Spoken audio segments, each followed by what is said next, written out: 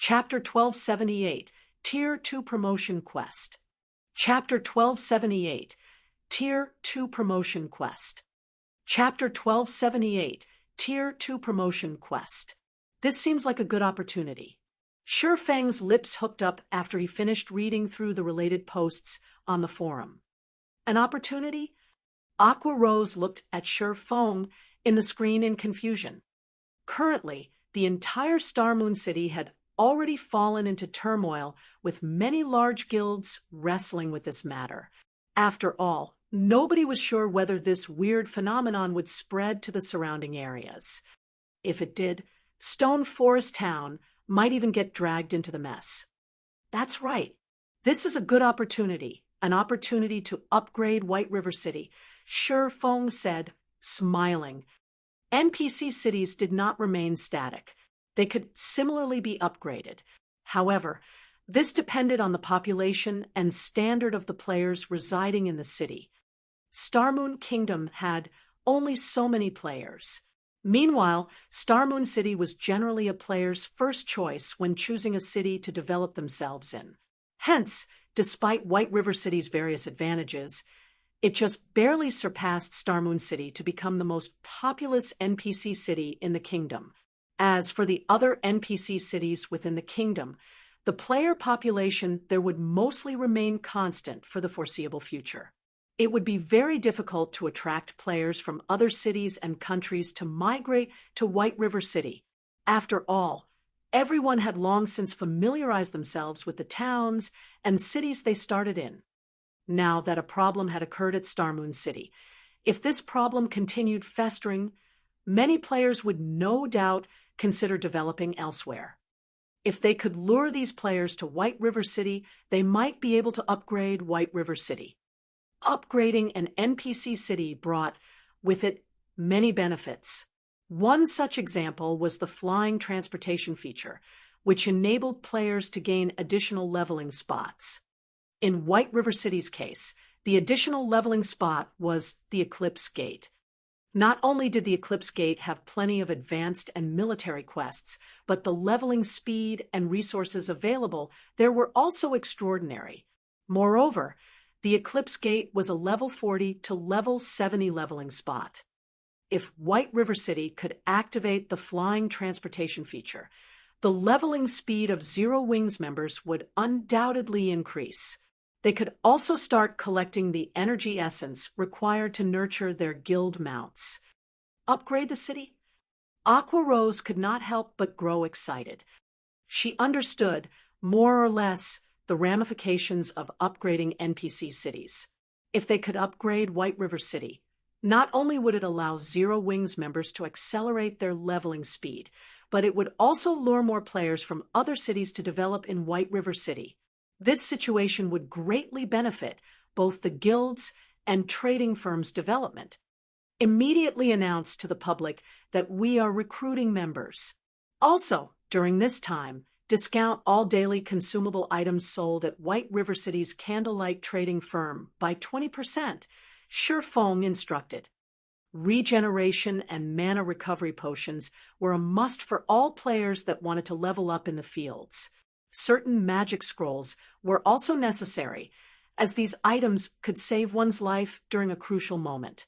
However, purchasing these consumable items was a large expenditure.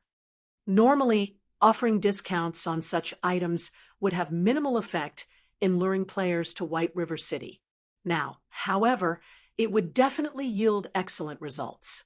After all, it was now extremely dangerous to go out and level up at Star Moon City.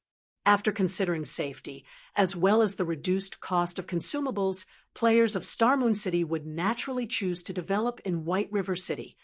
A 20% discount. Guild leader, isn't this a little too much? Aqua Rose frowned.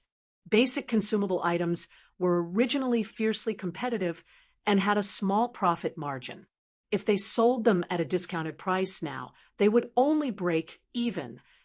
Relax. We'll earn it back sooner or later. Shi Feng laughed. He understood Aqua Rose's worries. However, she did not know what kind of effects would accrue with White River City's upgrade. compared to the benefits they could gain when White River City was upgraded.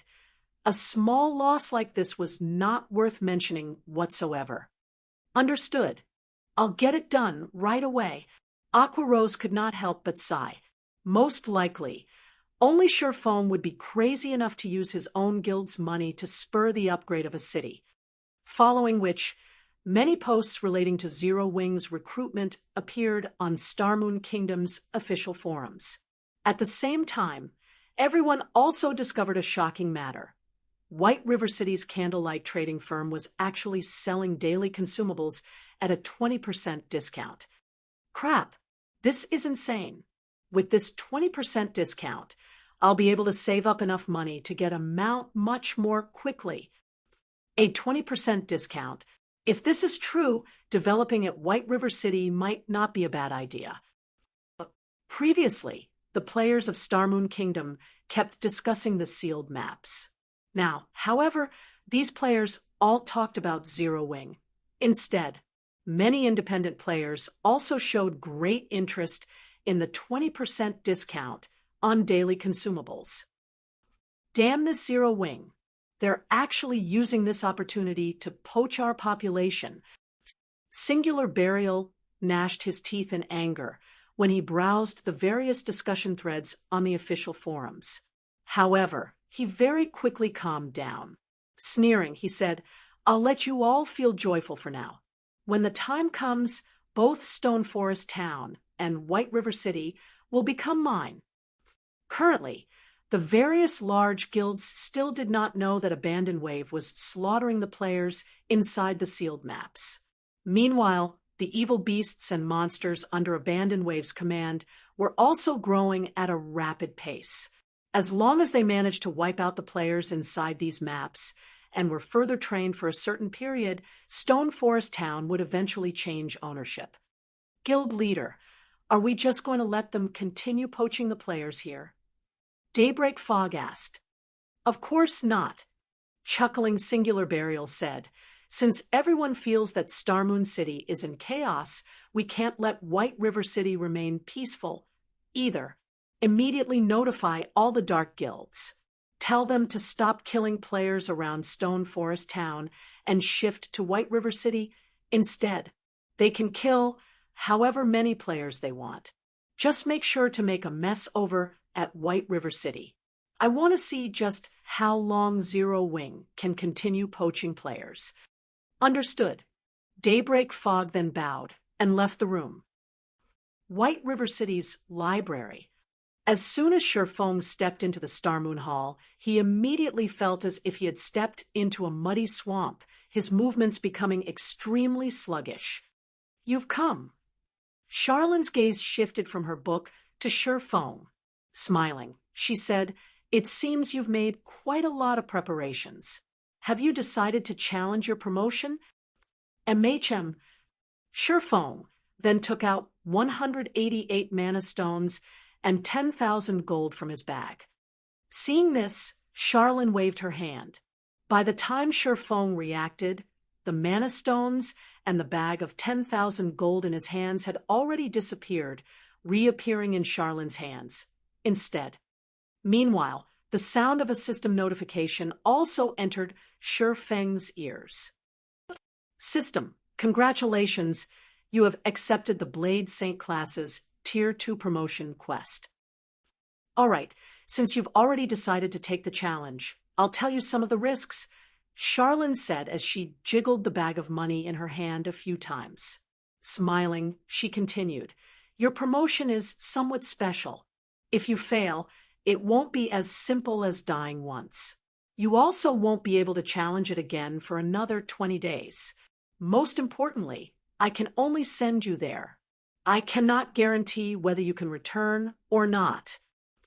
Charlene's words rendered Surefoam speechless.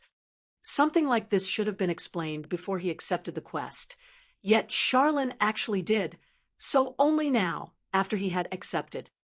I'm helpless about this as well. After all, the location you are heading to is the former residence of a god. Due to the disturbance caused by the magic arrays there, return scrolls also cannot be used. This could also be considered a very normal situation. Charlene rolled her eyes at Sherfong when she noticed the ugly look on his face. She then smiled and continued, "Right, I forgot to ask which place you wish to go. You have 3 options, each of which has its own difficulties.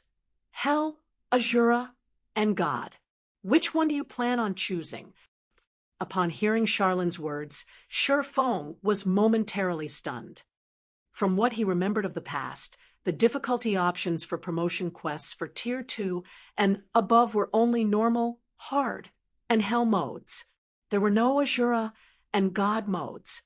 This was the same even for peak classes.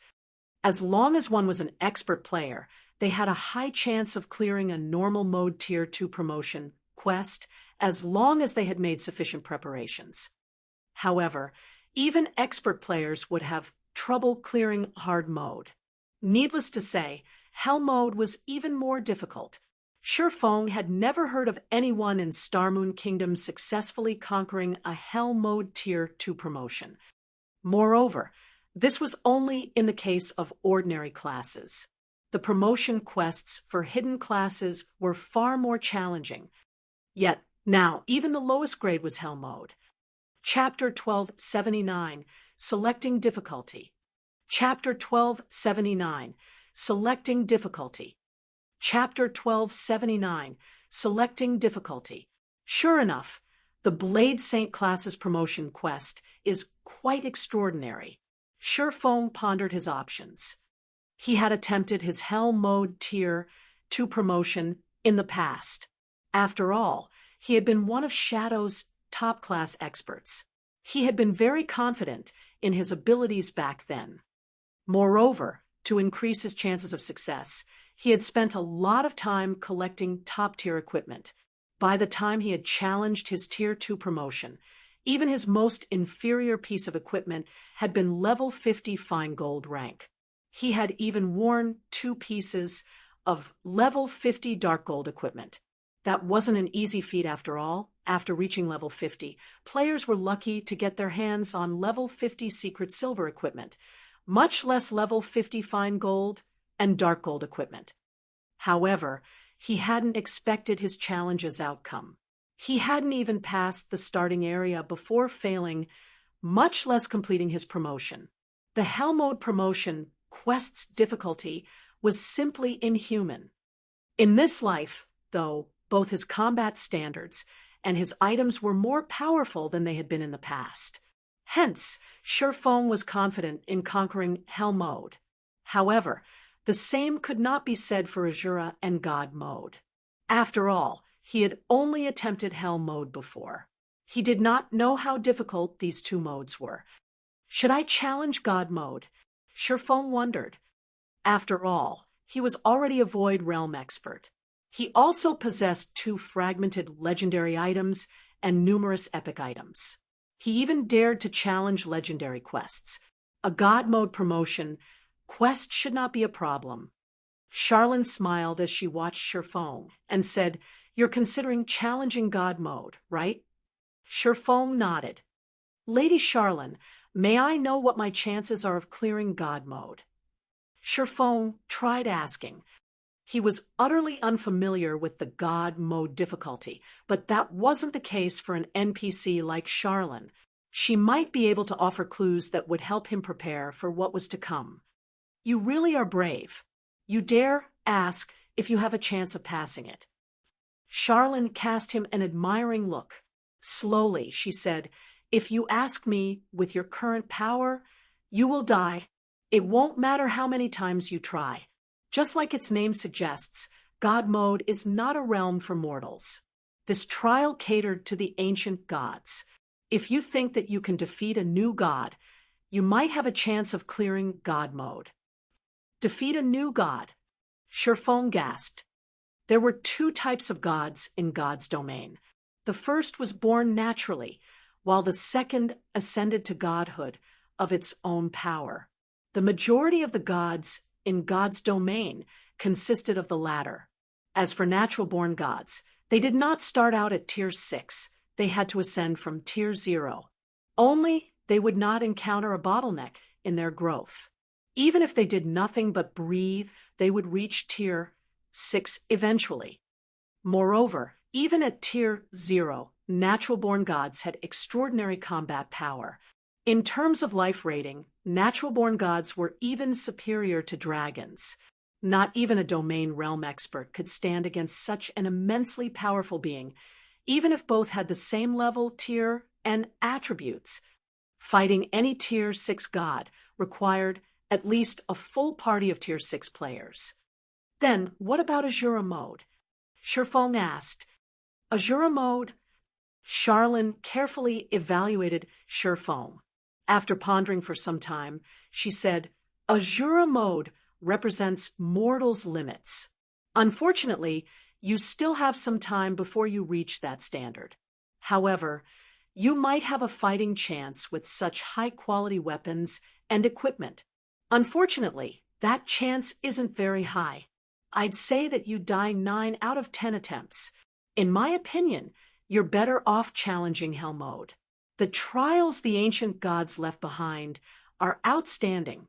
Passing even the easiest trial is already an impressive feat. So 10%. Shifeng smiled bitterly. He was 100% confident in clearing the Hell mode promotional quest. Otherwise, he wouldn't have challenged his promotion quest so soon. However, he never imagined that there would be such a massive gap between Hell mode and the other two. Consider this carefully. You know that the more difficult your quest is, the more severe the punishments for failure will be, Charlene somberly reminded Shifeng. I've decided. I want to challenge Azura mode. After weighing his options for some time, Shifeng gave his answer. Developing in God's domain was akin to sailing against the current. If one were not moving forward, they would drift backward. He had already reached his limit. If he wished to improve, he needed to take risks. Challenging Hell mode wasn't a risk. It wouldn't help him. But he couldn't choose God mode either, as that was beyond a challenge. By choosing God mode, he'd just be asking for a beating.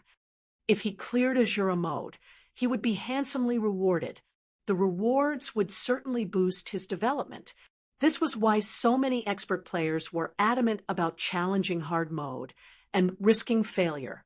Some experts had even gone as far as to delay their progress, challenging Hell mode until they passed it. Otherwise, they would have a more difficult path after their promotion. Fine. Don't regret your decision. Charlene sighed. She then used the mana stones to form a magic array. All 188 mana stones hovered in the air, creating an artificial starscape. However, while the scene was beautiful, the pressure the 7-colored magic array radiated was terrifying. Moreover, this pressure grew as time passed. As Charlene chanted her incantation's final verse, a black hole manifested in the middle of the hall. Arcs of silver lightning circled the black hole's edges, crackling. Suddenly, a pair of golden doors descended from the black hole. Although the doors were not particularly large, roughly 6 meters tall, they radiated powerful divine might, instantly rendering Shifeng immobile. The floor started to crack beneath the doors, as if it couldn't withstand the weight. The doors began to sink. Impossible. This is the library. Shifeng was stunned. Powerful magic arrays strengthened the library. Even Tier 4 NPCs couldn't damage the building, yet a pair of doors crushed the floor. It was clear that the floor wouldn't last long as it began to give out and crumble. Divine strengthening. Seeing this, Charlene quickly started to write divine runes in the air. The divine runes merged with the ground, creating a magic array. Only after the magic array appeared did the doors stop sinking. The divine might filling the hall also weakened, allowing Shifeng some freedom of movement. However, after summoning the golden doors, Charlene had significantly paled. Sweat beaded on her forehead. As Charlene had said, it was not easy to summon these doors. This task normally required 3 Tier 5 magical classes to accomplish. Once the doors stabilized, Charlene started chanting another incantation while she drew more divine runes. After writing over 100 lines, she opened her eyes. 2 golden magic arrays then surfaced from her eyes. Space-time connection. Charlene sent 1 line of golden runes into the doors after another. After a minute, the doors finally started to open. Through the gap between them, Feng could see a path through a silver vortex. The path itself radiated divine might, while the rest of the space was pitch black. He could not see the path's end. Feng finally understood why Charlene had said that she could not guarantee his return once he entered the trial. "Go quickly! I can't maintain it for long," Charlene hurriedly commanded. Her complexion was deathly pale, and sweat covered her face. Not daring to delay a moment longer, Feng dashed into the silver vortex, vanishing. Charlene slowly closed off the path. As she watched the golden doors fade, she whispered tiredly, "I pray for your success." Chapter 1280, Super Treasury. Chapter 1280, Super Treasury. Chapter 1280, Super Treasury. What's going on? Am I trapped inside this spatial tear? As Feng entered the silver vortex, his surroundings remained dark. However, due to the divine might radiating from the path, he couldn't move. Normally, when he teleported to another location, even with the 7 luminaries ring's space movement, he would reach his target 2 or 3 seconds after entering the spatial pathway. However, looking at the system clock, Feng noticed that 3 minutes had already passed since he stepped through the doors. He could have traveled across God's domain a dozen times with a spatial path by now. After another 5 minutes, Feng noticed a light at the end of the path. Soon, he could faintly see mountains and rivers. He could also see beasts wandering on the ground and flying through the blue sky. A short moment later, Feng found himself on the top of a mountain. System. You have discovered the Dark Canyon. While you are here, you cannot use the system communication function or return scrolls. System. Azura Mode Promotion Quest activated. Quest content. Collect 7 Luminaries Source Stones and seal Demon King Storas. Rewards unknown. Sealing a Demon King? Feng's face twitched when he heard the system's expressionless explanation. Although he had known that this quest would be difficult, he hadn't expected it to be quite this hard. A Demon King was the equivalent of a Tier 5 legendary monster. It could wipe out entire cities. Current players were no match for such power. If Azura Mode was this difficult, it was no wonder Charlene had said that he would die if he challenged the God Mode promotion quest. If he had chosen God Mode, he would have likely died the instant he entered the quest area. However, after seeing Azura Mode with his own eyes, he knew he had no chance of completing the quest. He was only a Tier 1 swordsman. Even if he had 1,000 copies of himself, he would be no match against a Tier 5 Demon King. This was how God's domain worked. The higher the tier, the greater the gap. Hence, the various large guilds in the past had come up with all sorts of method to nurture powerful experts. During the game's later stages, quality was far more important than quantity. A Tier 5 player was more useful to a guild than 100,000 Tier 2 players. Not only could the Tier 5 player defend a city without help, but they could also lead teams to raid Tier 5 legendary monsters. Normally, one needed at least a 100-man team of Tier 3 players to raid Tier 5 monsters. Moreover, the players needed to know the monsters' weak points and target them appropriately with various tools and items. Otherwise, such monsters were impossible to raid. Asking him to deal with a Tier 5 Demon King alone was asking for the impossible.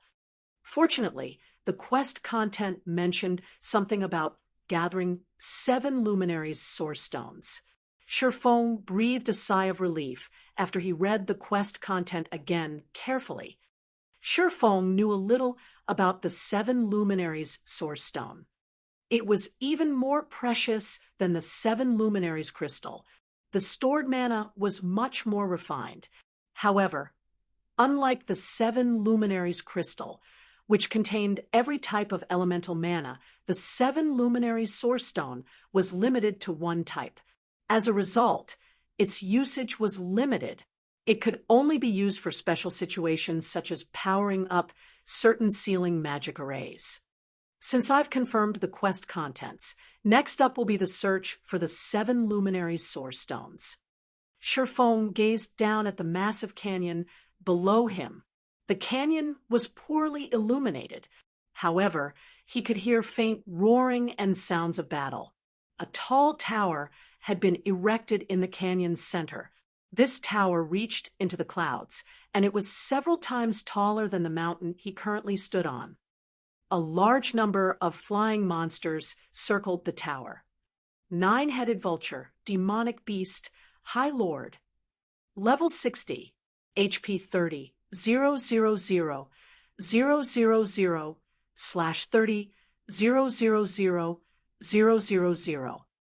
With so many 9-headed vultures circling the tower, it was impossible to approach the building from above.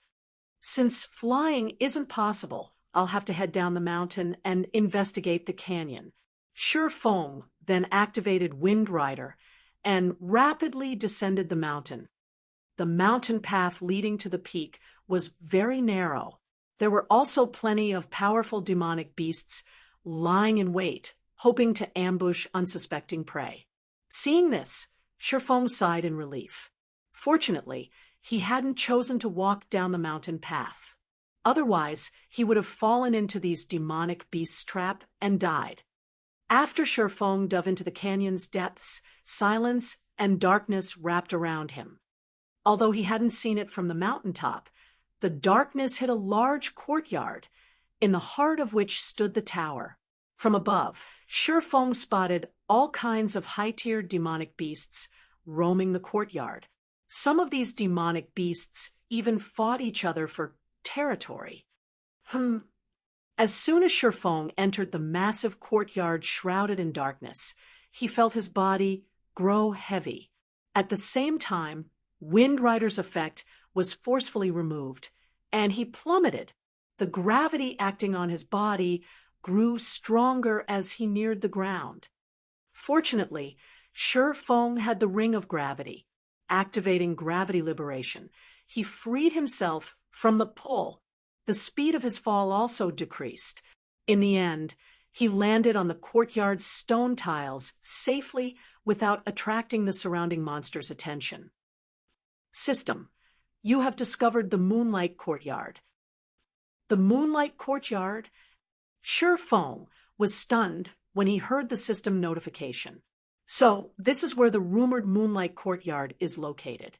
The moon god had built this courtyard. The moon god loved gardening, as well as alchemical and magic array research. For example, the moon drip magic array was one of the moon god's creations. It could break any curse in the world. Meanwhile, the moon god had frequently used the Moonlight Courtyard to conduct research. Sure enough, Charlene did not trick me. I should be able to find a few god crystals. A hint of excitement flashed in Shifeng's eyes as he read the system notification. As the moon god's favored research location, there were bound to be many items the moon god had left behind. Regardless of how powerful these items were, they would contain divine power if the moon god had used them frequently and could be used in place of god crystals. In any case, he needed the god crystals to feed to the soul orb. If he came across a powerful treasure, he would reluctantly absorb it with the soul orb. Following which, Shifeng stealthily moved through the courtyard. There were plenty of powerful monsters in the courtyard, and even the weakest among them was a level 60 chieftain. To avoid trouble, Shifeng activated Omniscient Eyes to deal with his visibility problem and an invisibility potion to remain undetected. With his current strength, Shifeng had no problems against a level 60-plus chieftain in a one-on-one fight. However, as soon as the battle began, the commotion would attract the attention of nearby monsters. If that happened, only death would await him. As for using instantaneous movement magic scrolls and skills like space movement, Shifeng had already tested them and found that he had access to none of them. In addition, this area barred flight. If he were surrounded, he would die. He needed to be very careful. After wandering around the courtyard for over 2 hours, Shifeng finally got through the courtyard's outer area and entered the middle ground between the outer and inner areas. The inner area is so luxurious. Shifeng wore a wistful expression as he gazed at the distant inner area. He could spot a herb garden in the inner area. Although the herb garden had existed since ancient times, due to magic arrays and divine ruins bolstering the garden, all of the herbs were healthy. Unfortunately, the demonic beasts were eating these herbs. Shifeng noticed that many of the plants had already been devoured. Furious, Shifeng even considered cooking these demonic beasts for his own meal. It would have been fine if the beasts had only devoured the ordinary herbs, but the garden also contained super rare herbs, such as the Flower of Life. The Flower of Life had a similar effect to the Water of Life and could heal an NPC of all their injuries. Shifeng could also see exotic grass, which could dispel the majority of God's domain's curses. Even in herb-rich kingdoms and empires, one would be hard-pressed to find these kinds of herbs, and unfortunately, no one knew how to grow them either. Yet, these extraordinarily precious herbs were nothing but food for the area's demonic beasts. It was no wonder why the demonic beasts here were so fat. Moonlight fruit. Shifeng suddenly noticed a tree that was roughly 30 meters tall. Hanging from the silver tree's branches, Shifeng noticed a translucent fruit. When he saw this translucent fruit, his heart began to pound. In the past, the moonlight fruit had sold at one of the superpowers auctions. After that auction, not a single player throughout God's domain had forgotten the fruit's name. However, this wasn't because the fruit had sold for an astronomical price. Rather, it was due to the fruit's effects. When consumed, the moonlight fruit would permanently improve a player's physique. Chapter 1281, Exploring the Herb Garden. Chapter 1281, Exploring the Herb Garden. Chapter 1281, Exploring the Herb Garden. In God's domain, the moonlight fruit was one of the very few treasures that could permanently improve a player's physique. Although each fruit could only improve a player's physique by 2%, it was exceedingly valuable. Moreover, each player could consume a maximum of 5 fruits. In other words, players could improve their physiques by up to 10%. While 10% might not seem like much, the boost to a player's combat power would be astounding. There were 2 main reasons for the massive gap between Tier 1 and Tier 2 players. The first reason was the tier of skills they could learn. The other reason was the difference in physique. Tier 2 players' physique was 40% stronger than Tier 1 players. Although physique would not increase a player's damage or basic attributes, it could enhance a player's 5 senses and improve their body's flexibility. Players would be able to predict attacks that were originally impossible to spot and perform actions that were normally impossible to execute. This was why Tier 2 players could easily defeat Tier 1 players even if both sides possessed the same attributes and combat standards. In the past, a moonlight fruit easily sold for 3,000 gold. Regardless, countless experts had fought over it. As Shifeng stared at the large, silver tree, a massive figure beneath the tree stirred. The figure was an 8-meter-tall bear with thick, snow-white fur. Its claws were razor-sharp, and a silver horn grew from atop its head. Currently, the bear slept peacefully beneath the tree. Occasionally, it would rub its back against the silver tree. Silver Moon Bear, Demonic Beast, Great Lord. Level 65, HP 74, 000, 000/74, 000, 000. Feng spotted a total of 6 silver moon bears resting beneath the tree. He also saw a large number, easily over 1,000, silver moon rats roaming the garden. Moreover, these monsters moved relatively close to each other. Silver moon rat demonic beast lord. Level 62. HP 18 000 000/18 000 It doesn't seem possible to sneak my way there. Feng observed his surroundings, but he couldn't find an opportunity to get past the monsters to take the moonlight fruit. I guess that I'll have to clear out the area, taking the monsters down, slowly. If I obtain the moonlight fruits, it'll help Fire Dance and the others get through their promotion quests.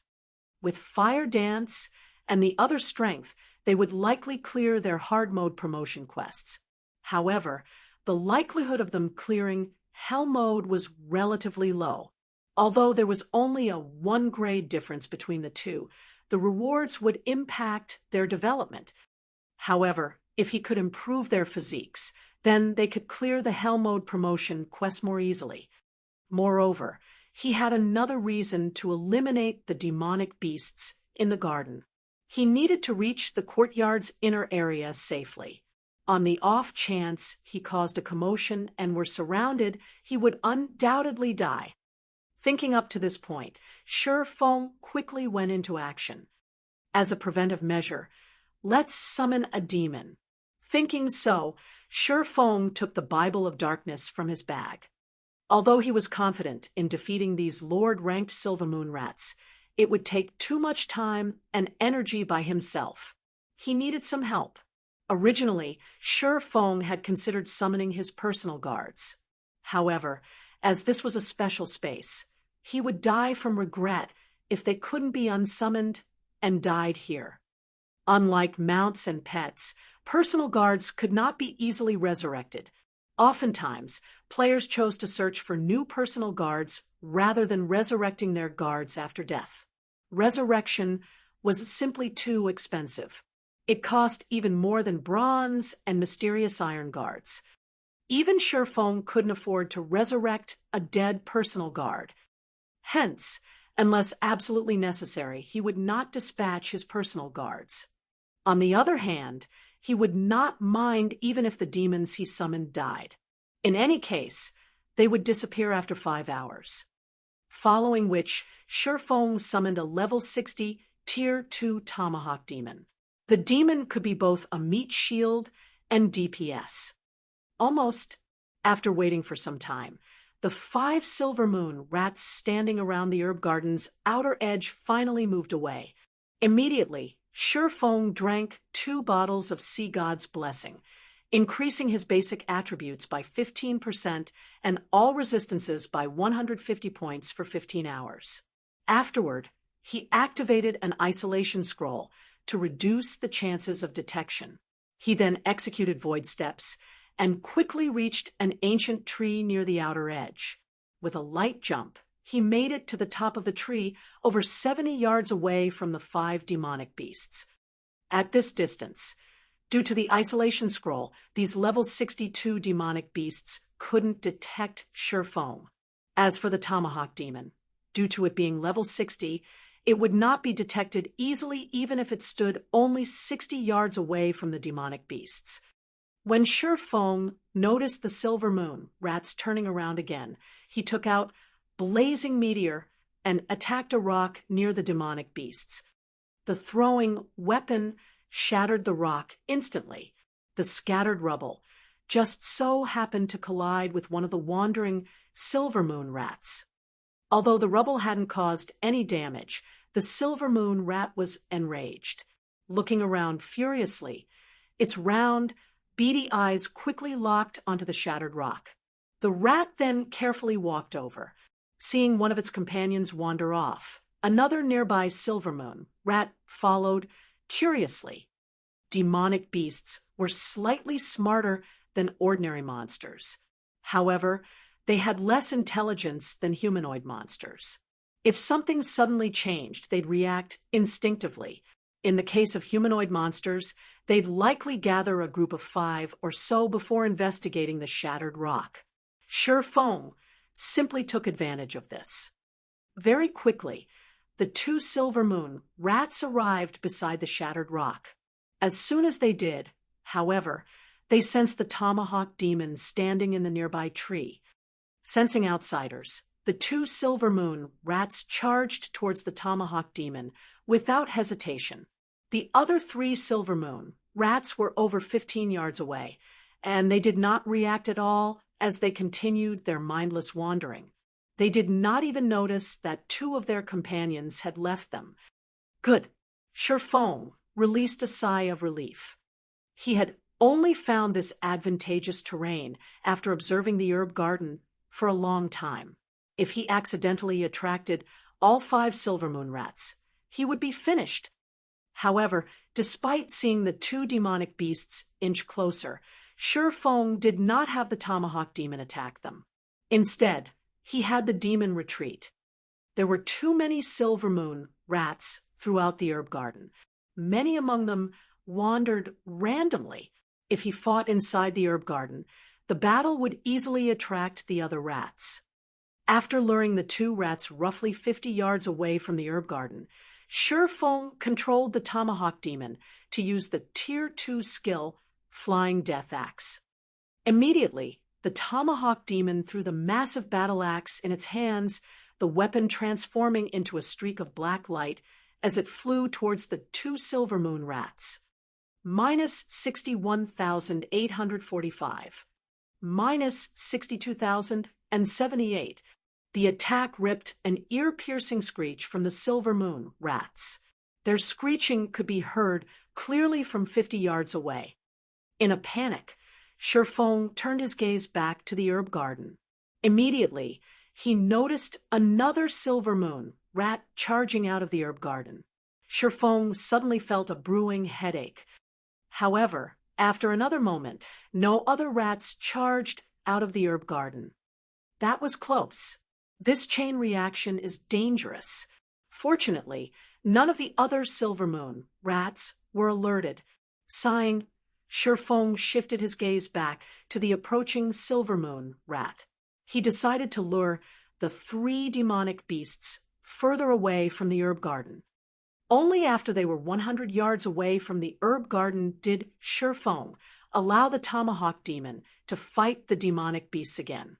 Although the tomahawk demon only had 13 million HP, which was less than what the silver moon rats possessed, in terms of combat techniques, the tomahawk demon was stronger than the demonic beasts.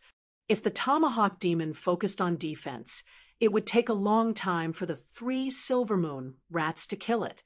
After the tomahawk demon stabilized its aggro, Shi Feng used Skywheel Sword to seal the area, followed by Firestorm.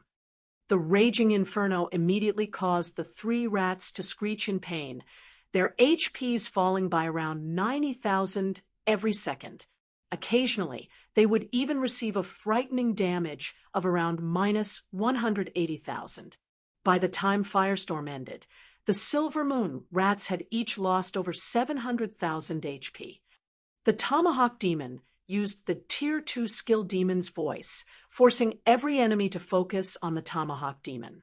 At the same time, the tomahawk demon's defense and attack speed increased by 40% for 30 seconds.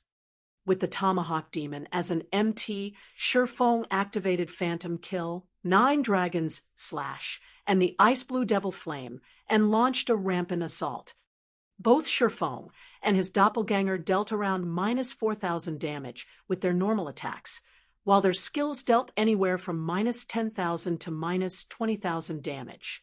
When the tomahawk demon was close to death, Shi Feng immediately switched to the Aura of Water and used Life Bloom on it, healing it back to full HP. After fighting for nearly 20 minutes, the 3 silver moon rats collapsed. However, aside from gaining some skill proficiency, Shi Feng did not receive any EXP from the demonic beasts. Suddenly, Shi Feng felt that the system was very black-hearted. He had just killed 3 level 60 lords for crying out loud. In the outside world, It would take a party of level 60 players to take down such a monster, yet the three lords' deaths hadn't yielded any EXP or equipment. Suddenly, Shifeng noticed a translucent, nail-sized grain beside one of the Silvermoon rats. He picked it up and took a closer look. 7 luminaries shard. What? These monsters drop 7 luminaries shards. Shifeng could not help his surprise as he stared at the translucent grain in his hand. Chapter 1282, Growth Type Set Equipment. Chapter 1282, Growth Type Set Equipment. Chapter 1282, Growth Type Set Equipment. As expected of a god's home, this place is even more amazing than the Tower of Time. Shifeng shifted his gaze towards the demonic beasts in the herb garden as he held the 7 luminaries shard tightly. The Tower of Time was one of the 2 most famous towers in the Twin Towers Kingdom, as it was an Azura mode regional dungeon. Although the dungeon was a similar rank to the Stoneclaw Mountains, there was a huge difference between the two. The Tower of Time's bosses dropped 7 luminaries crystals. However, the Moonlight Courtyard was even more astounding. He had a chance to obtain 7 luminaries shards by killing the numerous Silvermoon rats here. On their own, 7 luminaries shards weren't particularly useful. However, they could be sold to NPCs for a high price. NPC merchants would be more than willing to purchase each shard for 1 gold. However, players weren't likely to sell their 7 luminary shards to NPCs. Players could synthesize 7 luminaries crystals from the shards. However, this task required a master alchemist at the very least. A master alchemist's synthesis success rate was roughly 30%. It was neither high nor low. Even independent players would attempt to synthesize their shards rather than sell them. After all, 7 luminaries crystals could upgrade a player's mind space. Nobody would foolishly sell such an important resource and give up on constructing their own private space for rest and entertainment. Thinking up to this point, Shifeng was suddenly motivated to wipe out the demonic beasts in the herb garden. He wouldn't find an opportunity like this elsewhere. Normally, one had to venture to extremely dangerous secret lands and kill the area's bosses to obtain 7 luminary shards or crystals. Now, however, he only needed to kill tier 2 lords. This was like a bargain bin for 7 luminary shards. After a short rest, Shifeng began to lure the Silvermoon rats once again. His second attempt was much easier than his first. Moreover, he only lured 2 rats this time. Although he could take on 3 at once, fighting so many placed a heavy burden on the Tomahawk Demon. He needed to use Life Bloom constantly to keep the Tomahawk Demon alive. By fighting 2 at a time, however, the Tomahawk Demon did not need to defend itself constantly and could launch counterattacks from time to time. This increased the total DPS. Shifeng attacked the Silvermoon rat's weak points relentlessly. Like before, he healed the Tomahawk Demon with Life Bloom when its HP was low. Like this, Shifeng cleared out wave after wave of Silvermoon rats, each wave taking over a dozen minutes to defeat. Shifeng cleared out over 20 waves without rest. Although the repetition was boring, the more Shifeng fought, the more smoothly he defeated the Silvermoon rats as he became increasingly familiar with the demonic beast's attack patterns and weak points. As a result, he needed less time to defeat the rats each time he lured a wave over. Moreover, his harvest was considerable. After killing 47 Silvermoon rats, he had obtained 21 7 luminaries shards. The shards drop rate was much higher than he had initially expected. Others' synthesis success rate was only 30%. However, Shifeng had the Philosopher's Stone. As long as he collected 57 luminary shards, he could synthesize a 7 luminaries crystal with a 100% success rate. If he continued to grind the demonic beasts here, he might collect all of the 7 luminaries crystals he needed to construct the 4 towers of elements. Why is combat here so taxing on stamina? After killing another wave of silver moon rats, Shifeng felt a little tired. In God's domain, when a player's stamina had decreased to a certain point, they would start feeling tired, affecting their combat power. If they continued to consume stamina, their combat power would continuously decrease. By the time players exhausted their stamina, they would not be able to move a single finger. Hence, when players fought in the fields, they would take breaks after fighting for a certain time. One of the reasons for doing so was to maintain their strength. Another reason was to avoid having insufficient stamina should they encounter anything unexpected. Shifeng had considered this before he had started fighting. Hence, he had been using the basic tyrant title. Not only did the title provide him with 30 fortitude, but it also increased his maximum stamina by 20%, yet even after fighting around 24 battles, his stamina had fallen to a critical level. He hadn't expected his stamina consumption to be this high. I've only killed 47 silvermoon rats after such a long time. This promotion quest is extraordinarily difficult. After consuming a drop of life essence, Shifeng turned to the distant silver moon rats, a bitter smile appearing on his face. It seems I've miscalculated. Fortunately, the promotion quest doesn't have a time limit. It would take a long time just to clear a path to the courtyard's inner area, not to mention killing every demonic beast here. Thinking about time, Shifeng glanced at the system clock displaying the time in the real world. He felt that it should be about time to log out and rest. After all, he had been playing for quite some time. This would not benefit his real body. What's going on here? Shifeng couldn't help his surprise when he saw the time. After some quick calculations, it should be around 7:30 in the morning.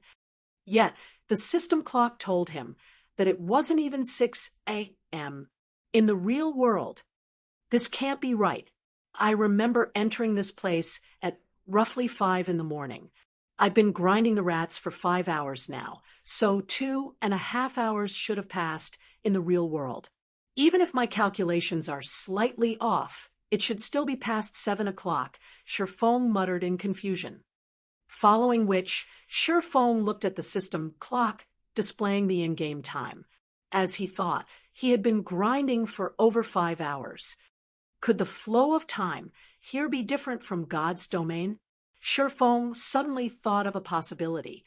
In fact, this wasn't something new in the game.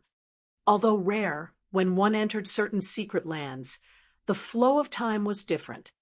Following which, Shifeng started comparing the time flow in the Dark Canyon and the real world. The moment he did, however, he was shocked. Time in the Dark Canyon flowed 10 times faster than in the real world. Shifeng was stunned. After all, he had only ever heard about a 1 to 10 time dilation in the past. He had never experienced it before. The greatest time dilation he had experienced was a 1 to 6 ratio. 1 hour in the real world had been 6 hours in the game. On the continent of God's domain, the time dilation was only double that in the real world. Now, however, he experienced a 1 to 10 time dilation. Shifeng finally understood why, after coming here, the system prevented access to the communication system and return scrolls. Contacting the outside world while experiencing such a high time dilation would be an impressive feat. This is wonderful.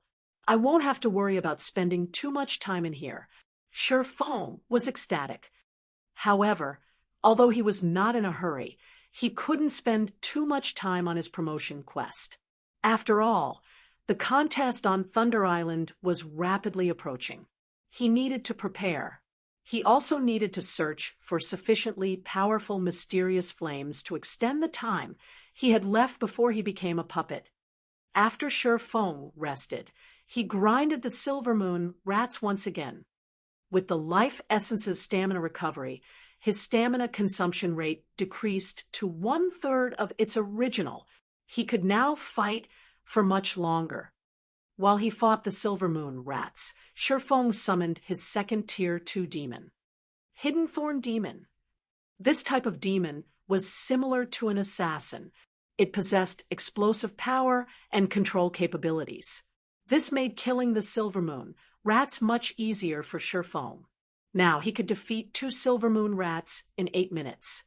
As Shifeng grinded Silver Moon rats, he also discovered that, aside from dropping 7 luminary shards, the Silver Moon rats dropped equipment, though at a very low probability.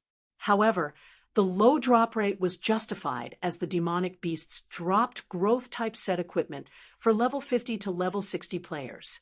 The set equipment could be upgraded from bronze to dark gold rank.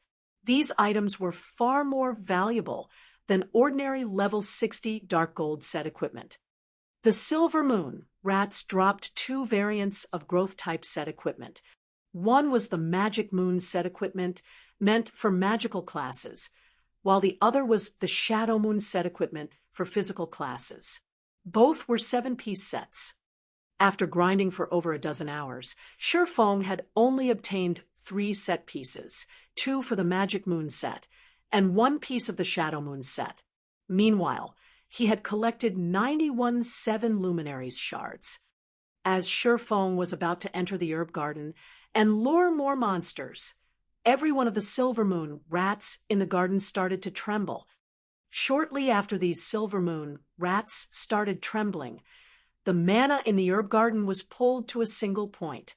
Immediately, Shifeng turned to the epicenter of this phenomenon. An evolution? Shifeng's jaw dropped in astonishment. A Silver Moon rat, significantly larger than its counterparts, stood in the center of this phenomenon. The Silver Moon rat's eyes had turned blood red, and all of its fur stood on end. The Silver Moon rat's body also released a faint red glow, making it extremely eye-catching. Chapter 1283, Bloodline Evolution. Chapter 1283, Bloodline Evolution. Chapter 1283, Bloodline Evolution. The glowing Silver Moon rat screeched in agony. The other Silver Moon rats stared at the evolving rat as if it were a king as they trembled and distanced themselves. They were deeply afraid of angering their king and dying under its claws. In fact, over a dozen rat corpses surrounded the evolving Silver Moon rat. Impossible. It's undergoing a bloodline evolution. Shifeng had a bad feeling about this. Like players, monsters could reach higher tiers. Only in the case of monsters, the upgrade was known as evolution. God's Domain's field bosses didn't come from nowhere. Instead, when a field boss was killed, the land it had governed would be left without a ruler. In such a situation, the region's monsters would engage in an intense battle, constantly evolving. Only after a new ruler emerged would these monsters cease their fighting. Hence, every time a new boss appeared in a region, the region's monsters would grow more powerful due to their evolutions during the intense competition. The Silver Moon rat before him was similarly evolving, only its evolution was somewhat different, known as a bloodline evolution. Many demonic beasts were members of powerful monster bloodlines from ancient times. Hence, when they evolved, they had a chance of triggering their bloodline. If that happened, not only would their tier improve, but their life ratings would also rise. In the past, Shifeng had encountered demonic beasts that undergone bloodline evolution. A particular demonic beast had evolved from Tier 4 to Tier 5 and successfully triggered its bloodline. As a result, it had evolved into an incomparably powerful Tier 5 archaic species, transforming its governed area into a forbidden land for players. Only after a long time had a super guild managed to kill this Tier 5 archaic species. The Silver Moon rat was currently a Tier 2 lord. If it evolved normally, it would only become a Tier 3 Great Lord. If it triggered its bloodline, however, it would become a Tier 3 archaic species. At that point, escape would be impossible, much less victory. Even if Sherfong could run away with a Tier 3 archaic species guarding the herb garden, he wouldn't be able to get in. I have to give it a try. Sherfong gritted his teeth and retrieved his only Tier 3 large-scale destruction magic scroll and Tier 3 summoning scroll. He activated them immediately. A monster's evolution wasn't instantaneous. They needed time to absorb enough mana. Moreover, the more powerful the evolution, the more time it would take. The Silver Moon rat's bloodline evolution had just begun. It was the perfect time to strike. Suddenly, a massive blue magic array appeared above the evolving Silver Moon rat. This array absorbed a large portion of the mana the Silver Moon rat had gathered. Snowflakes started to descend from the magic array, and anything they touched froze instantly. In the blink of an eye, a radius of 50 yards had transformed into a winter wonderland. Tier 3 large-scale destruction spell, Frosty Day. Not only could the spell cause a lot of damage, but it could also freeze all targets within the affected area for 10 seconds. Even if the freezing effect were negated, enemies would receive a debuff which reduced their movement speed and attack speed 50%, and double their stamina consumption rate for 10 minutes. This one move had frozen all of the rats around the evolving Silver Moon rat. As for the Silver Moon rats that were outside of Frosty Day's range, due to the Silver Moon rat that was undergoing its bloodline evolution, they didn't dare approach the area. Instead, they turned tail and fled for their lives, giving Sherfong an opportunity to attack the evolving Silver Moon rat. As for the evolving Silver Moon rat itself, the spell had taken over 1 million of its HP. Although its HP had only decreased slightly, it was severely injured, and as a result, its mana absorption rate had decreased significantly. Roar! The evolving Silver Moon rat bellowed and glared at Sherfong, killing intent radiating from its eyes. It then charged at Sherfong. Good. Sherfong smiled. Immediately, he activated Windwalk before he turned and fled. It was too risky to fight the rat in the herb garden. Had the Silver Moon rat continued to absorb mana to evolve even after the initial attack, he would have been helpless. The fact that it had given chase couldn't be a better outcome. However, although the Silver Moon rat had yet to complete its evolution, its movement speed was still higher than Sherfeng's, even after he activated the aura of Wind and Windwalk. Bloodline evolutions are terrifying. Sherfong was inwardly shocked as he turned to look at the Silver Moon rat chasing him. Originally, over 70 yards had separated him and the Silver Moon rat. Now, the distance had shortened to 50 yards. Moreover, as the Silver Moon rat ran after him, it absorbed mana and continued its evolution. Fortunately, it wasn't evolving as fast as it had been. This was the outcome Sherfong had hoped for. As long as the Silver Moon rat continued to evolve, the other Silver Moon rats would not approach it. If the other Silver Moon rats tagged along, he really would die here. Following which, Sherfong dashed out of the herb garden, only stopping when the Silver Moon rat caught up to him. After catching up to Sherfong, the Silver Moon rat slashed its razor-sharp claws at Sherfeng's back. Not daring to be careless, Sherfong spun around and used parry, blocking the attack. Pung! The single attack threw Sherfong over 20 yards away. Although Sherfong had been sent flying because he had used the impact to put some distance between him and his adversary, the fact that he had been thrown so far told him that the Shadow Moon rat now had the strength of a level 62 Great Lord. Sherfong refused to imagine how terrifying the Silver Moon rat's strength and speed would be once it completed its evolution. This should be far enough. Sherfong glanced at the distant herb garden. He then controlled his Tier 3 summon creature and 2 Tier 2 demons to attack the Silver Moon rat. Dragon Breath. Suddenly, A beam of white light shot towards the Silver Moon rat. Seeing this, the Silver Moon rat revealed a human-like sneer. It turned sharply, dodging dragon breath. Its intellect has improved by so much. Shifeng frowned. Although a bloodline evolution would improve a demonic beast's intellect, he hadn't expected this level of intelligence from the Silver Moon rat. The Silver Moon rat's combat standards already rivaled that of an elite player. As the Silver Moon rat gleefully charged at Shifeng, the two Tier 2 demons had circled to its sides, and each launched an attack at its blind spots. Arrogance flashed in the Silver Moon rat's beady eyes. It then backflipped, dodging the demon's attacks. The outcome didn't particularly surprise Shifeng as he maintained a calm expression. Meanwhile, the Silver Moon rat, which was still in the midst its backflip, discovered an 8-meter-tall, level 65, Tier 3 shadow lion behind it. The shadow lion brandished its claws at the rat. Boom! The lion slapped the Silver Moon rat to the ground, the impact ripping an agonized screech from the demonic beast.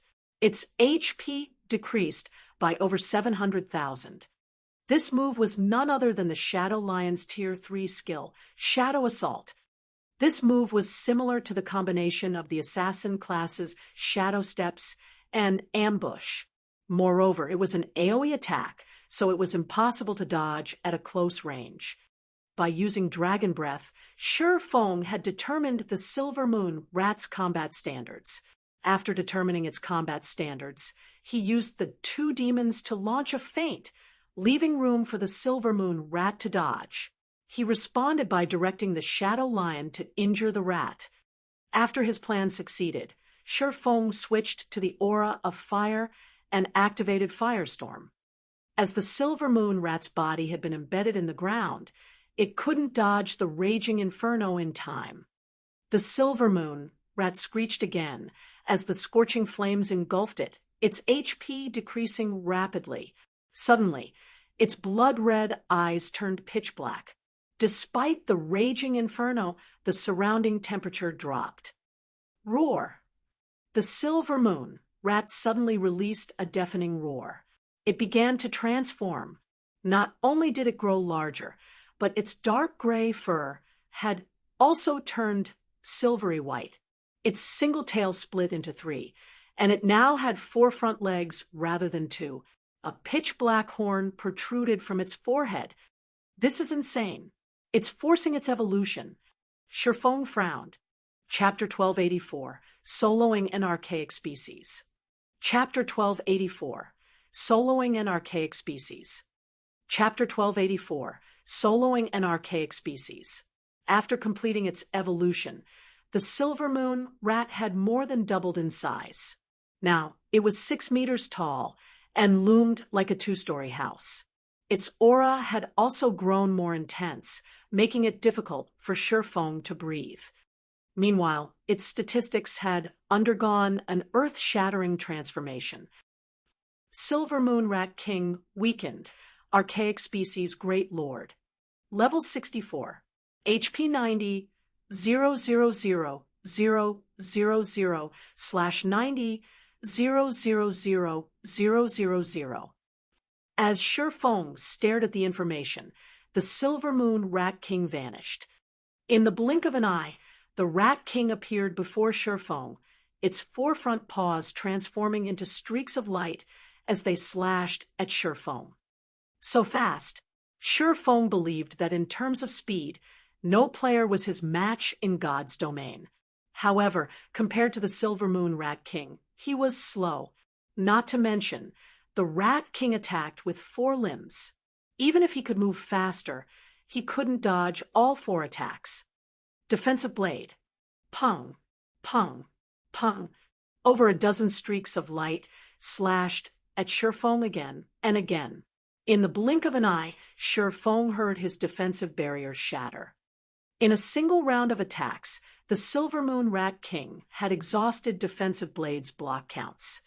As soon as the Silver Moon Rat King ended its first barrage, it launched another. However, Black mist now extended from its paws, forming 4 shadow whips that lashed at the swordsman. As if the Rat King were an expert with the weapon, the 4 shadow whips sealed off every one of Shifeng's paths of retreat, preventing him from dodging the attacks. It clearly forced its evolution, but why has its intellect improved by so much? Shifeng's expression darkened when he saw the 4 incoming whips. If a monster tried to force its evolution, not only would it receive a backlash, but it would also suffer a weakened state for some time, their attributes decreasing significantly in all aspects.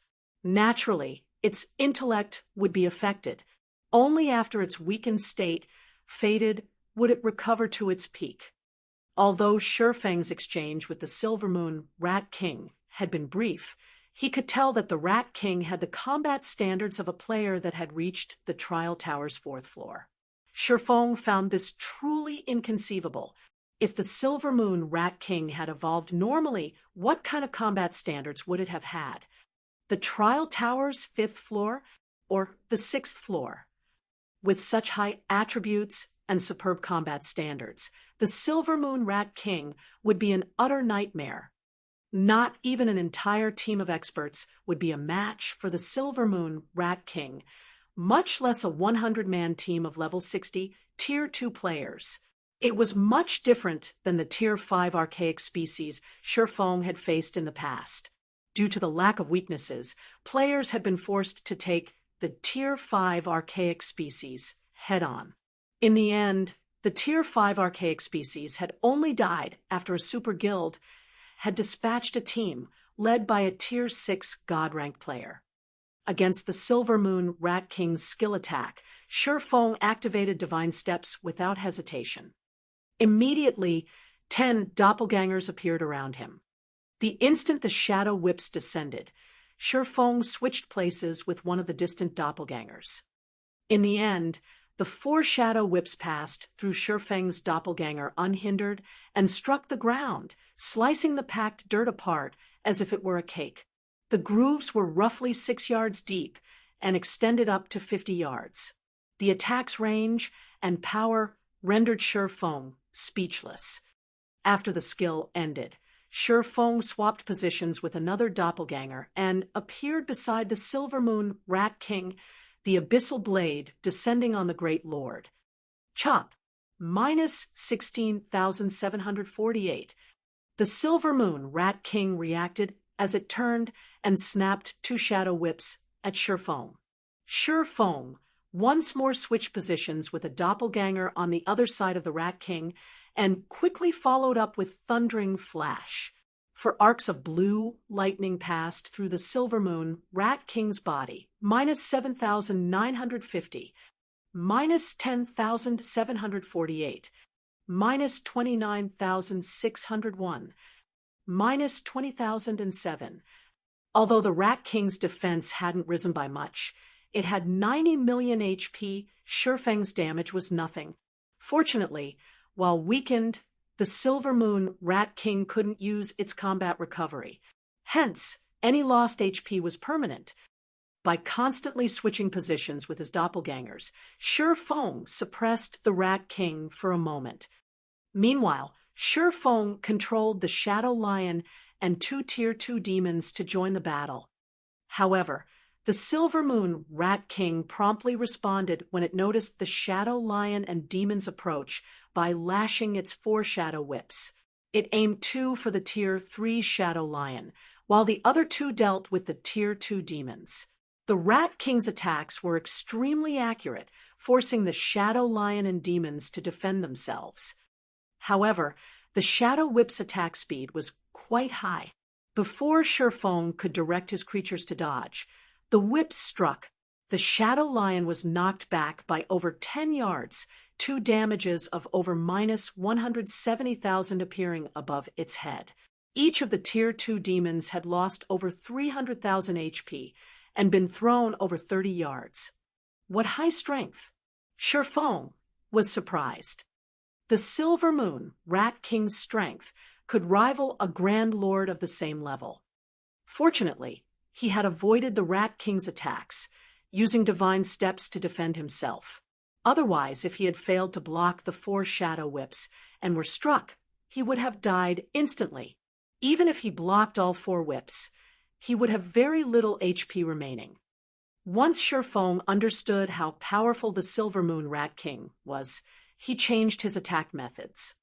Now, instead of issuing the Shadow Lion vague commands, he chose to control it himself. He directed the 2 demons to attack from the sides. Like the Silver Moon Rat King, the Shadow Lion was a Tier 3 monster. Although the Shadow Lion's strength was no match for the Silver Moon Rat King, its speed should be on par. With Shifeng's control, it would not be difficult to block the Rat King's attacks with the Shadow Lion. After all, the Silver Moon Rat King only had combat standards at the Trial Tower's 4th floor. To ordinary and elite players, this combat standard might be considered very high. To him, however, it was not even passable. Even if he had to split his attention between controlling his body and the Shadow Lion, he could exhibit combat standards at the half-step refinement realm with the Shadow Lion. Once the Shadow Lion was under Shifeng's complete control, it easily dodged 3 of the Silver Moon Rat King's shadow whips. The Shadow Lion countered the last whip with a swipe of its claws, negating the attack. It then used its other paw to cast the Tier 2 skill, Shadow Claw, raking 4 bloody slashes across the Silver Moon Rat King's face. The impact slammed the Rat King's head into the ground. Minus 438,749. The Shadow Lion's attack dazed the Silver Moon Rat King. The rat stared at the lion in confusion. It had sent the stupid lion flying earlier, yet now the beast had dodged its attacks and slashed its face. The Silver Moon Rat King pushed Shifeng to the back of its mind and focused its attention on the monstrous cat, lashing one whip after another at the Shadow Lion. Against this furious assault, Shifeng directed the lion to defend itself. Although the Shadow Lion couldn't damage the Rat King, Shifeng and his 2 demons could attack the Great Lord from its blind spots, taking tens of thousands of the Rat King's HP every now and then. For a time, they fought a battle of attrition. The Silver Moon Rat King's HP decreased slowly. Only after a long time did its HP fall by 1%. As for the Shadow Lion, it lost HP at roughly the same rate. Thank goodness for its weakened state. After getting a general grasp of the situation, Shifeng breathed a sigh of relief. If the battle continued like this, he could kill the Silver Moon Rat King before the Shadow Lion's duration ran out. If the Silver Moon Rat King weren't in a weakened state, however, he wouldn't be able to kill it, even if he had days, due to its battle recovery. In fact, the reason that most experts in God's domain couldn't solo powerful bosses wasn't due to weak combat standards. Rather, they couldn't deal enough damage to overcome the boss's battle recovery. Without battle recovery, the Silver Moon Rat King's HP steadily decreased. 95%, 90%, 80%. After fighting for nearly an hour, the Silver Moon Rat King's HP finally fell to 10%. Fortunately, the Shadow Lion still had 60% of its HP. Throughout the battle, whenever the Shadow Lion's HP fell to a critical level, Shifeng had cast Life Bloom on it. As a result, the Silver Moon Rat King watched helplessly as the Shadow Lion recovered to full HP. Roar! The Silver Moon Rat King finally went berserk. Black magic arrays suddenly appeared before its 4 paws, rampantly gathering the surrounding mana. The Rat King then slammed its paws on the ground, and streaks of black light shot from the ground in a 100-yard radius. When the Tier 2 Tomahawk demon accidentally stumbled into one of the streaks of light, it instantly lost over 600,000 HP. As the seconds ticked by, more streaks of light broke through the dirt. As this attack continued, even Shifeng had no choice but to use Defensive Blade and Absolute Defense to defend himself. By the time these streaks of black light finally stopped, the two Tier 2 demons had less than 30% of their HP remaining. As for the Shadow Lion, it only had 40% HP remaining. As expected, an archaic species won't go down so easily after all. Even in a weakened state, this skill is more than enough to annihilate an expert team multiple times. Sure Feng was greatly shocked as he stared at the exhausted Silvermoon Rat King. If the Rat King were at its peak, only death would await him. There was no other outcome. After all, despite the Rat King's current weakened state, Sure Feng hadn't found a single weakness. If he wanted to defeat it, he had to face it head-on. If the Rat King were at its peak, he wouldn't have any hope of victory without several Tier 3 tanks, or summoning scrolls, and an intermediate magic array to suppress the demonic beast. The Silvermoon Rat King was exhausted after using such a powerful skill. It couldn't even move a muscle.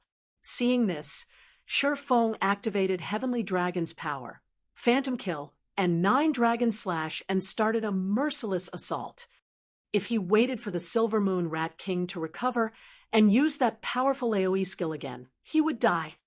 9%, 7%, 5%, 1%.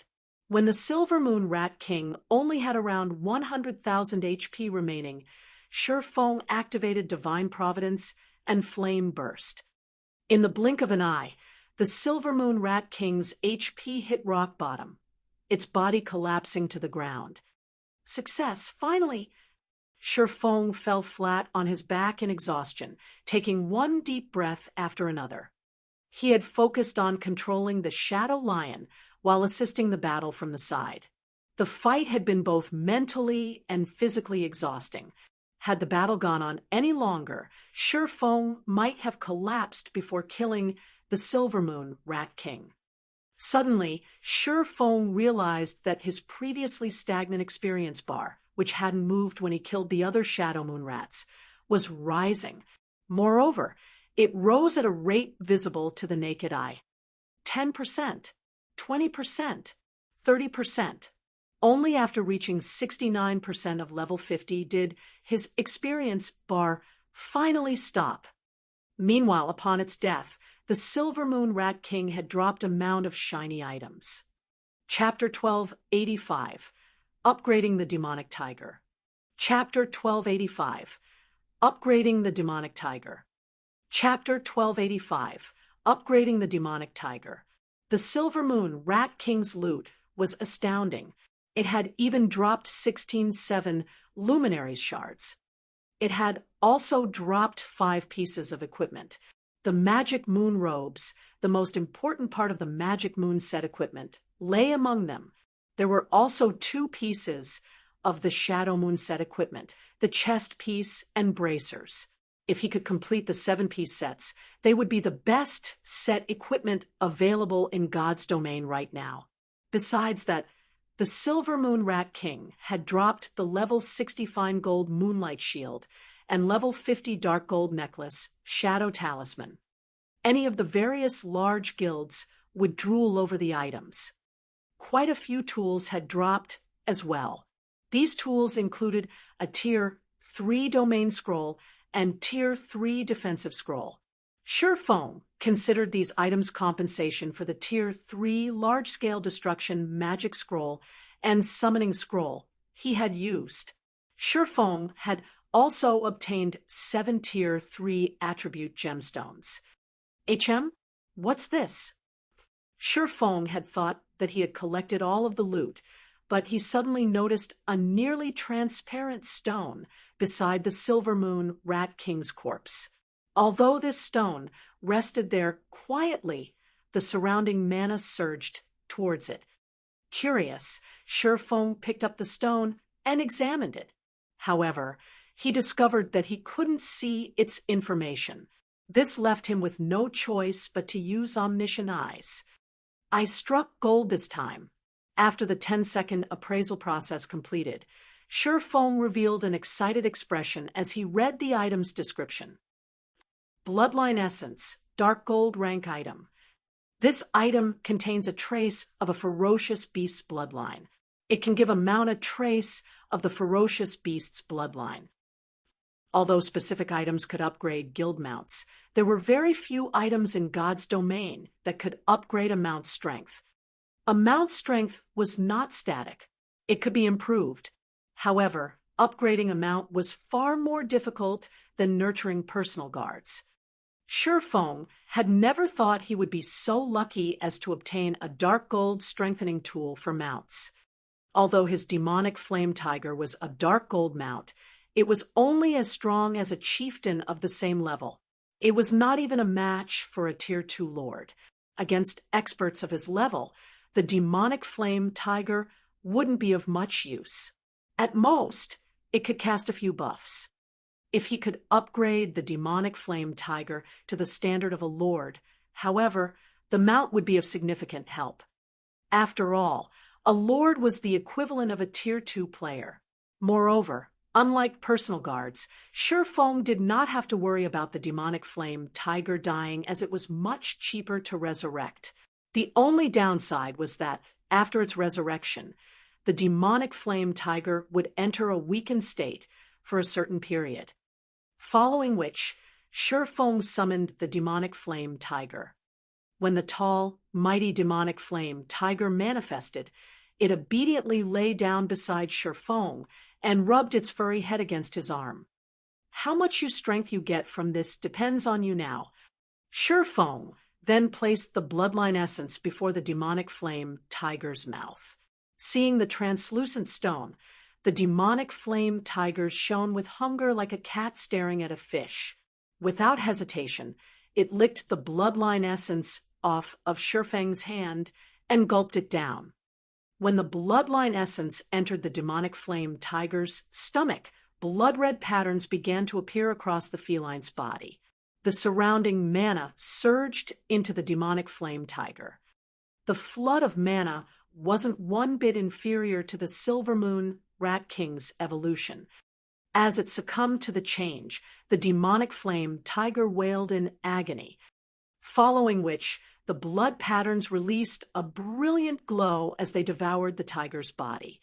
As the surrounding mana density reached its peak, the demonic flame tiger's form began to change. The demonic flame tiger had stood 5 meters tall. Now, however, its body shrank, reducing to 3 meters. A pitch-black horn grew from its forehead, and arcs of silver electricity crackled around its 4 paws as black flames licked up its legs. The demonic flame tiger appeared more ferocious and majestic than before. Its aura, in particular, had undergone an earth-shattering change. So strong.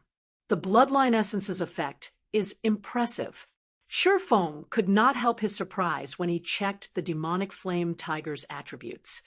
Despite its current lord rank standard, its basic attributes were much higher than a lord of the same level. It could nearly rival a high lord.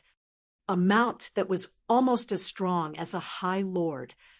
Just thinking about it excited Shifeng. The strongest mount he had seen in the past had been on par with a great lord. It had belonged to a superpower's upper echelon and had been carefully nurtured.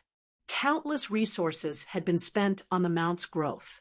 Shifeng had been jealous.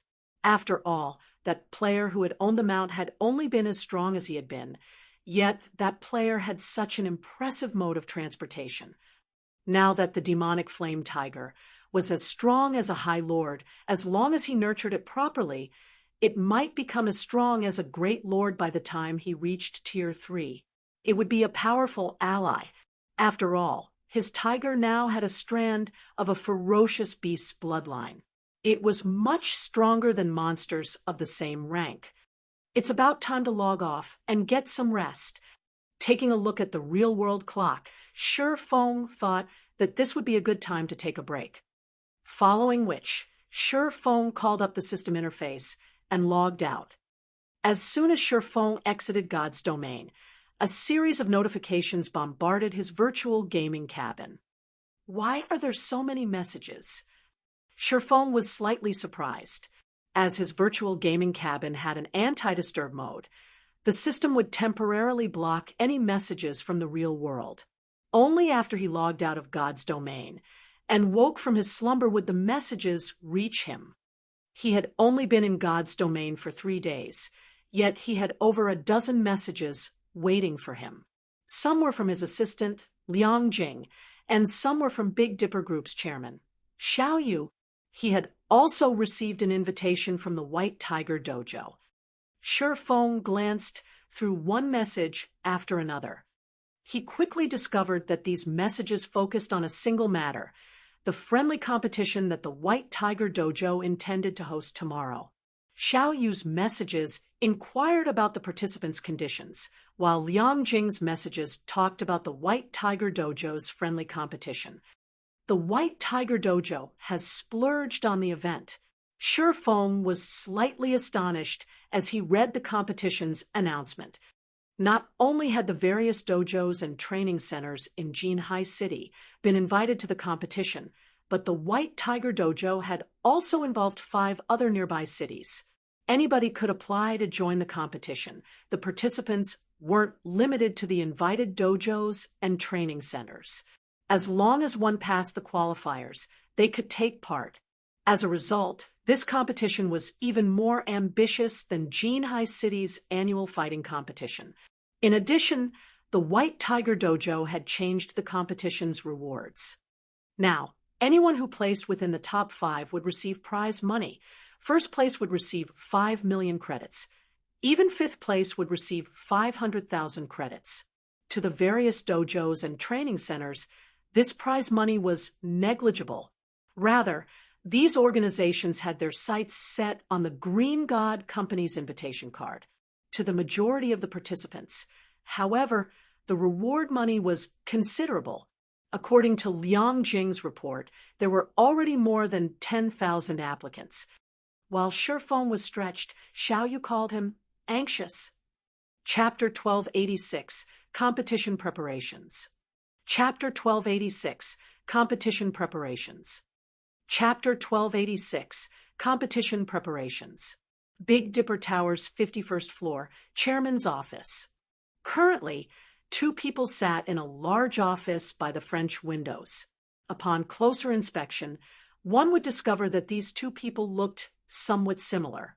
Only their auras were different. One radiated the energy that was unique to a martial artist, while the other's aura spoke of a high societal position. These 2 were none other than the Big Dipper Group's Xiao brothers. Big brother, I've looked it up already. To attract enough attention, the White Tiger Dojo has dispatched 3 experts from its main branch to participate in the competition. Are you sure we won't have any issues? Xiao Yan asked worriedly. The White Tiger Dojo was a titan in the fighting industry. The main branch's talents were all rising stars.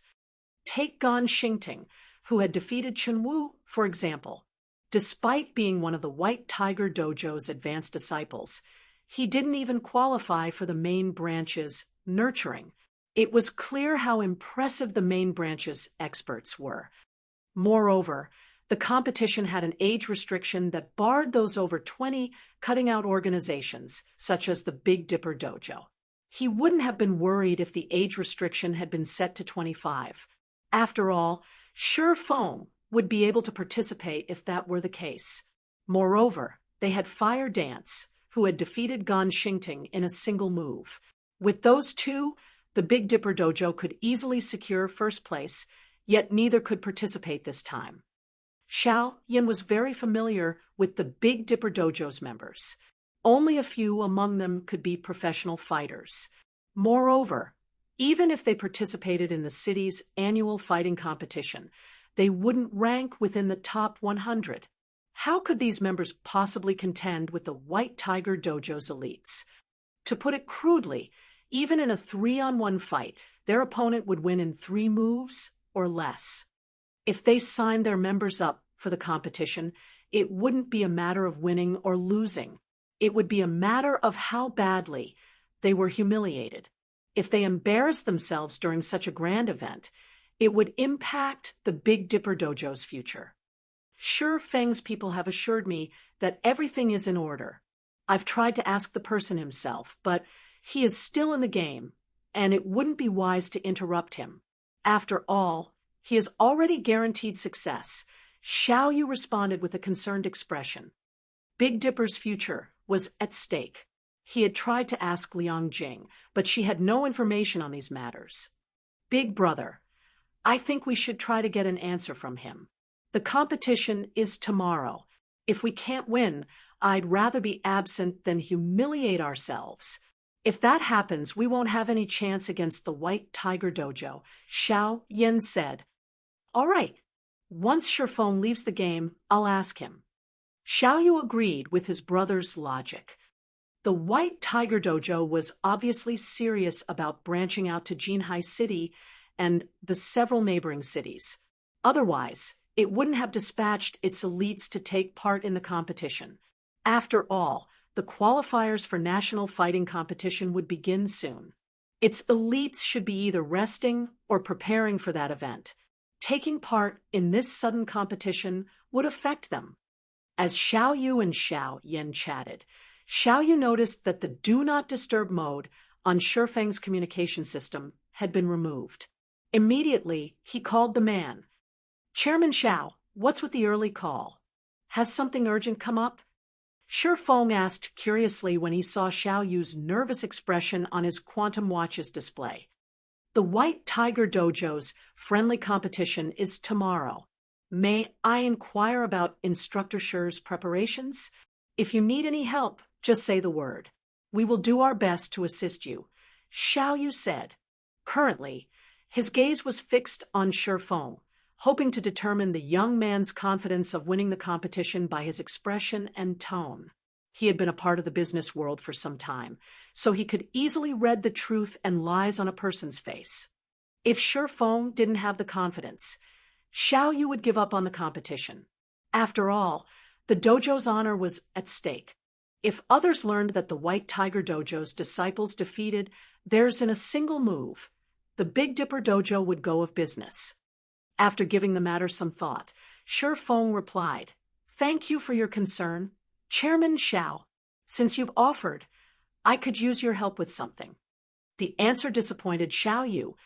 However, after considering the matter, he found it to be reasonable. After all, just how long had the Big Dipper Dojo been in operation? Even if they invested a ton of resources in their members, they wouldn't see the results for a long time.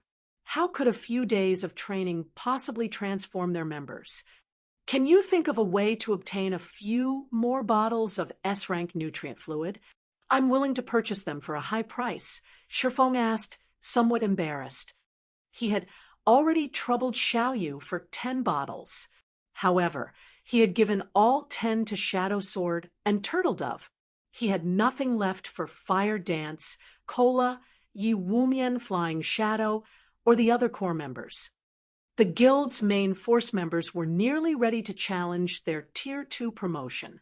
However, challenging their Hell Mode promotion quests would be very difficult unless they improved their combat standards. If he could get his hands on more S-rank nutrient fluids, he could help the others grow stronger. This Xiao Yu was speechless. Obtaining the previous 10 bottles had taken a lot of effort, yet Shifeng wanted more. Shifeng was practically treating the S-rank nutrient fluid as if it were water. Instructor Shi, I've already used my connections to obtain the previous bottles. I cannot get any more. I see. After giving the matter some thought, Shifeng understood. If that were the case, he had no choice but to look for other methods to help his companions grow stronger. Then, Chairman Xiao, I still have matters I need to deal with. I'll speak with you later. Wait, although Xiao Yu still had something to say, Shifeng had already disconnected the call. Big brother, how was it? Xiao Yin asked. I don't know, Xiao Yu said, smiling bitterly. Shifeng is quite mysterious. If not for him being Ruashi's classmate, I might even suspect him to be an old man that has lived through countless trials and tribulations. Despite his hundreds of weak points, I can't seem to find a way to strike. What? Even you couldn't see through him? Xiao Yin asked in shock. Xiao Yu had experienced countless battles in the business world while developing the Big Dipper Group. Many knew him to be a sly old fox. His ability to see through a facade was top class, yet he couldn't see through Shifeng. How could this not be shocking? Forget it. We'll participate in the competition tomorrow. If we don't, the White Tiger Dojo will have an excuse to slander our names. We just need to avoid losing too badly. In any case, we can redeem ourselves during the city's annual competition, Xiao Yu said after giving the matter some thought. The city competition? Xiao Yan nodded in agreement. There was no doubt that the White Tiger Dojo would win in the friendly competition. However, it was a different story for the city's annual competition, as they would have the assistance of a great expert like Shifeng. Meanwhile, back in the Greenwater Villa, Shifeng's basic training, he logged back into God's domain. It would take a lot of effort to clear the Silver Moon rats from the herb garden. The sooner he completed this task, the better. He couldn't predict when the other Silver Moon rats would evolve. Compared to his prior grind, Shifeng had an easier time killing the demonic beasts with the help of the Lord-ranked demonic flame tiger. Now, not only did he and his summoned demons receive the tiger's buffs, but the demonic flame tiger's own combat power was even greater than the Tier 2 demons. Fortunately, the Dark Canyon's monsters did not respawn. After grinding away half a day, Shifeng finally cleared out the Silver Moon rats. Although the grind was boring, he had collected a total of 714 luminaries shards. If he used the Philosopher's Stone, he could synthesize 14 luminaries crystals. He was now much closer to his goal of obtaining 40 units of 7 luminaries crystal. He also had 5 unique pieces of the Magic Moon set equipment. He had 4 duplicates as well. As for the Shadow Moon set equipment, he had collected 6 unique pieces with 2 duplicates. He only needed the belt now. As Shifeng set his sights on the Silver Moon bears, several figures flew down from the distant tower. As these several figures grew closer to the herb garden, the demonic beasts in the moonlight courtyard panicked. Even the great Lord-ranked Silver Moon bears covered their heads with their paws and shuddered in fear, not even daring to glance at the distant figures. This is insane. Why are magic light dragonlings here? Shifeng was astonished when he saw the 3 massive figures fly over him. Chapter 1287, Dark Shaman King. Chapter 1287, Dark Shaman King. Chapter 1287, Dark Shaman King. The magic light dragonlings were pitch black and shrouded in a layer of black mist. Their skin sparkled faintly from time to time, resembling the night sky. The dragonling's wingspan stretched over 20 meters, and a single flap was enough to create a strong gust of wind, the whistle echoing throughout the courtyard. Seeing the magic light dragonlings rapidly approach the garden, Shifeng turned and fled. The magic light dragonlings were bona fide dragons. Although they were infants, and only at the Tier 3 standard, they were much stronger than an archaic species of the same tier. And 3 of these level 65 magic light dragonlings were flying towards him. If they discovered him, his fate would be sealed. Fortunately, the dragonlings were quite far away, so Shifeng had more than enough time to get out of the herb garden. Shifeng wasn't the only one trying to leave the herb garden. The Silver Moon bears lazing around the moonlight fruit did not dare linger either. It wasn't long before the 3 magic light dragonlings landed in the center of the herb garden. As soon as they landed, 3 figures jumped off of their backs. Among them, 2 were level 70, Tier 3 demons wearing exquisite armor, and 1 was a black-robed elder wielding a crimson staff. Although this black-robed elder did not exude any kind of aura, Shifeng, who watched from a distance, did not even dare to move a single muscle, deeply afraid of attracting this elder's attention. This elderly man was far more terrifying than the magic light dragonlings. Shifeng had heard this man's name before. Dark Wizard Raymond was a legendary Tier 5 Grand Wizard. He had been a marshal that commanded the Apocalypse Empire's Mage Corps. However, to pursue the essence of magic, he had betrayed the human race and dealt a severe blow to the Empire. Now, he was a wanted man in God's domain. In Shifeng's previous life, Raymond had been the final boss of the Dark Shaman King expansion pack. Back then, the various superpowers had suffered countless casualties to exterminate the Dark Wizard Raymond. In the end, it had taken 2 super guilds working together to take him down. Shifeng had never expected his promotion quest to lead him to such a terrifying boss. It was no wonder why the magic light dragonlings were treated like mounts. Only a legendary grand wizard like Raymond could accomplish such a feat. This promotion quest really is deadly. Shifeng was at a loss for words as he quietly watched Raymond. If he were discovered, he would die here. There was no way for he could escape the Tier 5 Grand Wizard. If Raymond guarded the herb garden, Shifeng's promotion quest was as good as over. After Raymond dismounted, he began to collect herbs in silence. Meanwhile, the 2 Tier 3 demons stood guard. Seeing this, Shifeng breathed a sigh of relief. Raymond was also a Grandmaster alchemist. He had most likely come to the garden to collect herbs for his research. As Raymond harvested the plants, Shifeng hid in a bush and remained motionless. A Tier 5 NPC's perception was incredibly powerful. Even though he was 500 yards away from Raymond, there was no guarantee that the NPC wouldn't detect his movements. He could only wait until Raymond left the herb garden. Time passed quickly. After harvesting herbs for nearly 10 minutes, Raymond finally stood and prepared to leave. Suddenly, however, Raymond retrieved a fist-sized 7-colored rock from his bag and started chanting an incantation. What? The 7 luminaries source stone is in Raymond's hands. When Shifeng saw the 7-colored rock, he suddenly felt as the system had conned him. His quest was to seal a demon king.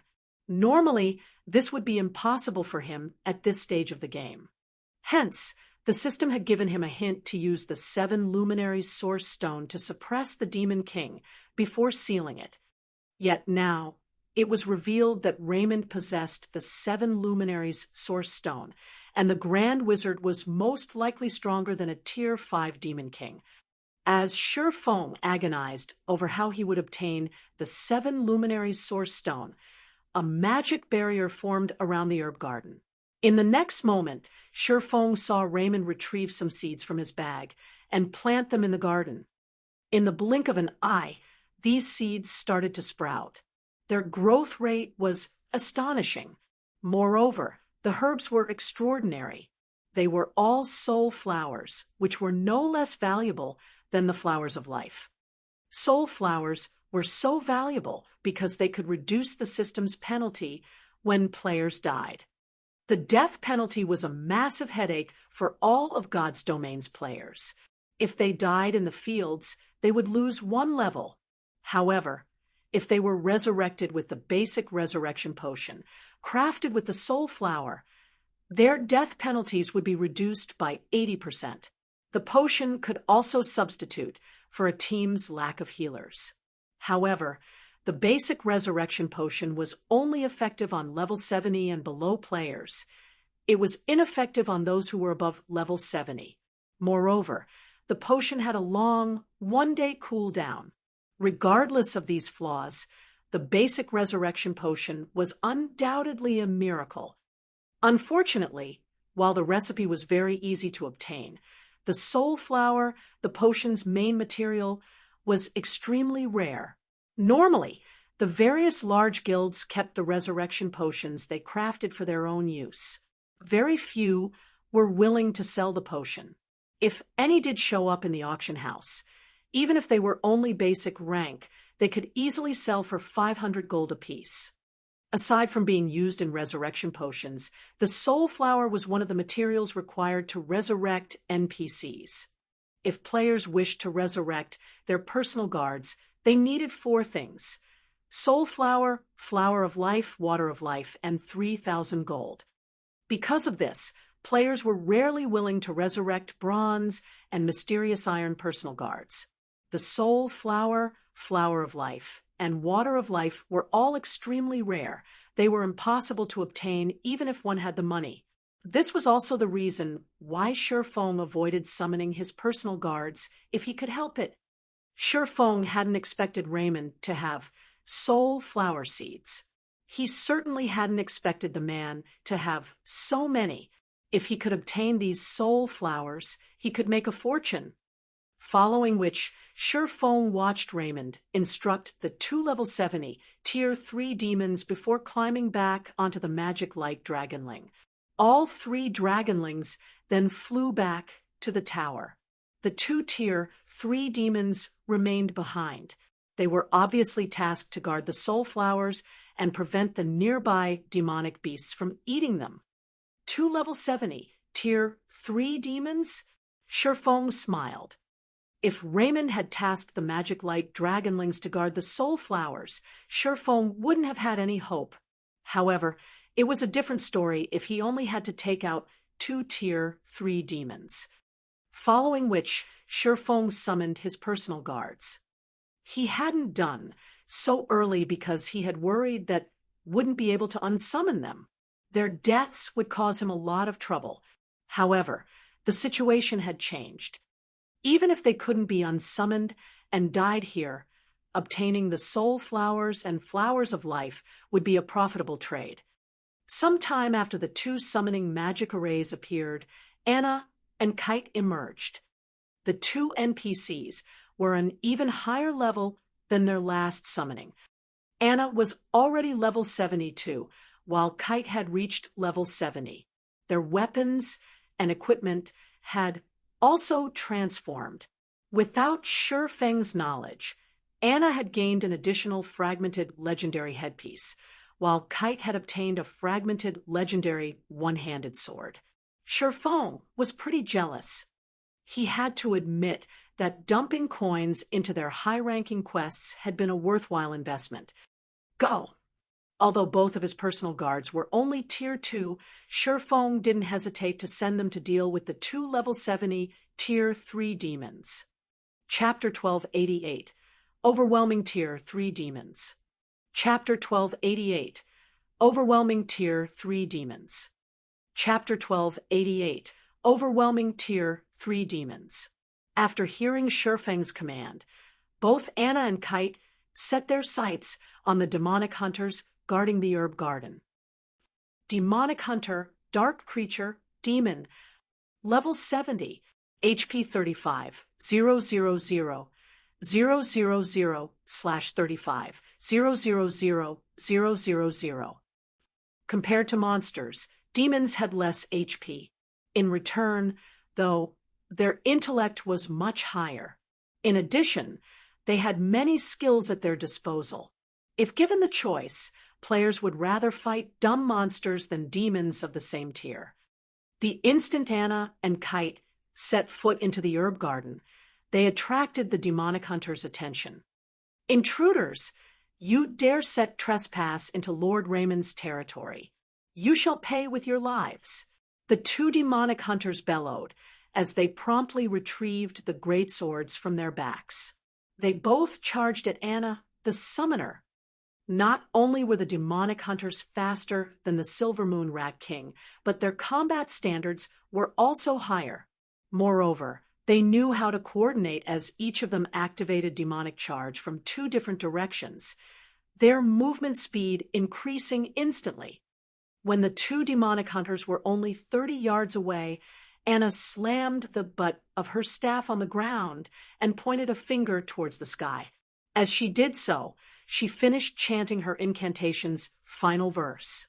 Suddenly, a massive golden magic array appeared before her. Silver magic arrays also appeared around Anna, one after another, surrounding the summoner. When the two demonic hunters were only 15 yards away, a golden giant emerged from the golden magic array. The golden giant served as a gatekeeper as it stood in the demon hunter's path. This move was the Tier 2 curse Anna had learned, Song of Summoning. It allowed her to summon a Tier 3 golden giant to aid her. 10 Tier 2 rock guardians also appeared from the silver magic arrays around Anna. In the blink of an eye, Anna had summoned a monster army. Golden Giant, Elemental Being, Great Lord.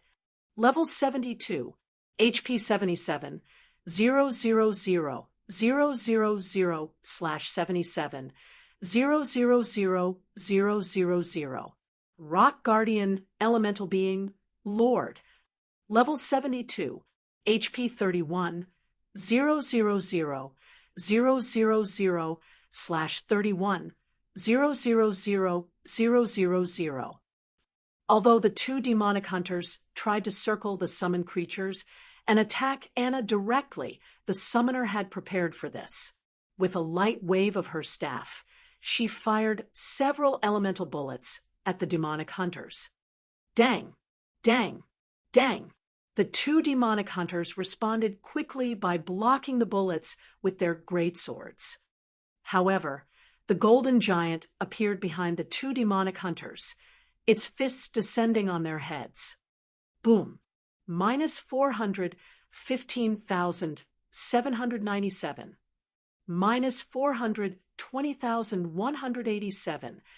The impact blasted a large hole in the ground. At this point, Anna had finished writing another set of runes. She then flicked her finger at these runes. Immediately, these runes embedded themselves into the 10 rock guardians' bodies, who had already surrounded the two demonic hunters. As these runes merged with the rock guardians, a golden magic array formed around the two demonic hunters. Although the demonic hunters attacked the barrier, it remained intact as the rock guardians split the damage equally. Moreover, this magic array granted the rock guardians a 10% increase to their basic attributes and reduced the demonic hunters' basic attributes by 15%. With this, it became even more difficult for the demonic hunters to kill the rock guardians and break free from the magic barrier. So strong. Shifeng was quite impressed. Although he had long since known that an epic personal guard had extraordinary potential, he never imagined that Anna would grow to the point of being capable of suppressing 2 Tier 3 demons all by herself. If a player of the same tier fought Anna, she would overwhelm them until their death. Not to mention, Anna still had her epic-ranked legacy skill, Angel Summoning. Whether in a one-on-one fight or a group fight, Anna had no weaknesses. Suddenly, the sword Master Kite charged into the magic array and slashed his fragmented legendary sword at one of the demonic hunters. The targeted demonic hunter responded quickly, slashing its greatsword horizontally and easily deflecting this attack. However, the instant the demonic hunter blocked the attack, it was forced to retreat by half a step. Immediately after, over a dozen wind blades struck the demonic hunter from multiple directions. Minus 44,671. Minus 44,598. Minus 45,102. In the blink of an eye, the demonic hunter lost over 500,000 HP. Kite was clearly superior in both strength and speed. After watching his personal guard's performance for a short moment, Shifeng joined the battle. Although both Kite and Anna could overwhelm the Tier 3 demons, the demons were different from the Silver Moon Rat King. Both had battle recovery, which allowed them to recover 350,000 HP every 5 seconds. It would take quite some time to kill them. After Shifeng, the demonic flame tiger, and the 2 Tier 2 demons joined the battle, their overall damage skyrocketed. When any of his allies began to run low on HP, Shifeng switched to the aura of water and cast Life Bloom. In less than half an hour, both level 70, Tier 3 demons fell. Once they died, Shi Feng's experience bar had risen to 82% of level 50. Sure enough, only great lords grant EXP here. Glancing at his experience bar, Shi Feng gained a general understanding on some of the Dark Canyon's rules. He then shifted his gaze to the loot dropped. The 2 demonic hunters had dropped. Due to divine providence, the demonic hunters had dropped a total of 9 7 luminary shards and 2 pieces of level 60 fine gold equipment. They had also dropped 2 small pouches. Opening the pouches, Shi Feng discovered that they actually contained seeds. The 2 pouches combined contained a total of 27 seeds. The monsters here dropped seeds? Shi Feng was somewhat confused. This was the first time he had obtained seeds after killing a monster. Normally, one could only obtain seeds from NPC merchants or opening treasure chests. Following which, Shi Feng curiously checked the seeds attribute panel. Mutated rainbow tree seeds. Survival rate increased by 20%. Amount of rainbow fruit produced during each maturity cycle increased by 30%. There is a chance to produce mutated rainbow fruit. What? These are rainbow tree seeds. Shi Feng was momentarily stunned. Fruit trees in God's domain were different from herbs. They would not disappear once harvested. Instead, the tree would continue to bear fruit as long as one nurtured it properly. Only, the fruit's maturity cycle was a little longer than herbs. One could easily purchase an ordinary fruit tree seeds from NPC merchants for relatively cheap. However, rare tree seeds were much more expensive, not to mention the rainbow tree seeds. In the past, one such seed easily sold for 400 gold. Unfortunately, rainbow trees had a very low survival rate of roughly 20%. Hence, if one wished to their own, it would cost around 2,000 gold. If one were unlucky, the seeds might cost them as much as 4,000 gold. The rainbow tree seeds were so expensive because rainbow fruits could produce rainbow wine. Not only was the wine delicious, but its effects could also rival the 100-berry wine. Moreover, the rainbow wine's effects lasted much longer. The mutated rainbow tree seeds, however, likely cost several times more than ordinary rainbow tree seeds.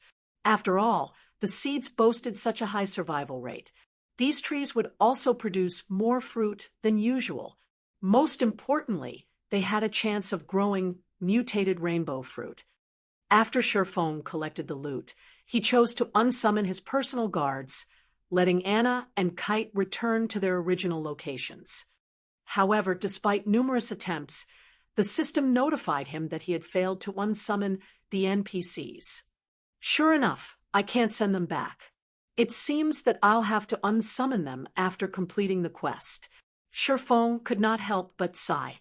However, when he shifted his gaze to the soul flowers and rare herbs that filled the herb garden, his mood instantly lifted. There was even a large number of moonlight fruit waiting to be harvested. He had to admit that an Azura mode promotion quest was wonderful. Shi Feng collected the rare herbs and moonlight fruits frantically while waiting for the soul flowers to mature. Normally, soul flowers needed 3 to 4 days to reach maturity. However, due to Raymond's magic array, these only needed around 6 hours. Time passed very quickly. By the time Shi Feng collected the soul flowers, his bag space was nearly full. It's about time for me to log off, Shi Feng thought as he looked at the real-world clock. It was almost time for the White Tiger Dojo's friendly competition. As the Big Dipper's head instructor, he couldn't be absent from the event. He then chose to log out and disappeared from the herb garden. Rainbow fruit. Rainbow fruit in Chapter 1005 changed to 7-colored fruit. Chapter 1289, difference caused due to time. Chapter 1289, difference caused due to time. Chapter 1289, difference caused due to time. Jinhai City Center Sports Arena. The sun shone brightly in the midday sky. At this moment, however, the glaring, scorching sun couldn't stop the enthusiasm of the crowd gathered in front of the sports arena. A sea of people waited outside the arena, which could accommodate 50,000 people. The White River Dojo had been advertising the friendly competition for some time. Advertisements decorated the city streets, including Jinhai City. A total of 6 cities planned to participate. It was the grandest competition so far this year. In an era where everyone valued physical fitness, nothing was more popular than a fighting competition. Today was also a Saturday, and everyone had the free time to watch the competition. After all, this competition involved fighting experts from 6 cities. It could be considered a contest between these cities. Many had come to support their own local fighters. In order to spread the news thoroughly, the White Tiger Dojo had specifically invited many of these cities' important fighters to spectate. Seeing luxury hover cars arrive before the VIP entrance, one after another, the people lined up in front of the normal entrance gasped. Every individual that alighted from these vehicles were even more extraordinary. Look, isn't that Elder Sue? He's attending this event as well. Huh, isn't that Master Chunwu? While the crowd watched in rapture, influential people entered the arena. Shifeng had also just arrived at the sports arena by car.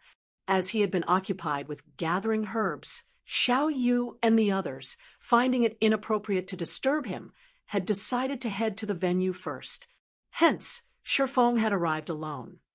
As soon as Shifeng emerged from the car, he was surprised.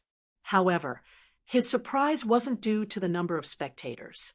Rather, he was surprised to see so many contestants. A line of people had queued up at the contestant entrance. There were at least 300 people in line at the moment. It was already enough to rival a provincial-level fighting competition. As Shifeng waited for Liang Jing to retrieve him, he noticed quite a few familiar faces in front of spectator entrance number 5. They were none other than Zhou Yuhu and his previous classmates. Brother Hu, you really are impressive. You even got your hands on entrance tickets. When I showed off my ticket, my classmates were so jealous. A robust youth with a long nose and beady eyes praised Zhou Yuhu. That's nothing to Brother Hu. Brother Hu is famous at our school. Not only did he pass the professional fighter's test and officially become a reserve professional fighter, but he is also one of the few Shadow Guild experts in our school. It is a piece of cake for him to get a few tickets to this competition. A youth wearing a t-shirt proudly proclaimed. Amazing! Brother Hu has become a reserve professional fighter. In that case, won't he become an actual professional fighter in 1 or 2 years? At this moment, several tall, beautiful female students gazed at Qin Shiyu, who stood beside Zhou Yuhu in envy and admiration. Senior Shiyu, you really are blessed. You actually nabbed Brother Hu for yourself. It was extremely difficult to become a professional fighter. One needed talent. Becoming a professional fighter also meant earning a high income. If one became one of the top 10 fighters in the city, living in a high-end residence and owning a luxury car would be possible. If one became a champion, they would gain a lot of influence and wouldn't have to worry about money for the rest of their life. What are you girls talking about? Qin Shiyu, who wore a blue blouse and short skirt, pretended to get angry. However, her eyes contained a faint trace of pride. As the group chatted merrily, Zhou Yuhu noticed Shifeng, who waited in the distance. Huh, isn't that Shifeng? Hearing Zhou Yuhu's words, everyone turned to look. These people more or less knew about the history between Shifeng and Zhou Yuhu.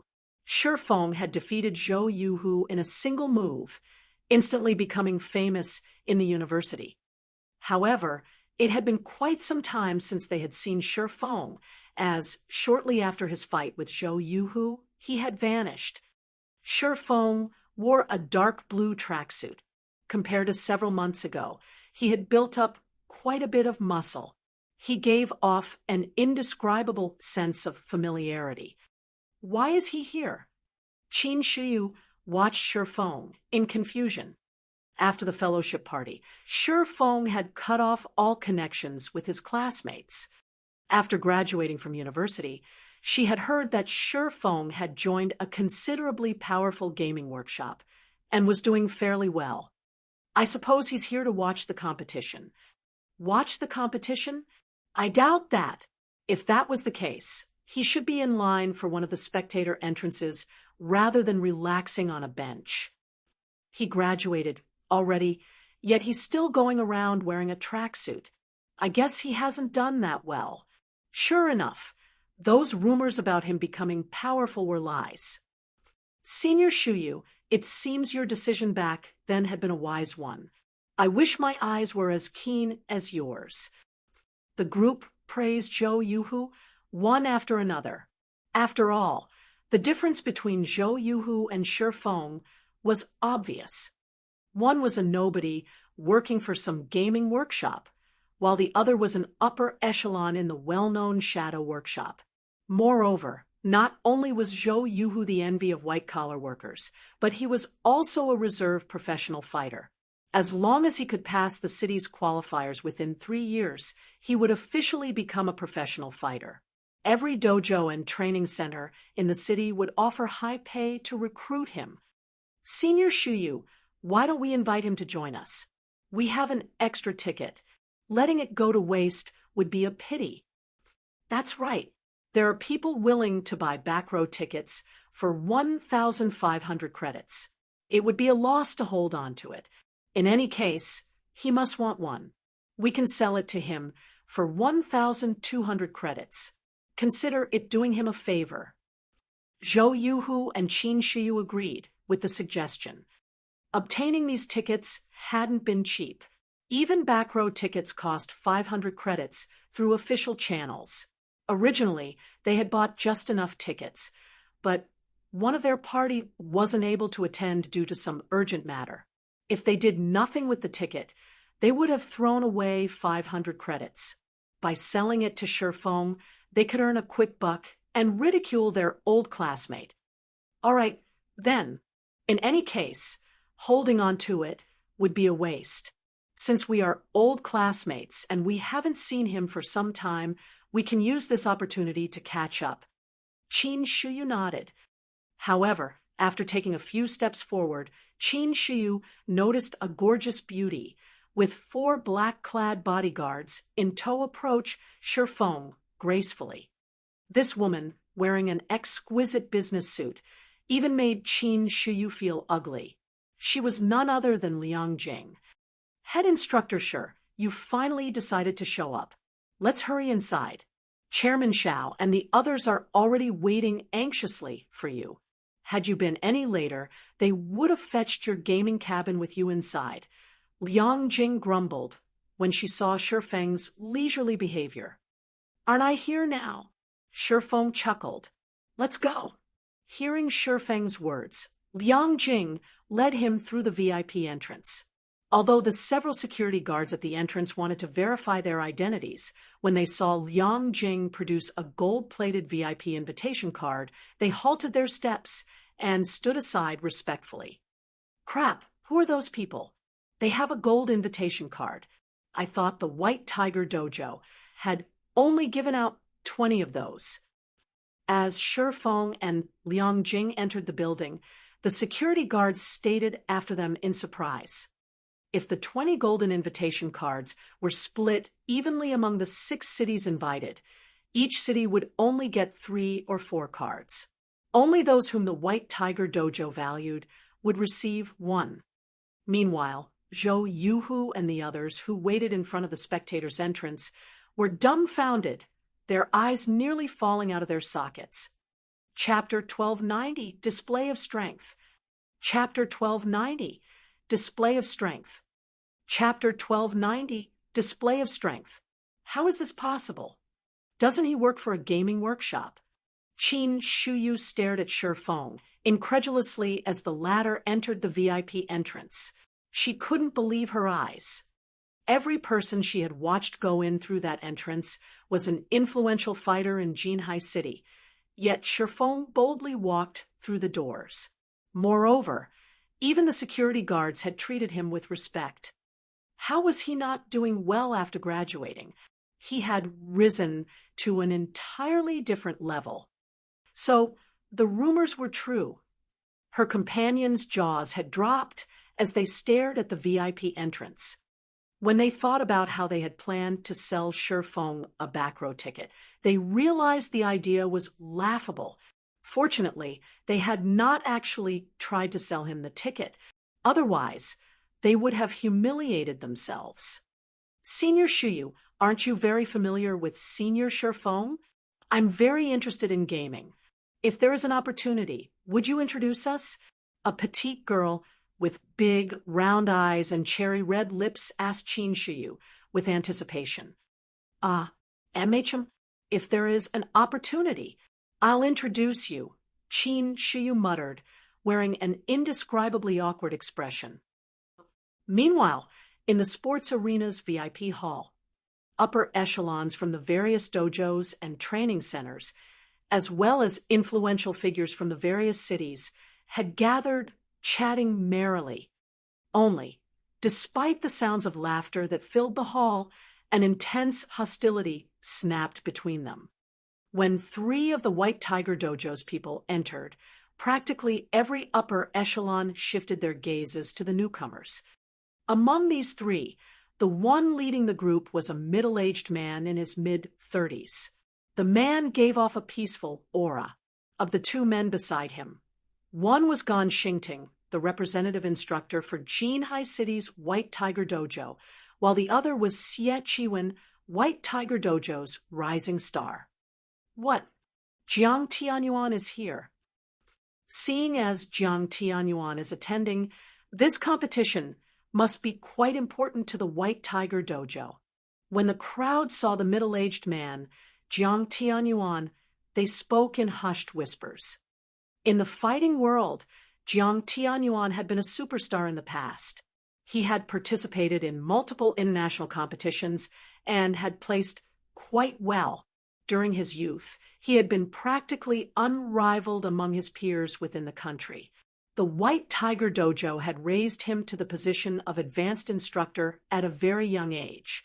He had even become a hall master, managing over a dozen branches. Jiang Tianyuan was definitely one of the White Tiger Dojo's core upper echelons. Even the dojo's head hall master treated him with respect. The fact that such an important figure had set foot in a backwater city like Jinhai City proved that the White Tiger Dojo intended to do anything possible to win this competition. The minor dojos and training centers clearly had no chance of winning. Chiwen, are the arrangements for the competition complete? Jiang Tianyuan asked quietly after he greeted the various VIPs. Hall Master, everything is complete. Once this competition is over, the White Tiger Dojo will secure all 6 cities, Xie Chiwen reported, smiling. Good, then. Jiang Tianyuan nodded. However, I heard that the Big Dipper Dojo has a few skilled fighters. I've also heard that Lei Bao is now one of their instructors.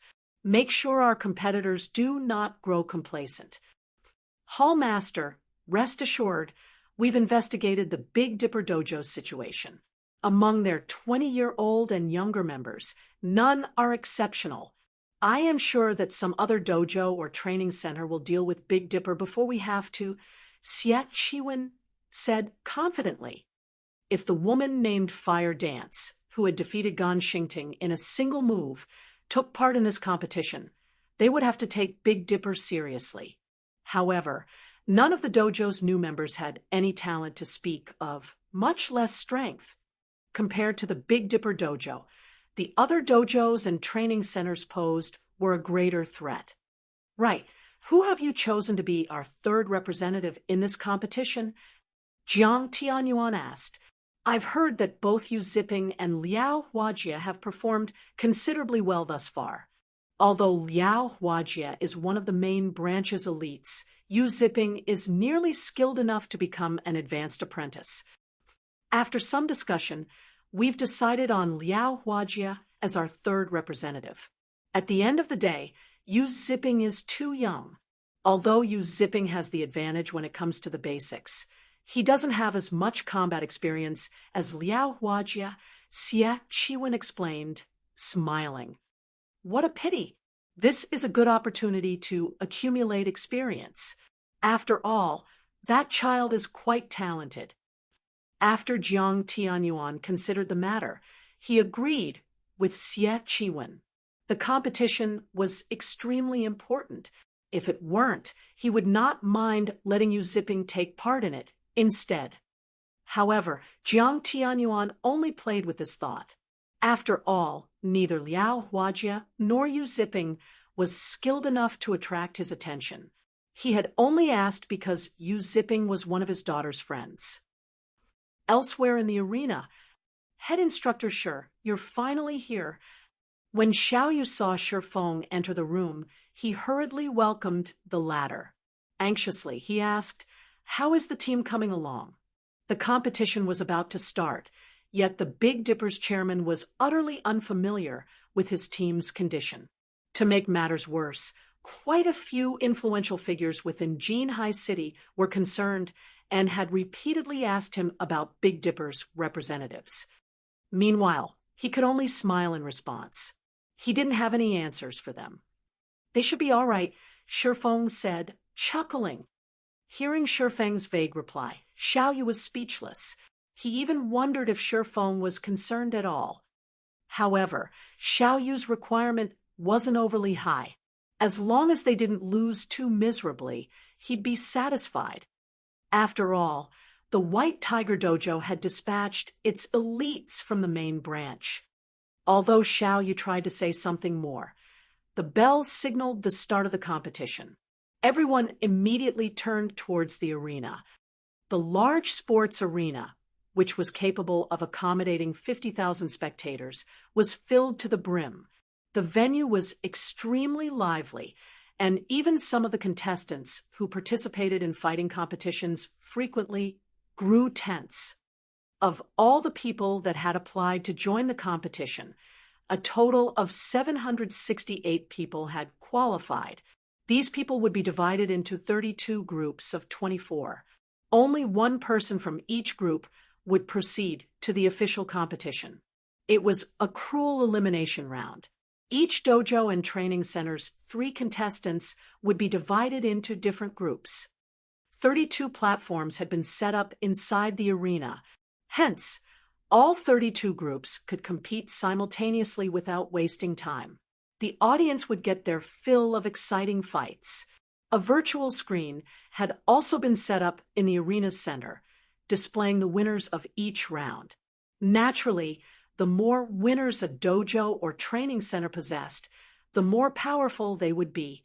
The results would allow the audience to judge just how strong the various dojos and training centers were. Although the White Tiger Dojo called this a friendly match, everyone knew that it was a ploy to show off its strength and the difference between itself and the other organizations.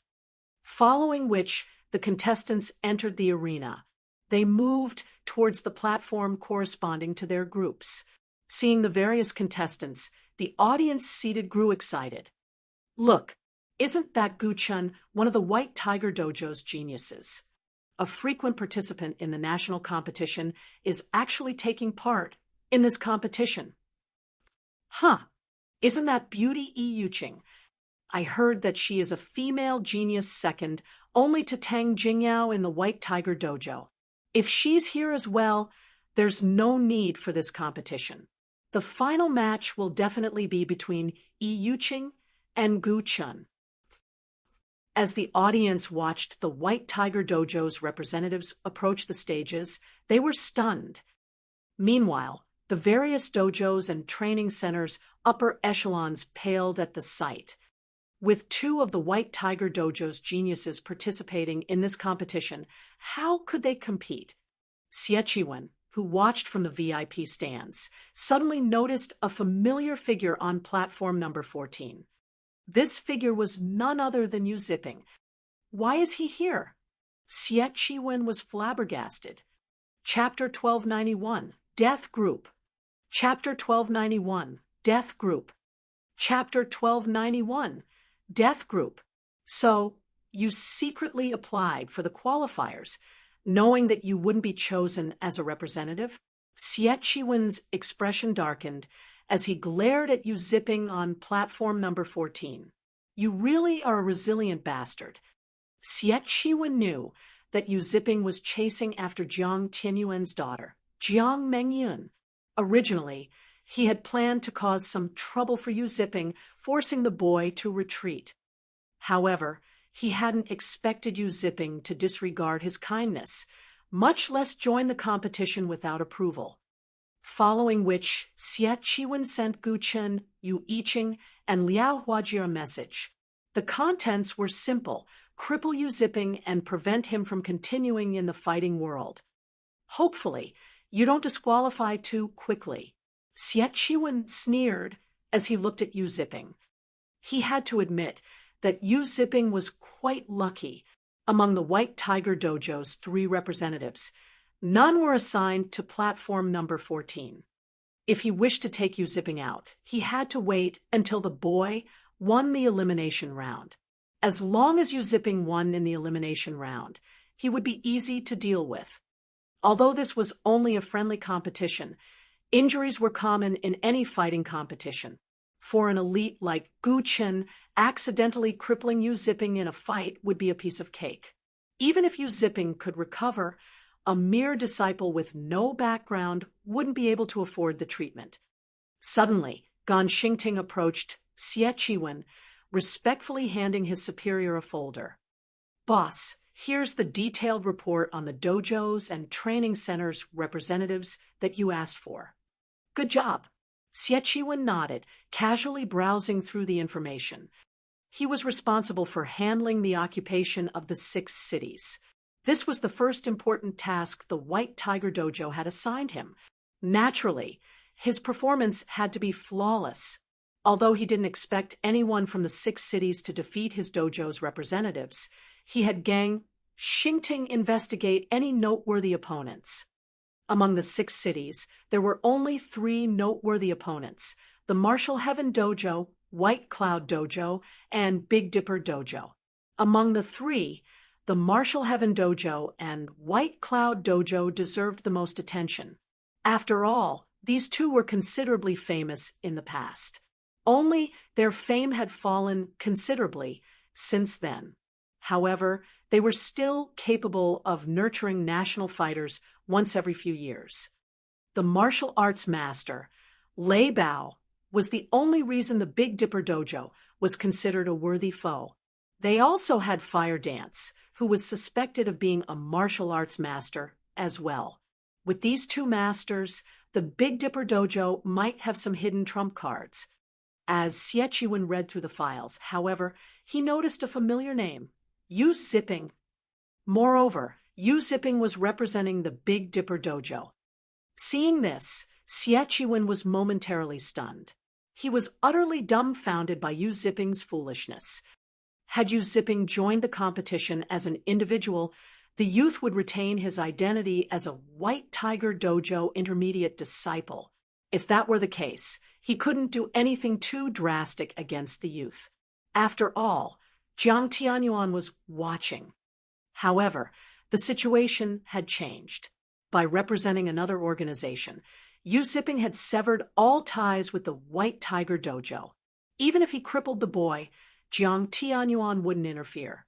On the contrary, Jiang Tianyuan would be pleased. After all, no one tolerated a traitor. Since you're asking for a beating, I'll gladly give you one. Xie sneered. However, something is off about this Big Dipper Dojo. Were they unable to find suitable candidates? They're actually willing to work with members from other dojos. Although the information regarding Shadow Sword and Turtledove showed that both had participated in their own city's professional qualifiers. They had never passed the elimination rounds to become official professional fighters. This year was their last opportunity to surpass their status of reserve professional fighters.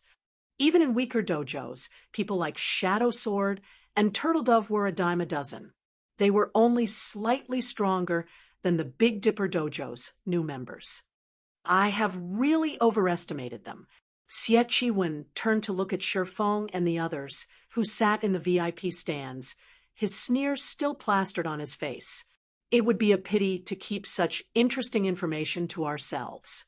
Xingting, notify the techs to switch the main screens to these 3 people when it's their turn to fight. I want everyone to watch the Big Dipper Dojo's performance. There were 4 virtual screens set up in the center of the arena to give the audience a better view of the fights. However, due to the number of platforms, only the interesting matches were broadcast. As the host of the competition, the White Tiger Dojo could choose any particular fight to broadcast. When choosing to join a dojo or training center, fighters usually based their selection on the establishment's capability to nurture its members. If it was well known that if a dojo's members were weak, no one would join it, regardless of who the instructors were. Boss, rest assured, I'll make sure that they are the main focus of the competition, Gan Xingting said. Meanwhile, in the VIP stands, when Xiaoyu read the information Shifeng had provided regarding the Big Dipper Dojo's representatives, he very nearly fainted. He had met these 3 people when they had arrived at the sports arena. However, he didn't know much about them. Now that Xiaoyu had read the reports, he regretted not holding Shifeng back. He felt that Shifeng had underestimated the 6 cities' various dojos and training centers. After all of the dojo's representatives, 2 were not even professional fighters. They were merely reserves. Even if Big Dipper were weak, it was more than capable of hiring professional fighters to assist them, yet Shifeng had chosen reserve fighters. Moreover, the only professional fighter was a White Tiger Dojo disciple. If the 2 reserve fighters performed badly, and they had to rely on the White Tiger Dojo's disciple to achieve victory, others would still assume that the White Tiger Dojo was more powerful. They would be promoting the White Tiger Dojo instead of the Big Dipper Dojo. On the other hand, if they lost, they would be slandered for misleading a White Tiger Dojo disciple with poor training. To make matters worse, both Shadow Sword and Turtledove had been assigned to Death Group. Although none of the White Tiger Dojo's elites were in their Death Group, many excellent provincial-level fighters were. Quite a few were even preparing to challenge the national competition this year. Their combat standards far exceeded city-level professional fighters. These reserve fighters had no chance against them. As Xiaoyu contemplated stopping the competition, the first match on platform number 1 began. To Xiaoyu's dismay, Shadow Sword, Fu Jinghong, had been chosen to fight in the first match. And to make matters worse, his opponent was the favorite to win in platform number 1. His opponent's name was Lu Jingshan, a genius disciple from the White Cloud Dojo.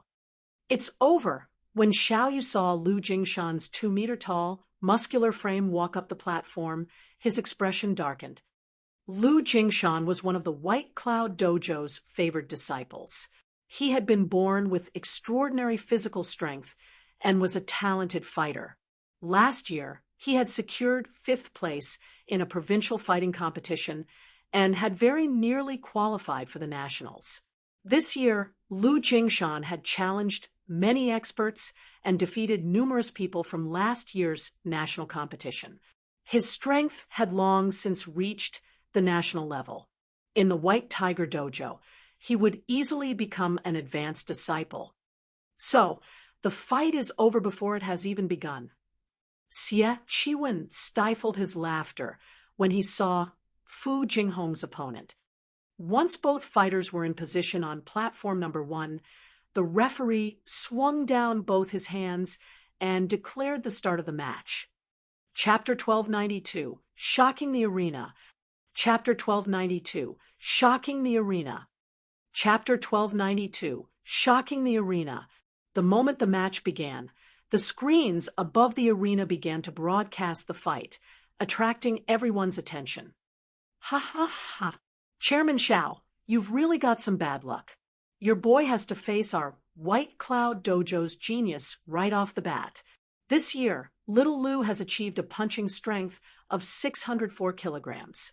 He can even rank near the top in the national competition. A white-haired, old man began to laugh not far from Xiao Yu.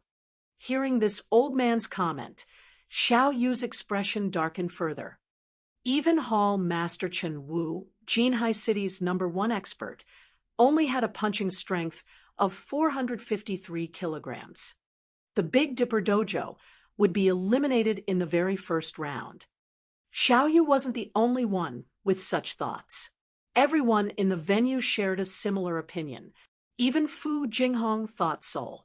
Lu Jingshan was very famous in the fighting industry.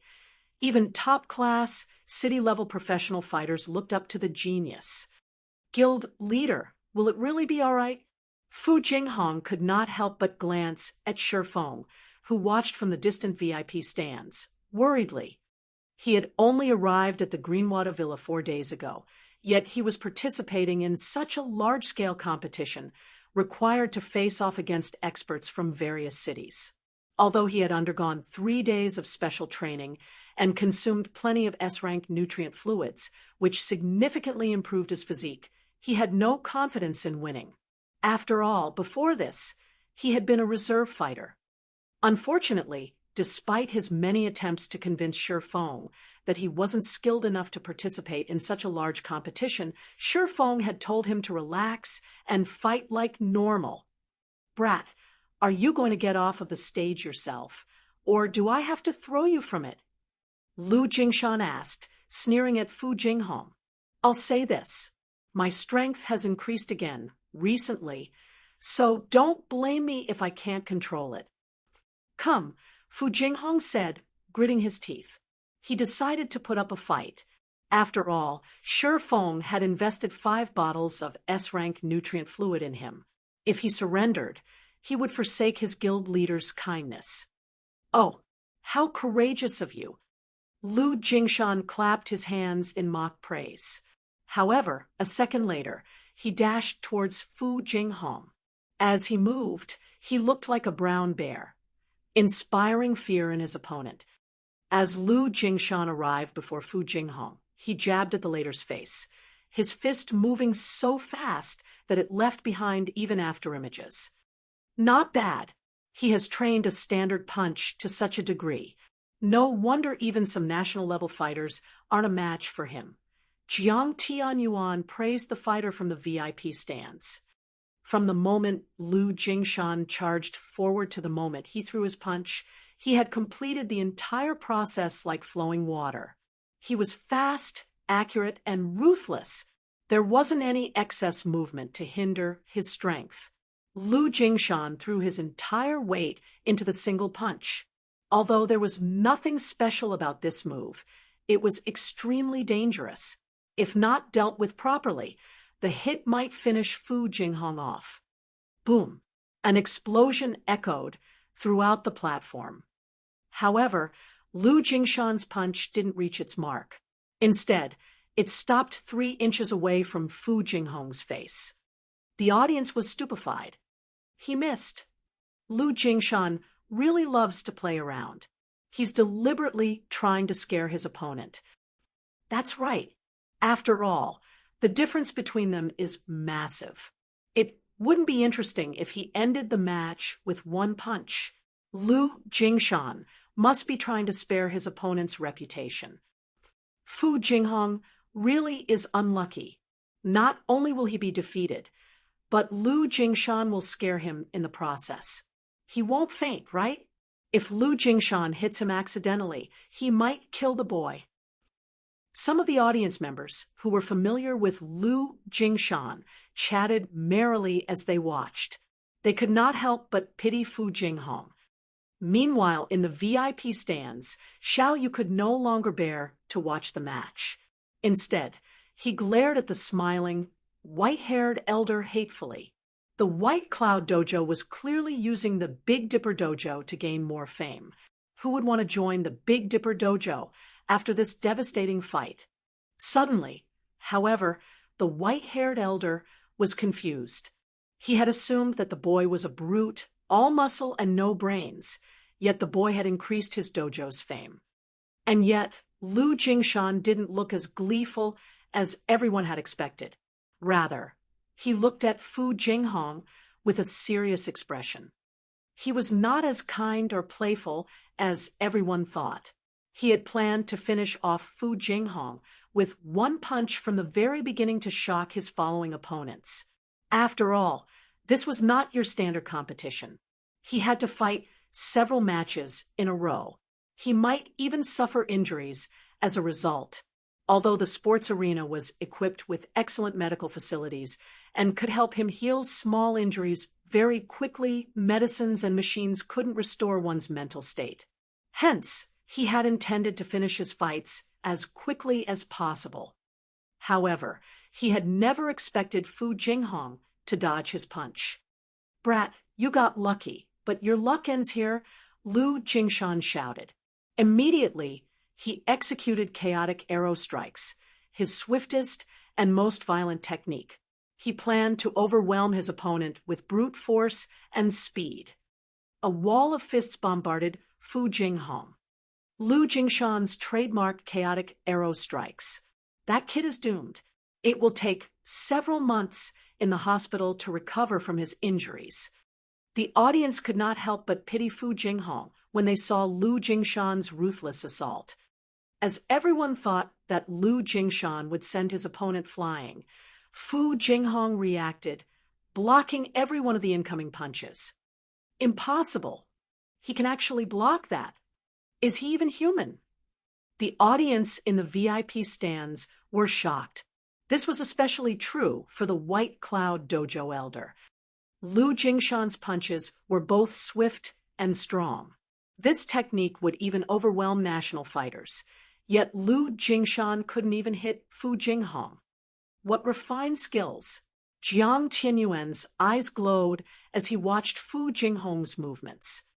The spectators were focused on Fu Jinghong's defense, but Jiang Tianyuan was fully aware of how difficult it was to block Lu Jingshan's chaotic arrow strikes so effortlessly. First, Fu Jinghong needed to predict Lu Jingshan's attack trajectories accurately. Then he needed to block the attacks from the correct angle. To achieve such a feat, one required an acute awareness of the fight and a wealth of combat experience. Jiang Tianyuan found it very difficult to believe that a youngster in his late teens could possess so much combat experience. What? I thought he was just a reserve fighter. Xiao Yu wore an incredulous expression as he watched Fu Jinghong move across the stage gracefully, his mouth hanging open. He then shifted his gaze to Shifeng, and all of his resentment for the man vanished. He was surprised and elated. He had never thought that Shifeng would find such a hidden expert. At the same time, his respect for Shifeng grew. After the fight continued for another dozen seconds or so, Lu Jingshan gradually weakened. While chaotic arrow strikes could overwhelm his opponent, the move taxed his stamina. "I see that you have some hidden strength as well, brat. You nearly fooled me." Seeing the fight going nowhere, Lu Jingshan gave up on using chaotic arrow strikes and pulled away from Fu Jinghong. He tried to buy himself some time to recover his stamina with words. "If dodging is the only thing you know how to do, you will never defeat me." However, before Lu Jingshan finished speaking, Fu Jinghong charged forward. He had no intention of giving Lu Jingshan time to rest. Seeing this, Lu Jingshan sneered at his opponent's foolishness. Adjusting his stance, he responded with a horizontal kick.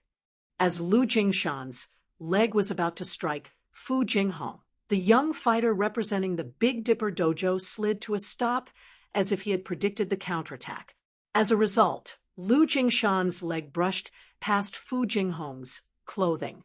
Lu Jingshan's stance crumbled as his attack missed, revealing weak spots in his defense. Using this opportunity, Fu Jinghong launched a scissor kick at Lu Jingshan's unguarded abdomen. Pooh! Lu Jingshan spat a mouthful of blood on the spot, flying off the platform and slamming into the ground.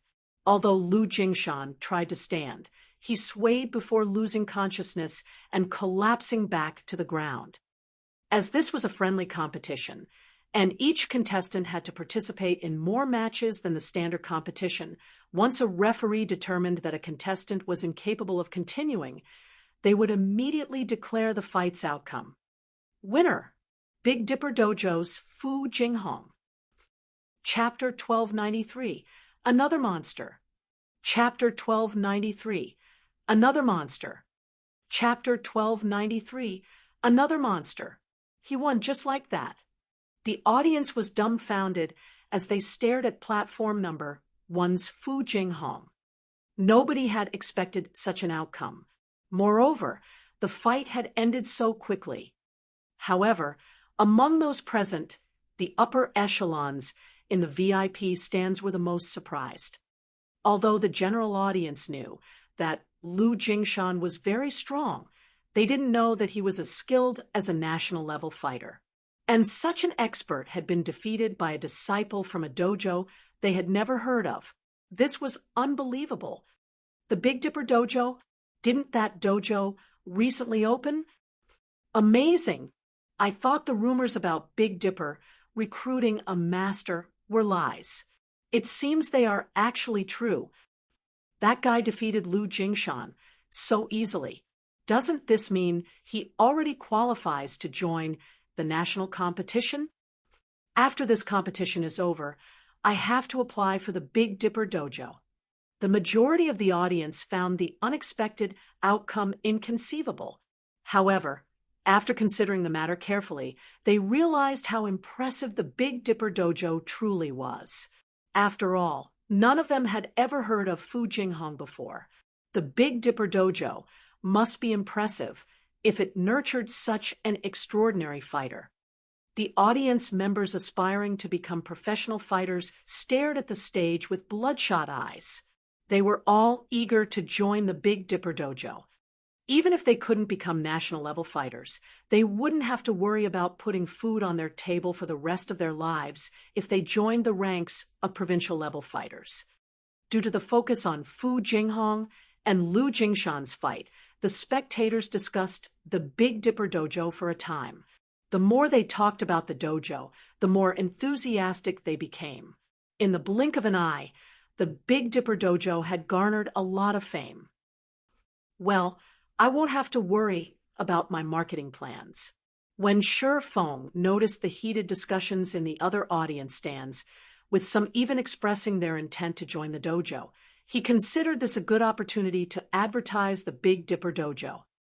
The White Tiger Dojo was trying to occupy the various third-tier cities because it wanted to recruit more talented fighters as leverage during its negotiations with international corporations.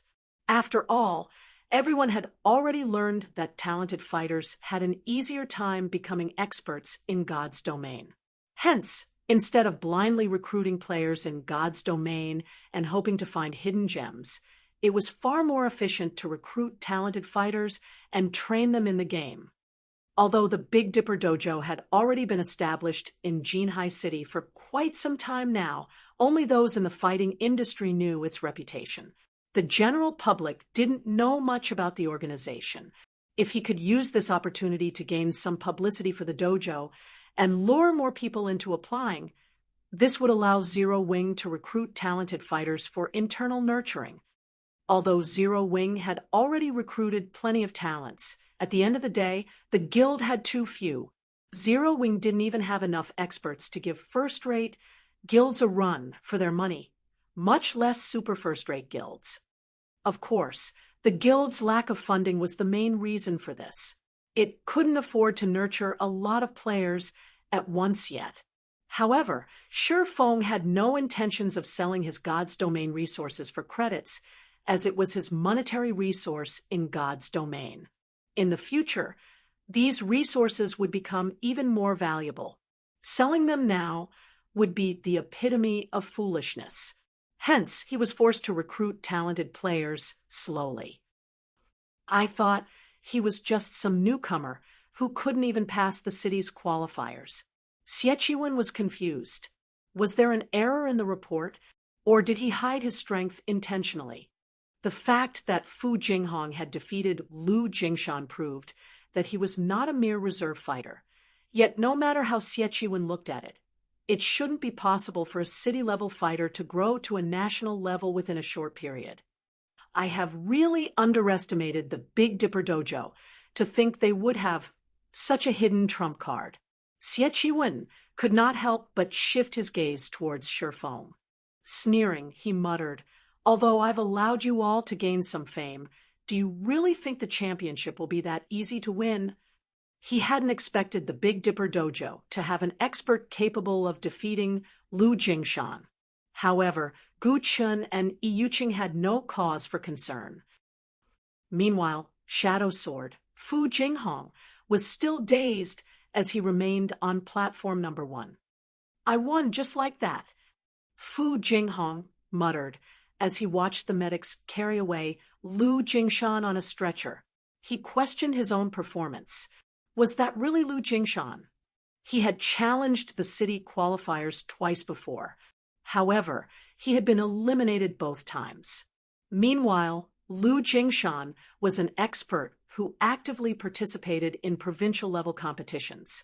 The difference between them was like heaven and earth. Logically, he shouldn't have been able to win. Yet, although Lu Jingshan's attacks had been fierce and powerful, he counted plenty of weaknesses in Lu Jingshan's stances. Most importantly, Lu Jingshan had telegraphed his attacks with his body language, which allowed him to predict his opponent's strikes. As a result, not only had he easily avoided Lu Jingshan's attacks, but he had also blocked Lu Jingshan's seemingly unblockable chaotic arrow strikes. This was a basic mistake that no expert should make. Of course, he hadn't realized his own abilities earlier, either. He had only learned about these factors after training with Lei Bao and sparring with Kola and the others. However, learning about these flaws was one thing. Putting this newfound knowledge to proper use was another altogether. To do so, he had arduously trained to execute void steps in God's domain and utilized the S-rank nutrient fluids to recover from the exhaustion, gradually increasing his brain activity. Only, even after his training, Kola and the others still beat him mercilessly. Meanwhile, in the VIP stands, Shi Feng wasn't surprised in the least to see this outcome. Shadow Sword was immensely talented. He could easily see this in the young man's performance in God's domain. But there were a lot of differences between combat in God's domain and fights in the real world. If one wished to use their combat experience in the game in the real world, they needed to adapt. After all, one's body in the real world was different from their body in God's domain. There were minute differences between the way one controlled these two bodies. Of course, with proper guidance, one could adapt easily. Over the past 3 days, Shadow Sword had trained with Lei Bao continuously. He had also received plenty of nutrient fluids to aid his body's growth and repair. Most importantly, thanks to the S-rank nutrient fluids, his mental capabilities had evolved, allowing his 5 senses to become far more sensitive. Coupled with Shadow Sword's wealth of combat experience, it was only a matter of course for him to defeat someone like Lu Jingshan, who had very little combat experience. Once the match on platform number 1 ended, the matches on the other platforms began. The fights here were much more exciting than the city's annual fighting competition, so the audience's blood boiled as they watched. After watching Fu Jinghong defeat Lu Jingshan, who had been a favorite to win, the other fighters on platform number 1 weren't so desperate to win. If they didn't think that they could defeat their opponent, they simply surrendered. After all, they still had to participate in official competitions once this friendly competition ended. Unless absolutely necessary, they would avoid injury. Aside from platform number 1, some eye-catching experts emerged on the other platforms. The White Tiger Dojo's 3 experts, in particular, struck fear in their opponents, extinguishing their plans for overcoming the elimination round. Meanwhile, the match on platform number 28 ended within less than 5 seconds. A robust man, that was one, 9 meters tall, was thrown from the platform, tearing a gasp from the spectators. If the person responsible were a muscular man, they wouldn't have been surprised. However, the victor was a charming beauty with an hourglass figure. With a single punch, this beauty had sent a 9-meter-tall man flying over 3 meters away and off the platform's edge. The waiting fighters sucked in a breath of cold air when they saw this. Suddenly, they were afraid of this beauty. What kind of monstrous strength does she possess? Crap, just who is she? Everyone began to evaluate the young woman. Meanwhile, the various dojos and training centers' upper echelons began to investigate this mysterious girl. When they discovered her identity, they nearly cried out in shock. This girl was actually one of the Big Dipper Dojo's representatives, Turtle Dove Yu Xiao Xiao. Chapter 1294, Famous. Chapter 1294, Famous. Chapter 1294, Famous. Amazing. Truly amazing. Are all of Big Dipper's disciples so powerful? Exclamations echoed throughout the spectator stands. When they discovered Yu Xiao Xiao's identity, their interest in the Big Dipper Dojo grew. If only one of the dojo's representatives were strong, they could chalk it up to that individual's talent. However, it was a different story if both representatives were powerful. This showed that the dojo had excellent teaching methods. Meanwhile, the various upper echelons in the VIP stands stared at Shifeng and Xiaoyu in shock. Didn't Big Dipper recently establish its dojo? How could they have nurtured such skilled disciples? No wonder why the White Tiger Dojo stopped challenging the various dojos and training centers after visiting the Big Dipper Dojo. It turns out that the Big Dipper Dojo is actually quite powerful. So, that rumor was true. The Big Dipper Group has won the lottery this time. Why can't a powerful master stumble into our dojo as well? Everyone in the VIP stands was a fighting industry insider, so they were all aware that the Big Dipper Dojo was a new construct. Moreover, the dojo had specifically been established for Shifeng. However, they had neither expected Shifeng to be such a powerful individual nor a capable instructor. With this, the Big Dipper Dojo's fame would grow. Ha ha ha! Big brother, our Big Dipper Dojo is famous. Several people just contacted me stating that they wish to join the dojo. There are even a few professional fighters among them who have previously refused our invitations, Xiao Yan said excitedly. Since the dojo's establishment, the Big Dipper Group had constantly searched for ways to expand the dojo's influence. After all, a dojo wouldn't necessarily become popular just because it had a master martial artist leading the training sessions. Before the dojo succeeded in nurturing powerful disciples, nobody would know how capable said master was. If the master happened to be inept at teaching, there was no point to joining the dojo. Hence, they had attempted to recruit some well-known professional fighters in Jinhai City and the several neighboring cities. Unfortunately, these fighters had either refused outright or demanded too high of a price.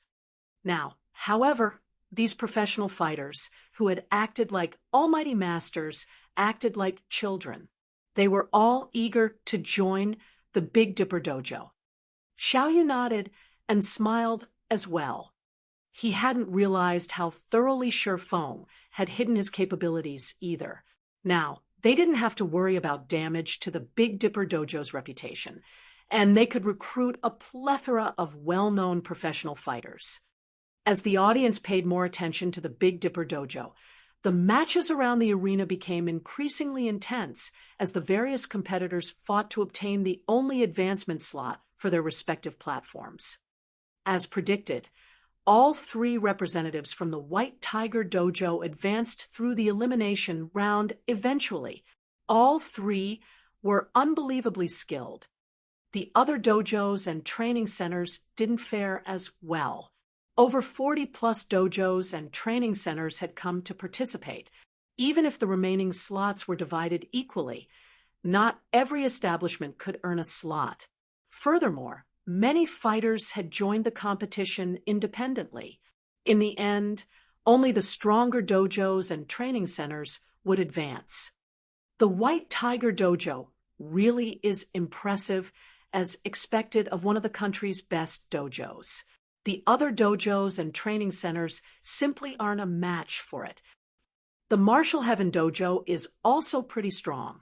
All 3 of its representatives advanced. As for the White Cloud Dojo, if Lu Jingshan hadn't lost, all of its representatives would have advanced as well. That Big Dipper Dojo is also quite skilled. All 3 of its representatives advanced to the next round, too. Moreover, I heard that the Big Dipper Dojo is relatively new. It can definitely rival the Martial Heaven Dojo and White Tiger Dojo. When the organizers displayed the list of fighters who had advanced above the stage, the audience discussed the various establishments. Among the many dojos and training centers, only the White Tiger Dojo, the Martial Heaven Dojo, and the Big Dipper Dojo would be represented by all 3 of their fighters in the next round. Hence, many people started comparing the 3 dojos. When Xie Chiwen heard the chatter, he paled.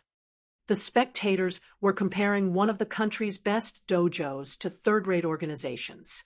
If news of this reached the main branch, the higher-ups would call his management capabilities into question. Damn it! Where did Big Dipper find so many experts? Xie Chiwen balled his fists as he glared at the distant Xiao Yu. In his opinion, the only person in the Big Dipper group capable of such a feat was the sly old fox, Xiao Yu. As Xie Chiwen inwardly cursed Xiao Yu's cunning, Jiang Tianyuan asked from beside him, "Chiwen, why is Yu Zipping listed among the Big Dipper Dojo's representatives?" "Oh, master, I'm not sure." Feigning ignorance, Xie Chiwen replied, "I'll have someone find out what is going on immediately. Once he returns, I'll demand an explanation." No need. Despite the White Tiger Dojo's nurturing, he dares to represent another dojo without consent.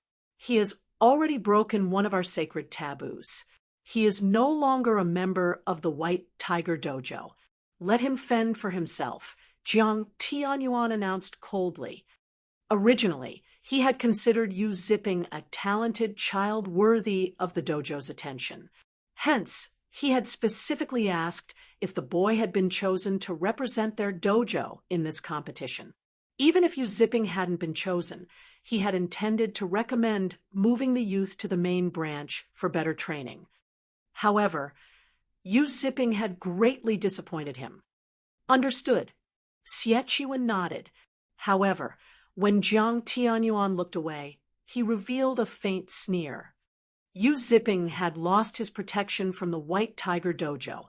It was obvious that Jiang Tianyuan's attitude towards Yu Zipping had changed significantly. After this, dealing with the boy would become easier. Once the competition ended, he would report Yu Zipping for violating his contract with the White Tiger Dojo. Not only would Yu Zipping be forced to pay a massive compensation fee, but it would also deal a blow to the Big Dipper Dojo's reputation. To protect itself, the Big Dipper Dojo might be forced to abandon Yu Zipping. Shortly after the elimination round, the 32 contestants that had advanced approached the sports arena's main stage to draw lots. The main stage was far more spacious than the surrounding platforms. Moreover, the virtual screens constantly broadcast the main stage, allowing all of the spectators to watch the fights. As the 32 contestants drew lots in sequence of their platform number, a petite, beautiful girl in a blue martial arts uniform walked up to Yu Zipping. This girl was none other than Yu Qing. "Yu Zipping, must you do this?" Yu Qing asked quietly. "You know that Hall Master Jiang already plans to give Meng Yun to Xie Qiwen. If you leave to join the Big Dipper Dojo, now you'll destroy your future." In the White Tiger Dojo, very few knew that Yu Qing, who was only second to the goddess Tang Jingyao in terms of strength, had a friendship with Yu Zipping and Jiang Mengyun. I couldn't care less about that anymore. Xie Qiwen is only a step away from the global stage. Meanwhile, I am still a mere intermediate disciple in the White Tiger Dojo. Whether it's strength, resources, or family background, I am inferior to him in every aspect. If I don't fight now, I won't have a chance once he reaches the international level. Yu Zipping said, seriously. Even so, you shouldn't go about it like this. Yu Qing was astonished when she saw Yu Zipping's determination. If you lose the White Tiger Dojo's protection, Xie Qiwen won't hesitate to strike out at you. He already told us to cripple you in this competition. If you fight either Gu Chen or Liao Huajie, you must be careful. If you can't, surrender. Relax. I'll show Xie Qiwen that I'm not just going to take his crap lying down, Yu Zipping said, smiling calmly. Angry, Yu Iching spun around and left. She couldn't understand where Yu Zipping's confidence came from. If she had to fight him, she could show mercy. However, it was a different story for Gu Chen and Liao Huajie. After all, Xie Qiwen was close with both fighters. However, now that Yu Zipping was determined to take this path, it was not her place to stop him. Time passed quickly. After the drawings were done, the competition resumed. The screens above the arena displayed the first matchup. First match, Liao Huajie vs Yu Zipping. Chapter 1295, Instant Judgment. Chapter 1295, Instant Judgment. Chapter 1295, Instant Judgment. As the first match was announced, a commotion erupted in the VIP stands. A present White Tiger Dojo disciple fighting an ex-White Tiger Dojo disciple. This match is going to be interesting. Those in the VIP stands were all insiders of the fighting industry. They had already investigated every fighter that had advanced through the elimination round. They were all aware of Yu Zipping's background. Yu Zipping had been a relatively talented disciple of the White Tiger Dojo. He had become an intermediate disciple despite being so young. If he continued to work hard for another year or two, he definitely could have become an advanced disciple. Becoming an advanced disciple in the White Tiger Dojo was basically a guarantee that one could qualify for the national fighting competitions. Yet, for some inconceivable reason, Yu Zipping had shown up as one of the Big Dipper Dojo's representatives. As the audience in the VIP stands discussed the matter, quietly, Jiang Tianyuan wore a twisted expression. Yu Zipping's actions were a slap in the face for the White Tiger Dojo.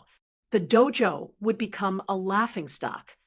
Hall Master, rest assured, Liao Huajie will teach the boy how wrong and foolish his decision was, Xie Qiwen said, smiling.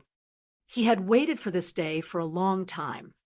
Although Yu Zipping was slightly more skilled than Liao Huajie, the latter had far more combat experience.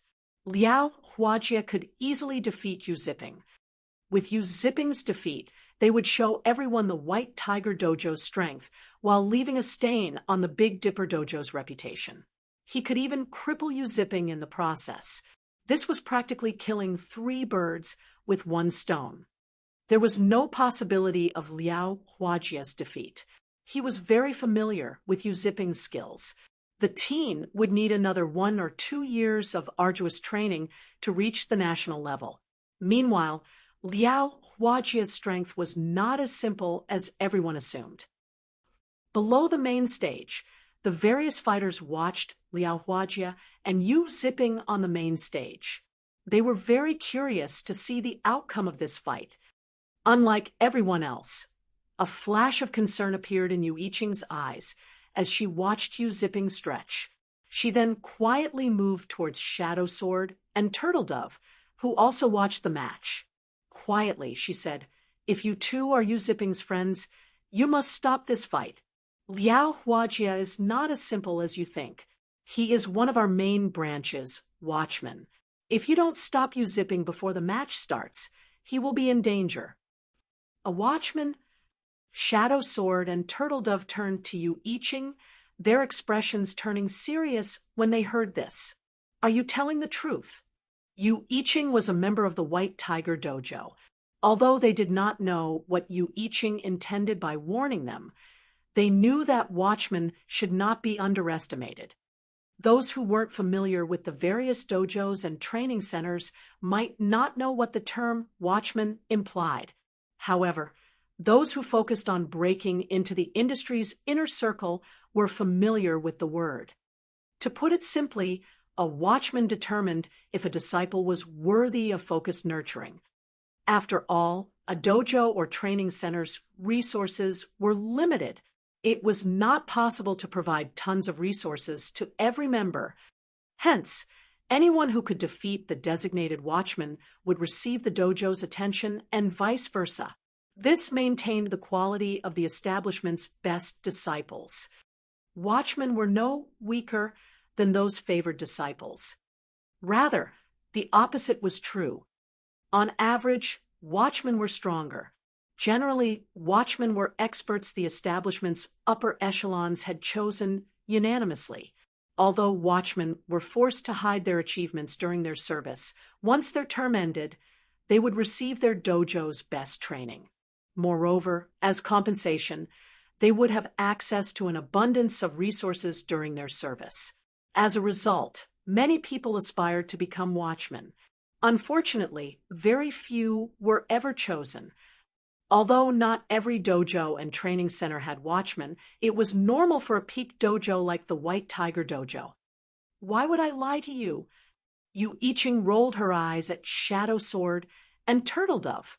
She was one of the White Tiger Dojo's geniuses. She didn't need petty tricks to defeat her opponents.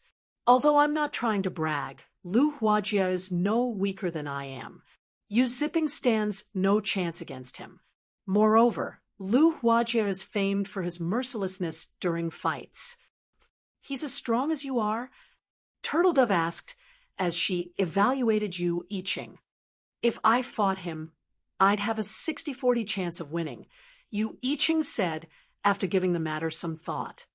Liao Huajie had been hiding his strength.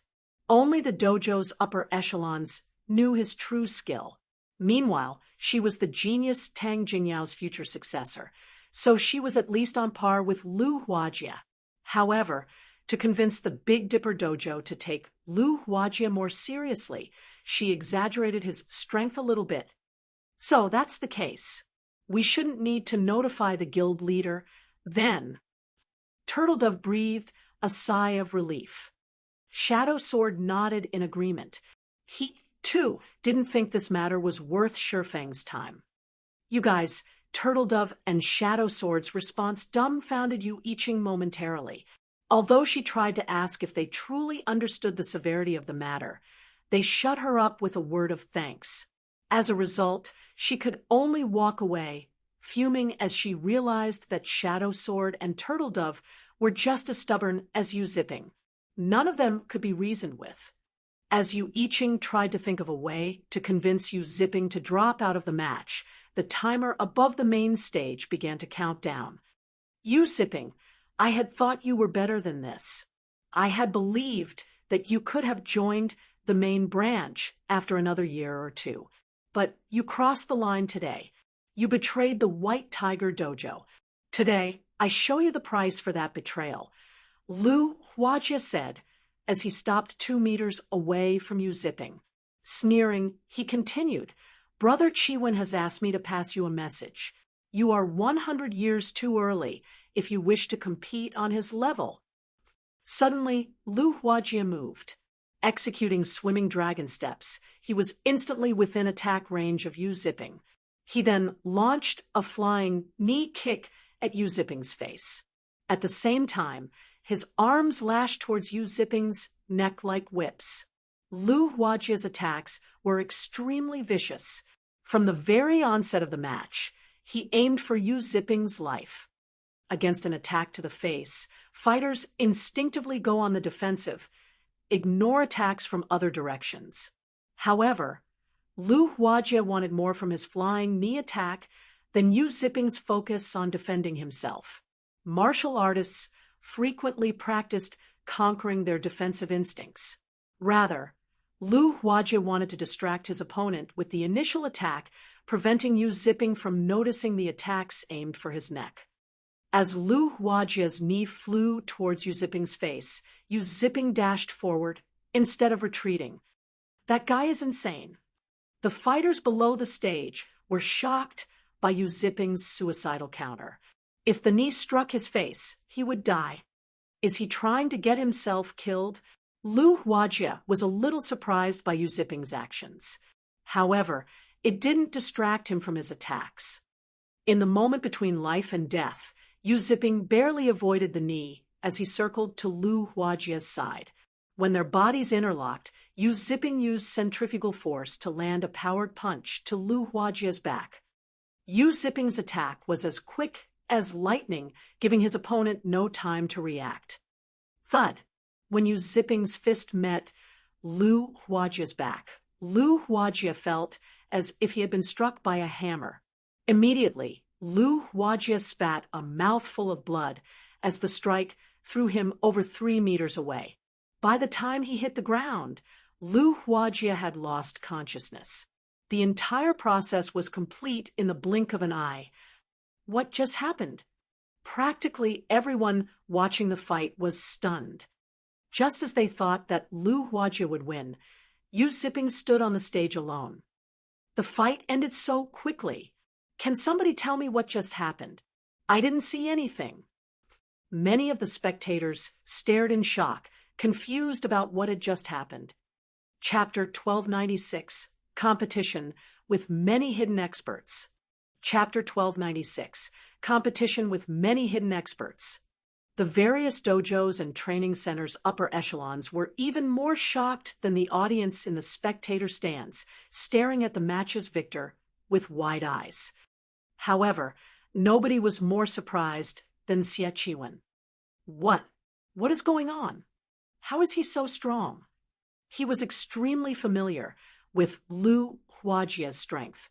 Although Lu Huajie was slightly weaker than Gu Chen, the boy could still rank among the top of the main branch's advanced disciples.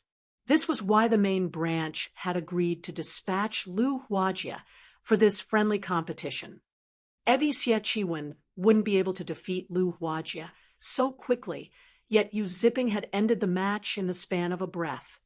Yi Yuqing stared at Yu Ziping with a stupefied expression from below the stage. Impossible! How did he become so strong?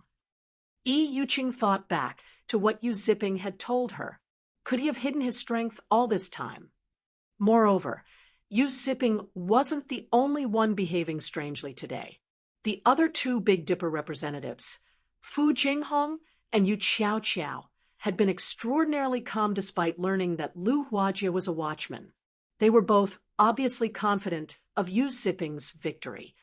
However, this only further confused Yi Yuqing. If Yu Ziping had revealed such strength early on, the White Tiger Dojo would have offered him focused training. If that had happened, even Xie Qiwen would have had a hard time dealing with him. Could the Big Dipper Dojo be responsible for this? Yi Yuqing considered the possibility, her voice shaking as she spoke aloud. She couldn't bring herself to believe it. When the referee on the stage announced Yu Ziping's victory, shrieks of excitement flooded the arena. So strong. Is this the Big Dipper Dojo's true strength? Is that guy a monster? I didn't see what had happened.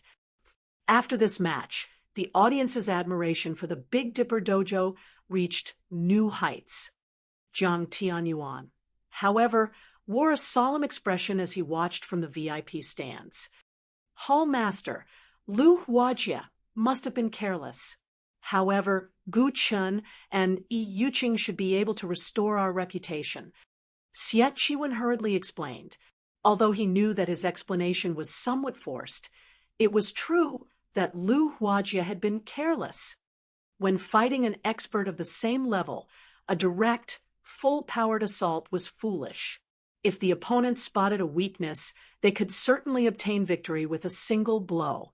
Lu Huajie's miserable defeat was understandable. Hopefully that is the case. After this competition, I would also like a proper explanation for why Yu Ziping is suddenly representing the Big Dipper Dojo. Jiang Tianyuan responded in a deep tone as he glanced at Xie Chiwen. While it was true that Lu Huajie had been careless, not every fighter could find an opportunity to deal such a devastating blow. It a certain degree of skill. It was clear that Yu Ziping had already reached this standard. Also, I want you to learn everything there is to know about the Big Dipper Dojo. Do not miss a single detail. Jiang Tianyuan could not help but shift his gaze toward Shifeng, who sat quietly in the distance. He kept having the feeling that there was more to the Big Dipper Dojo than what met the eye. Understood. I will look into it. Xie Chiwen repeatedly nodded, feeling a chill crawl down his spine when the heavy pressure Jiang Tianyuan gave off washed over him. Jiang Tianyuan was a legend in the White Tiger Dojo. Even the head hall master treated him with respect. Jiang Tianyuan's wrath was not someone a mere genius like himself could hope to endure. Meanwhile, on another side of the VIP stands, Xiao Yu and Xiao Yan brimmed with exhilaration. Head instructor Shi, you are truly astounding. You poached such a genius from the White Tiger Dojo. Now that we have defeated one of the White Tiger Dojo's elites, I'm afraid that the crowds will trample over and destroy the Big Dipper Dojo's entrance tomorrow. When Xiao Yu thought about the sea of people that would rush to apply for the Big Dipper Dojo, an indescribable joy bloomed in his heart. As long as the Big Dipper Dojo developed successfully, it would help the Big Dipper Group grow. The company would finally be able to branch out of Jinhai City and enter a bigger stage. I was just lucky, Shifeng said, chuckling. Yu Ziping's performance had been quite impressive. It was no wonder why even Lai Bao and Fire Dance had given him praise. Although Yu Ziping had only played God's Domain for a short time, his level had increased very quickly. Almost every monster he fought was a higher level. In addition, his foundations had already been sound. As a result, after practicing void steps incessantly, he had undergone a qualitative transformation. Unlike Shadow Sword, who had used 5 bottles of S-rank nutrient fluids to reach his current level, Yu Ziping had only needed 1. As for Turtle Dove, she had used 4 bottles. Yu Ziping was more fit than Shadow Sword and Turtle Dove when it came to combat experience. However, Yu Ziping couldn't compare to them. After all, Yu Ziping had never experienced a fight against God's Domain's peak experts. Following which, time passed quickly. One match after another ended on the main stage. The following matches were intense, and the audience's blood boiled as they watched. Unlike the first match, however, the other matches' outcomes weren't surprising. The only unexpected outcome was that, among the 8 contestants that made it to the quarterfinals, one was an independent contestant that had joined using the nickname Evil Fire. Despite not belonging to a dojo or training center, Evil Fire was frighteningly skilled. The strangest thing was that nobody had ever seen or heard of Evil Fire before. As a result, many dojos and training centers sent the contestants secret invitations, with some offering him astronomical incomes. Yet Evil Fire refused every offer. Instead, he made a confusing counteroffer, stating that he would only join an establishment if they had a representative that could defeat him in God's Domain. During the quarterfinals' second match, Evil Fire faced Gu Chun. No one had expected the unknown evil fire to defeat Gu Chun, one of the White Tiger Dojo's geniuses and Xie Chiwen's future successor, in less than 10 moves. During the final exchange, Evil Fire abandoned all caution as he landed a ruthless blow to Gu Chen's chest, knocking his opponent out instantly like a wild beast. As a result of his recklessness, though, Evil Fire had broken an arm. Evil Fire's combat method made every spectator shudder. If not for the high-quality medical care available, Evil Fire's fighting career might have ended with that final blow. Is that person trying to get himself killed? He's a savage. Xiao Yan frowned when he recalled Evil Fire's fight. It was very obvious that Evil Fire had deliberately sacrificed an arm to finish Gu Chun. No normal martial artist would have fought so desperately, especially not in a friendly competition. Trying to get himself killed, Shifeng did not voice his opinion. Although the fight seemed desperate, in reality, he had made the wisest decision. The match's outcome wouldn't have been so clear otherwise. After all, Gu Chun clearly had the advantage regarding physique. Evil Fire had only defeated his opponent due to having more combat experience. Based on the way Evil Fire fought, Shifeng could tell that the teen had experienced plenty of life-or-death battles. Otherwise, the teen wouldn't have been able to maintain his calm in such an intense fight. As everyone discussed Evil Fire's match, Xie Chiwen wore a grim expression. He couldn't understand what was happening. This was simply a friendly competition between 6 third-tier cities, yet one unknown expert had shown up after another. Now, even Gu Chun had been defeated. How was this a city-level competition? This could practically be considered a national-level competition already. During the third match, Shadow Sword defeated his opponent from the White Cloud Dojo, advancing to the semi-finals. The crowd cheered as the quarterfinals' last match began. Yu Qiao versus Yi Yuqing. Chapter 1297, Limit Removal. Chapter 1297, Limit Removal. Chapter 1297, Limit Removal. Although Yu Qiao and Yi Yuqing had just approached the stage and were waiting for the match to start, the various upper echelons in the VIP stands were exceptionally excited. Nobody had expected that this friendly competition would reach this point. This should have been a stage for the White Tiger Dojo to display its overwhelming might. Now, however, just getting into the semifinals was a problem. Meanwhile, Xie Chiwen wore a twisted expression. He had never thought that Gu Chun would be so useless as to lose to some unknown fighter. With this, the White Tiger Dojo's reputation was soiled. Meanwhile, as the person responsible for handling this competition, he couldn't escape blame. Xingting, contact Big Dipper immediately. If they are willing to forsake the competition, I will give them the Green God Company's invitation. We can both still benefit. If they refuse and Yi Yuqing takes the championship, they'll get nothing. Xie Chiwen quietly instructed Gan Xingting, who sat beside him. The current situation wasn't in his favor. Although Yi Yuqing was very strong, at the end of the day, she was no match for Gu Chun. Gu Chun had only lost to Evil Fire because he hadn't dared to go all out. It was difficult to guarantee that Yi Yuqing would not make the same mistake. Xie Chiwen did not want to take this risk. In any case, the dojo's and training center's main goal in this competition was the Green God Company's invitation card. If the Big Dipper Dojo accepted his offer, not only would they do the White Tiger Dojo a favor, but they'd also receive the invitation card. This was a heaven-sent opportunity to a small dojo like Big Dipper. Gan Xingting immediately left the VIP stands and contacted Xiaoyu, notifying the man of Xie Chiwen's offer. Big brother, did something happen? Xiao Yan asked curiously when he noticed Xiaoyu's hesitant expression while he was on a call. The Big Dipper Dojo had already garnered quite a bit of fame during this friendly competition.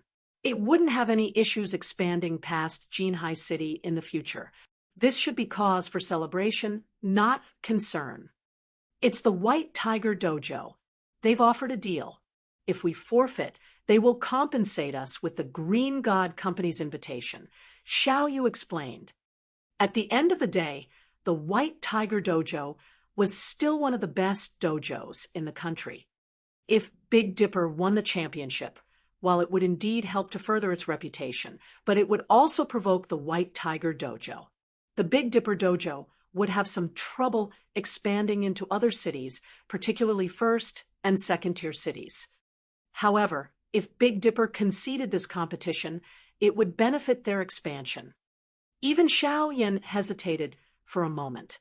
However, he shifted his gaze to Shifeng and said, "Big brother, rather than deciding ourselves, why don't we let Shifeng make the decision? After all, Shifeng is the dojo's manager. The dojo's development should be left to him." "I guess that's true." Xiao Yu smiled bitterly. After all, he wasn't responsible for the Big Dipper Dojo's management. Rather than having a headache over this matter, it was better to leave it to Shifeng. While Shifeng looked young and immature, his mind was anything but. The only reason the Big Dipper Dojo had come this far was Shifeng. If he decided on his own, and Shifeng disagreed, it would sour their working relationship. Following which, Xiao Yu passed Xie Qiwen's message to Shifeng. "Head instructor Shi, what do you think?" Xiao Yu looked at Shifeng, curious as to what decision the youth would make. The White Tiger Dojo's favor wasn't easy to earn. If the Big Dipper Dojo tried to expand to first and second-tier cities, it would run into the White Tiger Dojo. Moreover, it was not a guarantee that they would win the championship. If they rejected this offer, they might lose the opportunity to obtain the Green God Company's invitation. The White Tiger Dojo's offer didn't particularly surprise Shifeng. Straightforwardly, he responded, "Chairman Xiao, tell them that we can get the Green God Company's invitation by ourselves. We don't need their charity." The White Tiger Dojo was a frightening organization. As one of the best dojos in the country, it had branch dojos in practically every first and second-tier city. Shifeng understood Xiao Yu's thoughts. If he hadn't been reincarnated, he really would have been tempted to accept this offer as well. After all, getting in the good graces of a top dojo would make things easier when the Big Dipper Dojo expanded into first and second-tier cities. Unfortunately, the future was in God's domain. The Big Dipper Dojo had only recently established. If he wanted to recruit talented players and quickly increase the dojo's fame, this friendly competition was the best stepping stone available. He could not let this opportunity get away. If he waited a few more months, the other dojos and training centers would monopolize many talented players. He was in a race against time. Did he have enough to waste with the White Tiger Dojo? If we do this, Xiao Yu was stupefied. He had never expected such a clear-cut response from Shifeng. This was the White Tiger Dojo they were talking about. If they humiliated the White Tiger Dojo today, the Big Dipper Dojo would suffer from its wrath later. However, seeing Shifeng's determination and taking into account that the youth had full management rights for the Big Dipper Dojo, Xiao Yu would not offer a differing opinion. He sighed as he had no choice but to relay the decision to Gan Xingting. "What? They refused?" Xie Qiwen asked again, thinking he had heard wrong. "They said that they will obtain the Green God Company's invitation by themselves." Gan Xingting had also thought he had heard wrong. However, Xiao Yu's answer had been definitive. "Good. Excellent." At this moment, Xie Qiwen's expression was as cold as ice. He had never thought that a little dojo would dare oppose him. "Let's wait and see, then. Notify Yuqing right away. The dojo's reputation is at risk now. If need be, have her remove her limiter. I'll cover the recovery expenses myself."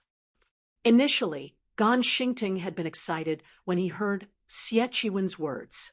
After all, He would finally get an opportunity to witness a limit removal, yet he began to worry as he responded, "But boss, if we expose that move here, we'll get in trouble with the main branch. I'll take responsibility for it. I want to show these no-name dojos and training centers that no matter how much they try, their efforts are futile." Xie sneered as he glanced at Shifeng. On the main stage, both Yu Qiao and Yuqing eyed each other, carefully observing the other party's movements. As soon as the referee swung his hands down and announced the start of the match, both fighters dashed forward, invading into each other's attack range. Although Yuqing's attacks seemed soft and light, they were incredibly fierce. Every punch and palm strike sounded like an explosion, overwhelming the audience. Although Yuqing was a girl, she had already achieved a 550 kilograms punch. Over a century ago, her punches would have qualified her for a boxing championship. She was fully capable of punching holes through concrete walls and crushing stones in her palm. She could even put an ordinary person's life at risk with one hit. Against Yuqing's overwhelming attacks, any normal person would have retreated. However, Yu Qiao did not. Instead, she launched her own barrage of attacks, her hands moving like whips as they clashed with Yuqing's attacks. Her momentum was no slower than Yuqing's. Moreover, every time she blocked an attack, a loud crash would echo throughout the venue. This scene stupefied the audience at the spectator stands. Both fighters exchanged blows constantly, attacking and defending nonstop. In the blink of an eye, Yu Qiao and Yuqing had exchanged numerous moves. The audience could not keep up with the two girls. This continued for over a dozen seconds without either side securing an advantage.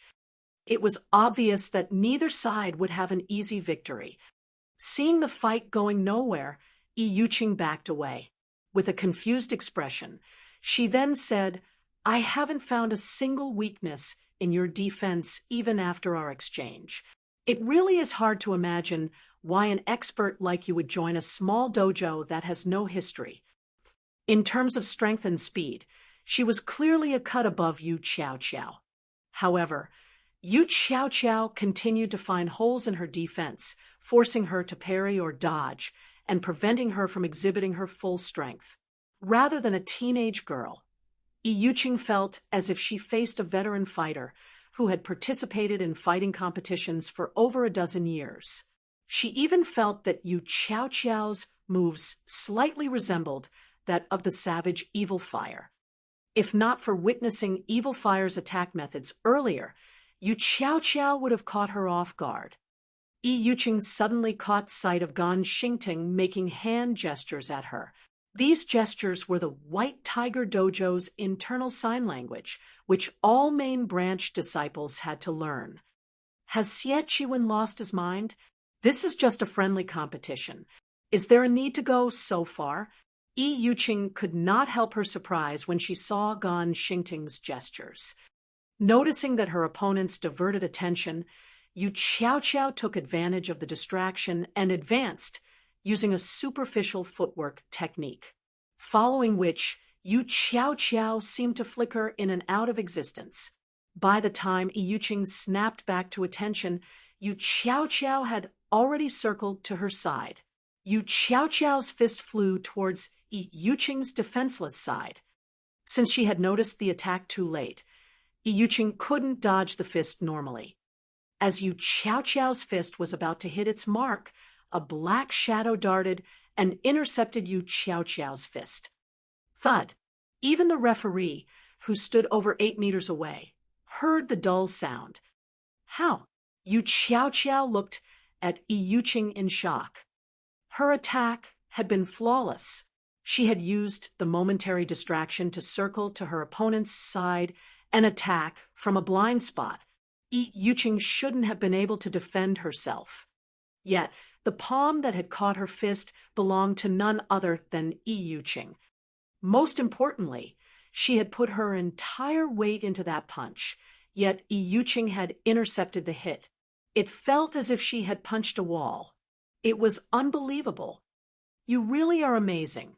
If I hadn't used limit removal, you might have defeated me with that blow. At this moment, Yuqing sighed ruefully as she gripped Yu Qiaoqiao's fist. Originally, I had planned to save this move for the national competition. I never thought that I would be forced to use it so soon. However, since I have, this match is over. Saying so, Yuqing squeezed Yu Qiaoqiao's fist. No matter how much Yu Qiaoqiao struggled, she couldn't break the hold. At this time, Yuqing clenched her free hand into a fist and punched her trapped opponent. The instant she threw her punch, a loud explosion rang throughout the arena. She was both faster and stronger than before. Chapter 1298, You're Not the Only One Who Knows. Chapter 1298, You're Not the Only One Who Knows. Chapter 1298, You're Not the Only One Who Knows. Knowing that she couldn't avoid Yuqing's fierce punch, Yu Qiaoqiao clenched her free hand into a fist and aimed a punch for Yuqing's wrist. The instant her fist met the young woman's wrist, however, she felt as if she had punched a steel wall.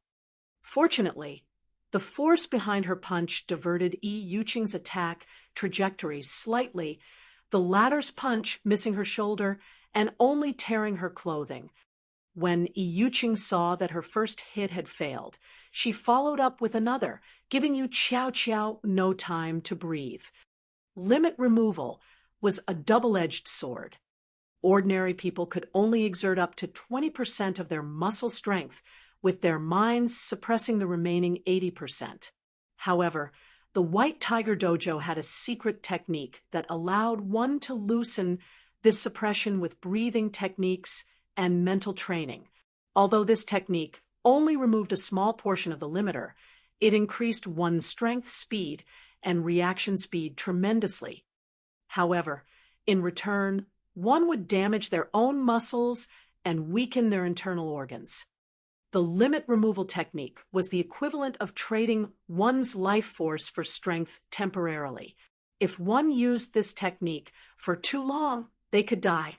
After all, humans' minds suppressed their strength to protect the body.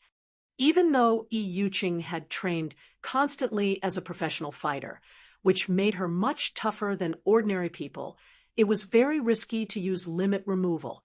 She wouldn't use it unless absolutely necessary.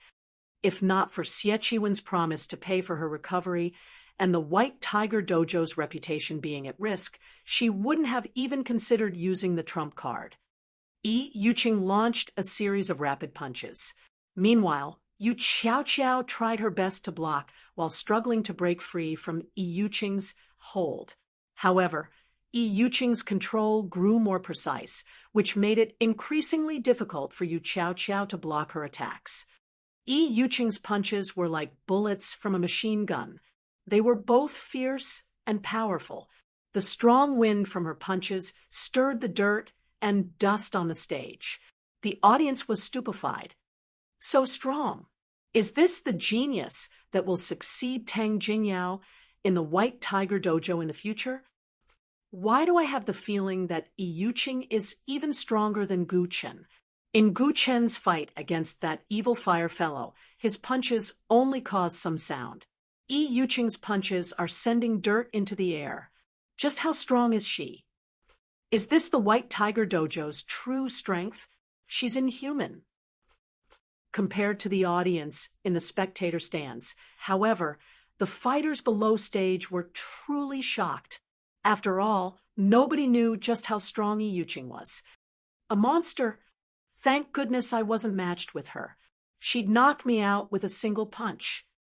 As expected of one of the White Tiger Dojo's geniuses, she can contend with national fighters. It seems the White Tiger Dojo will be this competition's champion. The fighters below stage felt their skin grow cold as they watched Yuqing's violent display. Meanwhile, in the VIP stands, Jiang Tianyuan watched the battle in silence. Although he didn't express joy, he didn't seem dissatisfied either. Seeing this, Xie Qiwen breathed a sigh of relief. Ha ha ha. Good. As expected of Tang Jingyao's future successor, her limit removal's efficiency should be at around 30% or so. Although she is still slightly weaker than Gu Chen, only experts from the other top dojos should be any match for her now. Xie Chiwen sneered as he watched Yu Qiaoqiao's defense crumble. One of the reasons that the White Tiger Dojo had become one of the best dojos in the country was this limit removal secret technique. Of course, the other top dojos and training centers had their own similar techniques, though there were slight variations. This was why other dojos and training centers had no hope against the top establishments. However, this kind of secret technique was extremely difficult to learn. Not everybody could master it. Both Gu Chen and Yi Yuqing were known as geniuses in the White Tiger Dojo because they had grasped this secret technique. Hence, they were showered with attention and resources in the dojo. Normally, the dojo only permitted the use of limit removal during national competitions as the technique took a toll on the user's body. After all, one would need a lot of time and resources to recover. However, Xie Chiwen couldn't care less right now. He would rather get reprimanded and compensate Yi Yuqing with S-rank nutrient fluids, dwindling his limited stockpile, than lose this friendly competition. Big Dipper, just you wait. I'll repay this debt sooner or later. Xie Chiwen glared at Shifeng and the others, plotting his revenge. Meanwhile, on Xiaoyu's side, we're finished. Yi Yuqing has been hiding her strength all this time. With such strength, who could defeat her? Seeing Yi Yuqing suppress her opponent, Xiaoyu began to have regrets. If he had tried to persuade Shifeng, they might have obtained the Green God Company's invitation card. Now, however, they would lose everything. The other upper echelons were similarly stunned. Rumors indicated that Gu Chen was stronger than Yi Yuqing. Now, however, it would seem that the opposite was true. If they compared their own disciples against this young woman, the difference between them would be like the difference between an adult and a child. Hiding her strength. Huh? When Shifeng saw the veins popping on Yi Yuqing's arms and forehead, he realized something. The White Tiger Dojo sure is willing to splurge. They're using limit removal in such a small competition. Aren't they afraid that it would affect their performance in the national competition? At present, very few in the fighting industry knew about limit removal. In 10 years, though, the move would be common. This was all due to God's domain. After all, God's domain had the technology to develop the human brain's potential. With a well-developed brain, it wasn't unusual for someone to be capable of removing their body's limiters. It was likely that no one fully understood the pros and cons of the limit removal technique yet. As for Yu Qiaoqiao, who was currently overwhelmed, Shifeng wasn't worried. After all, limit removal wasn't unique to the White Tiger Dojo. Moreover, compared to the limit removal technique in Shifeng's past, the present techniques were laughably crude. Meanwhile, on the stage, just as Yi Yuqing's fist was about to strike Yu Qiaoqiao's shoulder, Yi Yuqing's fist suddenly froze. What's going on? Yu Yuqing was shocked when she couldn't move her fist. Before she realized it, Yu Qiaoqiao had caught her wrist. Not only that, but she had broken free of the latter's hold. It was as if her entire arm had frozen in place. Chapter 1299. Do you dare fight? Chapter 1299. Do you dare fight? Chapter 1299. Do you dare fight? What is she trying to do? Xie Chiwen frowned when he saw Yi Yuqing's fist stop suddenly. Yi Yuqing could have ended Yu Qiaoqiao right there, and then, yet she had frozen. Xie Chiwen wasn't the only person confused. The others in the VIP stands were also baffled. Why had Yi Yuqing held back? However, none of them knew that Yi Yuqing was just as shocked. Although her punch hadn't contained her full power, her opponent shouldn't have been able to stop it. Yet Yu Qiao had done just that. You really are impressive. You are the first person my age to stop my punch after I used limit removal. Yi Yuqing could not help but praise Yu Qiao. However, you should give up. I cannot afford to lose this match. My strength is 50% higher than when this fight started. You have no chance of winning. Yi Yuqing could not help but admire Yu Qiao. If not for her being a White Tiger Dojo disciple, she definitely would not have been a match for Yu Qiao. Saying so, Yi Yuqing took half a step forward. Cracks began to appear on the stage beneath her feet. Her legs, waist, and shoulders twisting, Yi Yuqing concentrated all of her strength into her fist. Half-step collapsing punch. In Yi Yuqing's opinion, Yu Qiao had only caught her punch due to luck. It was very likely that Yu Qiao had grabbed her wrist before her fist accelerated. Although Yu Qiao currently had a firm hold on her wrist, if she went all out, Yu Qiao had no hope of stopping her. Moreover, her fist was less than 10 centimeters away from Yu Qiao. At this distance, Yu Qiao wouldn't be able to dodge the hit. Even diverting her attack trajectory would not be possible. Pung! Immediately, Yu Qiao took a step back, the stone floor beneath her feet cracking. Unexpectedly, however, Yu Qiao's firm on her opponent's fist was firm. She did not let Yi Yuqing's fist get close to her shoulder. Yi Yuqing was shocked. The young woman blocked her full-powered punch. As expected of a genius from the White Tiger Dojo, it was a tough fight without limit removal. Let's continue our earlier fight. Yu Qiao smiled slightly, a hint of excitement flashing in her eyes. Yi Yuqing was momentarily stunned. Based on the way Yu Qiao spoke, it was obvious that she, too, had grasped limit removal and simply hadn't used it yet. Although Yi Yuqing wanted to respond, Yu Qiao was already moving. Yu Qiao twisted her fist and broke free from Yi Yuqing's hold. Immediately after, her body spun as she sent a spiral kick at Yi Yuqing's head, her leg cutting through the air like a menacing scythe. Suddenly, Yi Yuqing felt death loom over her. Not daring to be careless, she used her full strength to break free from Yu Qiao's hold and used both arms to block the incoming kick. Thud! The instant Yu Qiao's foot met her arms, Yi Yuqing felt a stinging pain deep into her bones. Afterward, her arms grew numb. She felt as if she had been hit by a car as she flew backward.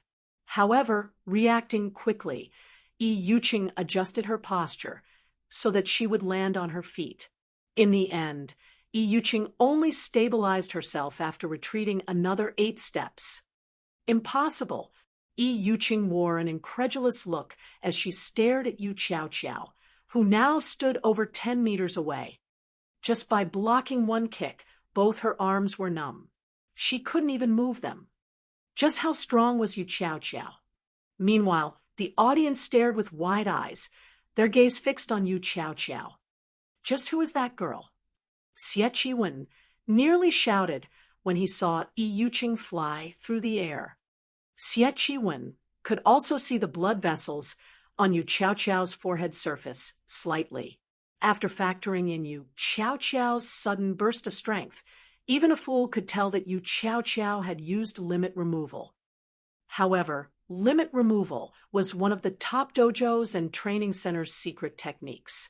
How could Yu Qiao have learned and grasped it? Yi Yuqing had trained arduously for 2 years under countless masters' guidance to grasp limit removal. Yet, not only had Yu Qiao grasped the technique, but it was also obvious that she could suppress her limiters far more than Yi Yuqing. Even Jiang Tianyuan was surprised. What an amazing little girl! Just who is her master? She can control her strength so freely despite removing her limiter to such a degree. Jiang Tianyuan was curious as he watched Yu Qiao launch a relentless assault against Yi Yuqing. Although grasping limit removal was difficult, trying to exert the additional strength one received to its full potential was even more so. Only those on Xie Qiwen and Tang Jingyao's level could rival Yi Yuqing's standards. It was no longer a matter of talent. Rather, one required careful guidance and a wealth of combat experience to achieve this. Back on the stage, the match between Yu Qiao and Yi Yuqing was incomparably fierce. Every one of their actions shattered the stone floor. Yi Yuqing, who wasn't a match for Yu Qiao's combat experience, had become even less of a match for her opponent. Every blow Yi Yuqing exchanged with Yu Qiao hurt her to the bone.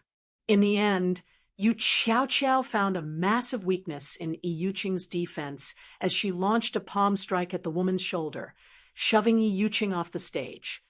Yi Yuqing realized that this was Yu Qiao's way of showing mercy. Had she not taken pity on her opponent, Yi Yuqing would have suffered more than just a fall off the stage. A genius? Yi Yuqing looked up at Yu Qiao. Suddenly, she found that all of the praise she had received from others, calling her a genius, truly laughable. Ignoring all other aspects, Yu Qiao was leaps and bounds above her regarding her strength after executing limit removal. Her defeat was only a matter of course. After Yi Yuqing fell off the stage, the referee announced the match's winner, Yu Qiao. As the referee announced the outcome, the arena fell silent for a moment. Then, loud cheering filled the venue. This breathtaking match had truly surprised every spectator. The Big Dipper Dojo's name etched itself deeply into everyone's mind. After all, among the 4 people taking part in the semifinals, 3 belonged to the Big Dipper Dojo. There were dozens of dojos and training centers from the 6 cities participating in this competition. Among them were the White Tiger Dojo and a large number of independent contestants. Sending all 3 representatives to the semifinals was a miracle. The Big Dipper Dojo, I am definitely going to apply to join it tomorrow. Many among the audience had already decided to join the Big Dipper Dojo, no matter what. Even the contestants consider the option. Among those in the VIP stands, some celebrated while others worried. Xiaoyu was naturally ecstatic. With this, the Big Dipper Dojo's fame would spread throughout the 6 cities. Xie Qiwen, on the other hand, felt both rage and helplessness. He had never thought that his first attempt of benefiting the dojo would end so miserably. However, Xie Qiwen hadn't given up yet. There was still the savage Evil Fire. It was still possible that Evil Fire could secure the championship. This would be much better than letting the Big Dipper Dojo win. Now that the 4 semifinalists had been decided, due to this being a friendly match, as long as Yu Zipping defeated Evil Fire, the Big Dipper Dojo would win the competition. Everyone very much looked forward to the first match of the semifinals between Yu Zipping and Evil Fire. It took roughly 20 minutes to repair the stage. Once the repairs were complete, Yu Zipping and Evil Fire approached the stage. However, as the referee was about to announce the start of the competition, Evil Fire stopped him and said, "Wait, contestant Evil Fire, is there an issue?" The referee asked curiously. "Before the match, I have something to say." Evil Fire, who looked like a brown bear, said, grinning, "All right, but I can only give you 1 minute." The referee nodded. 10 seconds will be enough. Evil Fire laughed. He then received the microphone and shifted his gaze to Shifeng in the VIP stands. Emanating a dominant aura, he proudly proclaimed, "Head Instructor Shi, I have come here today for one reason, and one reason only. I have heard that you are one of Zero Wing's upper echelons, so I hope that you can convey a message to Black Flame for me. Tell him that I, Evil Fire, want to challenge him in God's domain. Does he dare fight me?" Chapter 1300, Black Flame's Fame. Chapter 1300, Black Flame's Fame. Chapter 1300, Black Flame's Fame. Evil Fire. This is interesting. As Sure Feng looked at Evil Fire, he tried to remember his past. He hadn't actually heard this name before, yet based on the skill Evil Fire displayed, Sure Feng concluded that the youth was extraordinary. Evil Fire should be someone powerful in God's domain. Otherwise, the youth wouldn't have here to challenge him so confidently. Evil Fire's words echoed throughout the sports arena. Meanwhile, everyone else in the venue had fallen silent. Everyone was stunned. Nobody could have imagined that Evil Fire's goal in this competition was to challenge someone. He hadn't even challenged someone in the real world, but someone in God's domain. What's going on? Crap, he's challenging someone to a fight in a game? Why can't he just do that in the game? Did he really have to do this here? What do you know? He is talking about Black Flame. Who is Black Flame? Is he someone amazing? You don't play God's domain, so you might not know, but Black Flame is the guild leader of Starmoon Kingdom's #1 guild. The secret pavilion even gave him the title Sword King. He is a mythical existence, and countless experts in God's domain want to challenge him. However, why would someone as important as Black Flame accept every challenge? Moreover, Black Flame's whereabouts are always a mystery. He's incredibly hard to find. I never thought that the Big Dipper Dojo would be related to Zero Wing. This is going to be interesting. Since Evil Fire is so strong in the real world, I wonder how strong he is in God's domain. Ha ha ha. This is interesting. I am definitely going to watch the fight between Evil Fire and Black Flame. I doubt Black Flame will agree to it. After all, he is Zero Wing's guild leader. This is where Evil Fire is smart. Big Dipper's head instructor is one of Zero Wing's upper echelons, so Big Dipper and Zero Wing must have a close relationship. Meanwhile, Evil Fire put his strength on display for everyone to see.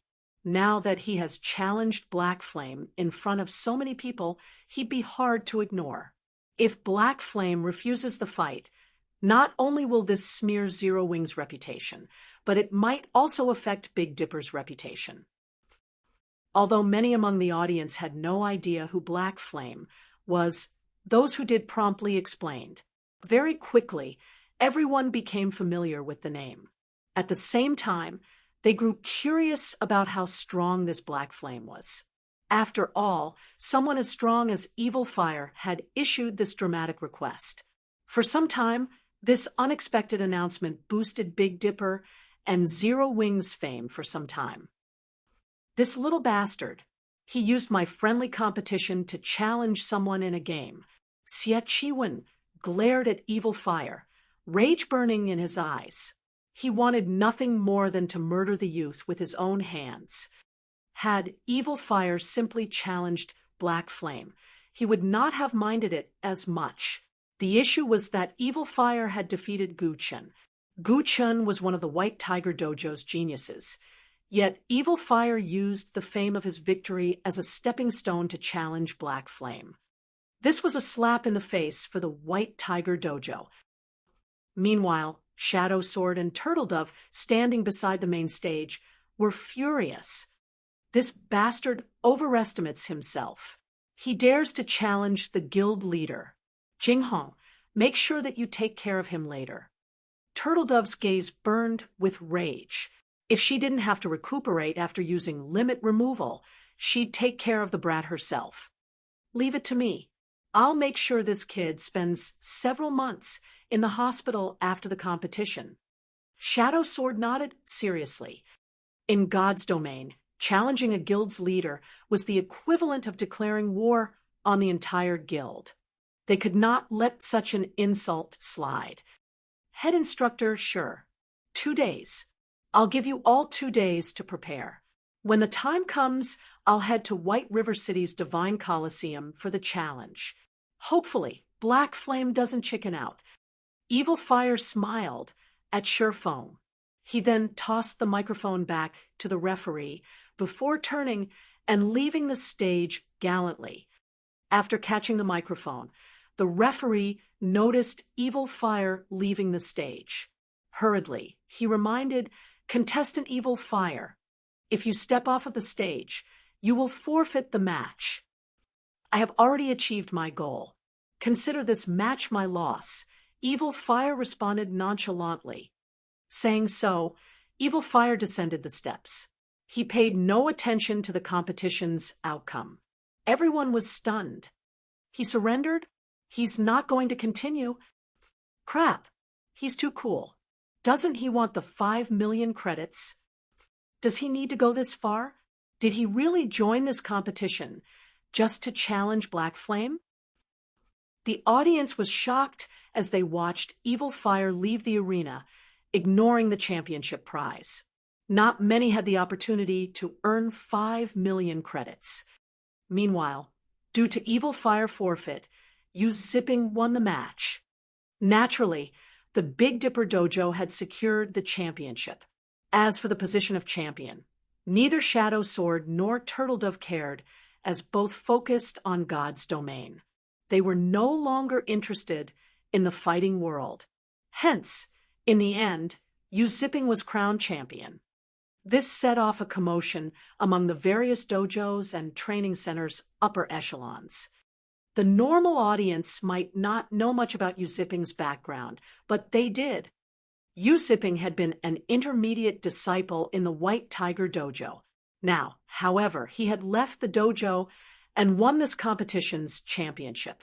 This would seriously wound the White Tiger Dojo's reputation. Xie Chiwen wore an ugly expression. Although he wanted to rage and kill Yu Zipping personally, he had a much larger problem to deal with Jiang Tianyuan, who had been silent for some time now. "Chiwen, I believe that you know what to do. I want an explanation for this. Once we return, you will also explain yourself to the head hall master. You are aware of the consequences if we're not satisfied with your explanation." Jiang Tianyuan glanced at Xie Chiwen. He then stood and walked away. Although he hadn't reprimanded Xie Chiwen with his words, his chilling tone stole the strength from Xie Chiwen's legs. Jiang Tianyuan's anger was reasonable. After all, Yu Zipping's performance today had been shocking. The youth definitely qualified to join the main branch for concentrated training, yet such a talented fighter had represented the Big Dipper Dojo. Explained to the head hall master, Xie Chiwen suddenly felt faint. Compared to the White Tiger Dojo's head hall master, he was nothing. Although he was one of the dojo's geniuses, he was only a genius. He wasn't a powerhouse. Normally, he would encounter the head hall master a few times a year, yet he was told that he would have to present his case to such an important figure. Xie Chiwen felt wronged. Although he had chosen Lu Huajie for personal reasons, his decision had been logical, as Lu Huajie had been much stronger than Yu Zipping. However, Yu Zipping had become so powerful, so much so that he had defeated Lu Huajie. How could he possibly know what was going on? As the competition ended, the audience gradually departed the arena. As they left, they discussed Evil Fire's challenge to Black Flame. Meanwhile, as Shifeng and the others prepared to leave the VIP stands, Gan Xingting stopped them. "May I know what business Instructor Gan has with us?" Xiao Yu asked, smiling. They had won the friendly match fair and square. Even the White Tiger Dojo couldn't find an excuse to cause them trouble. They also had tens of thousands of witnesses. If the White Tiger Dojo tried to do something here, it would only humiliate the dojo further. Chapter 1301, Competition. Chapter 1301, Competition. Chapter 1301, Competition. Seeing Gan Xingting block Shifeng's group, the various upper echelons stopped to watch, curious to see what the White Tiger Dojo intended to do. The White Tiger Dojo had hosted this friendly competition to spread its fame throughout the 6 cities. Yet, the Big Dipper Dojo had benefited. It would be a lie to say that the White Tiger Dojo was not furious. Ignoring the stares, Gan Xingting glanced at Shifeng before turning to Xiao Yu. Displeased, he said, Hall Master Jiang would like to invite Head Instructor Shi for tea. May I know if Head Instructor Shi is free? An invite from Hall Master Jiang. Everyone who heard this was momentarily stunned. Jiang Tianyuan stood at the peak of the fighting industry. He was practically a living legend. Jiang Tianyuan had also played a large part in lifting the White Tiger Dojo to its current status. Moreover, Jiang Tianyuan's disciples were all extraordinary. He also had influence in various other industries. Countless people dreamed of forming a connection with the man. Unfortunately, very few ever had the opportunity, and yet Jiang Tianyuan had sent an invitation. Moreover, by the looks of it, he only wished to speak with Shi Feng, not the others from Big Dipper. This, I'm afraid you'll have to ask Head Instructor Shi himself. Xiao Yu frowned before turning to Shi Feng. He wasn't afraid of the White Tiger Dojo as a business rival. However, he was afraid of the White Tiger Dojo using other methods to deal with them. One such example was poaching Shi Feng. In fact, these situations were common. The Big Dipper Dojo's achievements were all thanks to Shi Feng. Now that Jiang Tianyuan wanted to meet with the man, Xiao Yu felt threatened. If Jiang Tianyuan poached Shi Feng, developing the Big Dipper Dojo and the Big Dipper group further would be out of the question. The White Tiger Dojo possessed wealth and influence. Even if Shi Feng became one of its branch hall masters, he would enjoy far more benefits than the Big Dipper group could ever hope to offer. However, it also would not do to refuse Jiang Tianyuan. After all, Jiang Tianyuan had taken the initiative to invite Shi Feng. If they refused to meet with him, Jiang Tianyuan would consider it disrespect. If that happened, even if Jiang Tianyuan didn't act personally, his followers would be more than enough to make the Big Dipper group suffer. Hence, Xiao Yu could only leave the decision to Shi Feng. Lead the way, Shi Feng responded calmly and without hesitation. They were bound to meet sooner or later. After all, if he wanted Yu Zipping to join Zero Wing, he would have to overcome the hurdle known as Jiang Tianyuan first. Following which, Gan Xingting led Shi Feng to the arena's top-floor lounge. Big brother, what do we do? If Jiang Tianyuan offers Shi Feng something that he can't refuse, the Big Dipper Dojo will be finished, Xiao Yan asked anxiously as he watched Shi Feng walk away.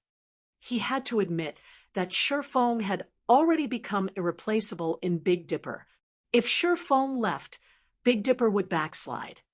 We can't let Jiang Tianyuan poach him. No matter what it takes, we must convince him to stay. I heard that he and Ruashi are close. Think of a way to convince her to help us. At most, we'll concede a slightly higher percentage of our profits when negotiating with the Zhao group. Xiao Yu was determined to compete with the White Tiger Dojo. In the top-floor lounge, as soon as Shi Feng entered the room, he sensed 4 piercing gazes locking onto him. The origins of these ominous looks stood beside Jiang Tianyuan. 3 of these people were men, and 1 was a woman. All 4 wore black suits and appeared to be Jiang Tianyuan's bodyguards. Although they only stood there, they radiated a chilling aura. It was very obvious that they weren't like the pampered children, Gu Chen and Yi Yuqing. These people must have experienced many trials and tribulations. Moreover, their auras were even more intense than Lei Bao's. Of course, that was not to say that these 4 people were stronger than Lei Bao. It was simply because Lei Bao kept his aura hidden. Shi Feng didn't doubt that if he showed the slightest hint of a threat, these 4 would immediately move to kill him. The White Tiger Dojo really is impressive. They've even hired such extraordinary bodyguards. Shi Feng swept his gaze across these 4 people, noticing that they all had falcon tattoos on the back of the hands. This mark belonged to none other than the Black Falcon Alliance. The Black Falcon Alliance was a globally renowned mercenary alliance. Anyone who wanted this tattoo had to earn the Black Falcon Alliance's acknowledgement first. The organization's ordinary members simply weren't worthy. As Shifeng entered the room, Jiang Tianyuan smiled as he gestured to the sofa before him and said, "Sit." Only then did the 4 Black Falcon bodyguards relax a little. However, their gazes never once left Shifeng. Shifeng ignored the gazes as he approached Jiang Tianyuan. Seeing Shifeng's reaction, Jiang Tianyuan inwardly praised his guest. He was very familiar with his 4 bodyguards' strength. If all 4 worked together, even an internal force expert wouldn't walk away unscathed. Very few youngsters like Shifeng could remain unperturbed under their attention. After emptying the teacup placed before him, Shifeng smiled and asked, "Hall Master Jiang, may I know what business you wish to discuss?" "Young man, you are quite impatient. This isn't your average tea. This is the Green God Company's Harmony Tea. Savoring it properly will aid in one's mental recovery and help expand one's mind," Jiang Tianyuan said, his heart aching as Shifeng downed the tea. Shifeng couldn't help his surprise. "So, this is the rumored Harmony Tea." Shifeng looked at the teapot on the table incredulously. The taste had been unique. However, he had not paid much attention to it. Although he had considered the possibility that it might be poisoned, it was highly unlikely. Even if the White Tiger Dojo disregarded its reputation, Jiang Tianyuan would keep his intact. Harmony Tea was unique to the Green God Company. Unfortunately, it was difficult to produce, so it wasn't sold to the public. Although its recovery and enhancement effects were not as strong as the S-rank nutrient fluid, it had an aspect that the nutrient fluids couldn't compare to. Unlike the S-rank nutrient fluid, Harmony Tea had a milder energy. One might not notice any immediate effects, but in the long run, the tea could help improve a person's physique and extend their lifespan. It could also assist in developing one's mental potential. It was no wonder that, despite being over 50 years old, Jiang Tianyuan only appeared to be in his 30s. As expected of the White Tiger Dojo, they can get their hands on such a rare product. Shifeng was a little jealous. If he could obtain a large amount of Harmony Tea, he would have a much easier time nurturing Zero Wings experts. He had to admit that, no matter what he wanted to do, resources were very important. "All right, I'll cut to the chase. I don't want to waste a youngster's time. I've asked you here for 2 things." Seeing Shifeng's interest in the Harmony Tea, Jiang Tianyuan could not help but smile as he said, "The first involves you zipping. I hope that you will allow him to return to the White Tiger Dojo. He has a lot of potential. He will have a better future if he develops in the White Tiger Dojo. That is up to him. I cannot choose for him." Shifeng waved his hand, showing that he had no interest in this issue. In reality, he did not care which dojo Yu Zipping developed in. He only cared about Yu Zipping's choices in God's domain. "You are quite the mysterious youth." Shifeng's reply stunned Jiang Tianyuan. He simply couldn't fathom why Shifeng would willingly let go of such a talent so easily. However, he didn't think that Shifeng had lied. He had prepared counter-arguments if Shifeng refused, but his efforts had been wasted. "Since that is the case, I'll have to trouble you to pass the message on. Now that the first issue has been addressed, let's get to the second matter. Please speak." "The second matter involves you. I'd like to invite you to join the White Tiger Dojo." Chapter 1302, Daylight Robbery. Chapter 1302, Daylight Robbery. Join the White Tiger Dojo. Shifeng was slightly surprised by the offer. While it was common for dojos and training centers to poach personnel from each other, the targets were normally disciples. Instructors were rarely approached. After all, any instructor was considered a backbone of their establishment. Poaching an instructor was significantly more expensive than a disciple, not to mention a head instructor like himself. If they didn't offer a high enough position, they couldn't tempt him in the least. On the other hand, the White Tiger Dojo's upper echelons would never agree to offer him a position as high as head instructor. There were a limited number of head instructor positions available, and every head instructor was a part of the White Tiger Dojo's core. The influence they held was immense. Furthermore, he was only the head instructor of a recently established dojo.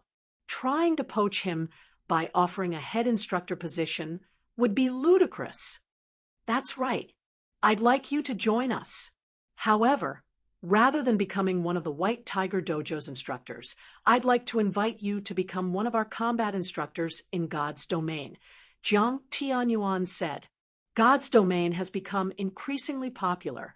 The White Tiger Dojo intends to secure a piece of that pie. However, at the end of the day, there are some differences between combat in God's domain and combat in the real world. Hence, we wish to recruit some God's domain experts to train our disciples. I heard that Zero Wing is quite capable in this aspect. Hence, I wish to hire you as one of our God's domain instructors. Of course, you will receive the benefits of a White Tiger Dojo advanced instructor. Although the White Tiger Dojo had many instructors, there were extremely few advanced instructors. Every advanced instructor was also an internal force expert. Even hall masters such as himself treated these individuals with respect. Countless experts envied them for the benefits they received. Jiang Tianyuan's offer stunned his 4 bodyguards. Although they were bodyguards, they were also Black Falcon Alliance experts. Their understanding of the White Tiger Dojo was more acute than ordinary people. Hence, they knew just how powerful the White Tiger Dojo's advanced instructors were. Even the Black Falcon Alliance's mainstays had to treat them with respect. Sometimes, the Alliance would even request training from these instructors. It wasn't even a guarantee that these instructors would agree. It was very difficult to imagine that a youngster in his early 20s would have the opportunity to become an advanced instructor in the White Tiger Dojo. Forget about the advanced instructor position. What other benefits can you offer? Shifeng said, shaking his head. He wasn't particularly interested in becoming an advanced instructor in the White Tiger Dojo. While the fame and influence that came with the position were tempting, they were not particularly useful to him. Other benefits. Jiang Tianyuan gave Shifeng an odd look. Curiously, he asked, "What do you have in mind?" The position was a good opportunity to gain some renown in the fighting industry. Countless people coveted the position, yet Shifeng didn't seem interested. S-rank nutrient fluid or harmony tea. Both are acceptable, Shifeng said after giving the matter some thought. As for the exact amount, that depends on how many players you'd like me to train. My price is roughly 20 people per bottle. I can guarantee that they will reach the trial tower's 5th floor within a short time. Both S-rank nutrient fluid and harmony tea would significantly help his guild's experts. They were far more practical than the position of advanced instructor. Moreover, Stone Forest Town had the battle arena. It was an excellent location to nurture experts, including the fact that the White Tiger Dojo's disciples would start with sturdy foundations. It would not be difficult to train them to the 5th floor standard in a short time. Hearing Shifeng's words, the 4 bodyguards rolled their eyes. Each bottle of S-rank nutrient fluid sold for 1 million credits on the market, yet Shifeng wanted 1 bottle for training 20 experts. Even when the Black Falcon Alliance hired advanced instructors from the White Tiger Dojo to teach 300 of their elite members, it didn't pay 1 million credits per month. Shifeng's demand was simply daylight robbery. Your request is too expensive. Jiang Tianyuan frowned. He more or less understood God's domain. Hence, he knew just what kind of standards a 5th floor expert in God's domain possessed. Furthermore, the White Tiger Dojo's disciples were already combat experts. Even if they simply experimented themselves, they could easily reach the 5th floor. I am willing to offer 1 bottle for 100 players. The first session will include 500 players. At the very least, I want them to reach the trial tower's 6th floor within 1 month. Reaching the 6th floor within 1 month is too difficult. If you want all 500 to reach that standard, I'll take no less than 50 bottles. Otherwise, you'll have to find someone else. Hall Master Jiang. Shi Feng hadn't expected Jiang Tianyuan to be so familiar with God's domain. Unfortunately, his understanding wasn't sufficiently thorough. Reaching the trial tower's 6th floor was the equivalent of being an expert in a first-rate guild. Even with strong foundations, it would take a lot of training to reach such a standard. Of course, some players with extraordinary talent could do it in a short time. However, not everyone was so gifted. Moreover, nurturing 500 people would cost a frightening amount of resources. The Blackwater Corporation had invested an astronomical amount of manpower and resources to nurture their experts, yet the White Tiger Dojo wanted to offer a few bottles of S-rank nutrient fluids to achieve the same. If he only charged 1 bottle per 100 people, he would very quickly go bankrupt. Seeing Shi Feng unwilling to yield, Jiang Tianyuan fell silent for a moment. We can't possibly part with so many bottles.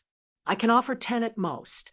We can pay for the rest with credits, Jiang Tianyuan said, yielding slightly. S-rank nutrient fluids were extremely precious, even to the White Tiger Dojo. They used a large number during every national competition, not to mention international competitions. They did not have a lot to spare. I will only accept S-rank nutrient fluids and harmony tea. If Hall Master Jiang cannot make this decision at the moment, I can wait until you return and discuss it with your colleagues, Shi Feng said resolutely. He had other ways to obtain credits. Moreover, he had already begun constructing his city. Once it was complete, the potential of virtual property would see explosive growth.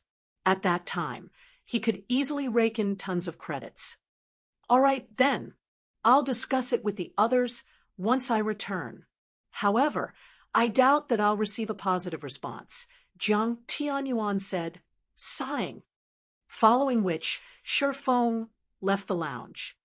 After Shi Feng left, someone else entered the lounge from a connected room. This man wore black and white martial artist robes. He felt indescribably approachable. The instant he entered this room, it felt as if the world revolved around him. Hall Master, this kid simply doesn't know how to appreciate a favor. Not only wasn't he grateful for your personal invitation, but his demands were also exorbitant. Should I stir up some trouble for the Big Dipper Dojo? The man asked angrily. Forget it. I had only asked on a whim. Even if he agrees to my offer, the final decision rests with the head hall master. After all, the other hall masters have other recommendations, Jiang Tianyuan said, as he waved off the angry man's concern. Jinhai City is our problem now. With today's outcome, our plans have been interrupted. Tianji, you'll replace Chiwen as the branch manager here. Think of a way to restore the White Tiger Dojo's reputation here. Also, lead the first batch of disciples in God's domain and introduce them to the game. Help them acclimate to the game's mechanics. At the very least, make sure they aren't completely clueless when their training begins. Hall Master, rest assured, I have already seen to the necessary preparations. Every disciple has already been given an advanced virtual gaming helmet, while advanced disciples have access to virtual gaming cabins. By the time the other hall masters make their move, we will have gained a stable foothold in God's domain, the man named Tianji said, laughing. As soon as Shi Feng returned to the Greenwater Villa, he logged back into God's domain.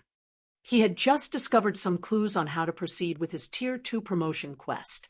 Meanwhile, Evil Fire's challenge posed too much of a threat. If he did not deal with it properly, he would become a laughingstock in White River City. It might even affect the Big Dipper Dojo's reputation. He had no intentions of wasting today's results. Chapter 1303, Secret Alchemy Technique. Chapter 1303, Secret Alchemy Technique. Chapter 1303, Secret Alchemy Technique. In the quiet herb garden, Shi Feng discovered quite a few level 65, tier 3 demonic guards and two-headed demonic hounds in the courtyard as he logged in. Unlike the demonic beasts wandering about, these demonic guards patrolled the inner courtyard in groups of 10, with 2 demonic hounds accompanying each group. Now, it was practically impossible to reach the tower safely.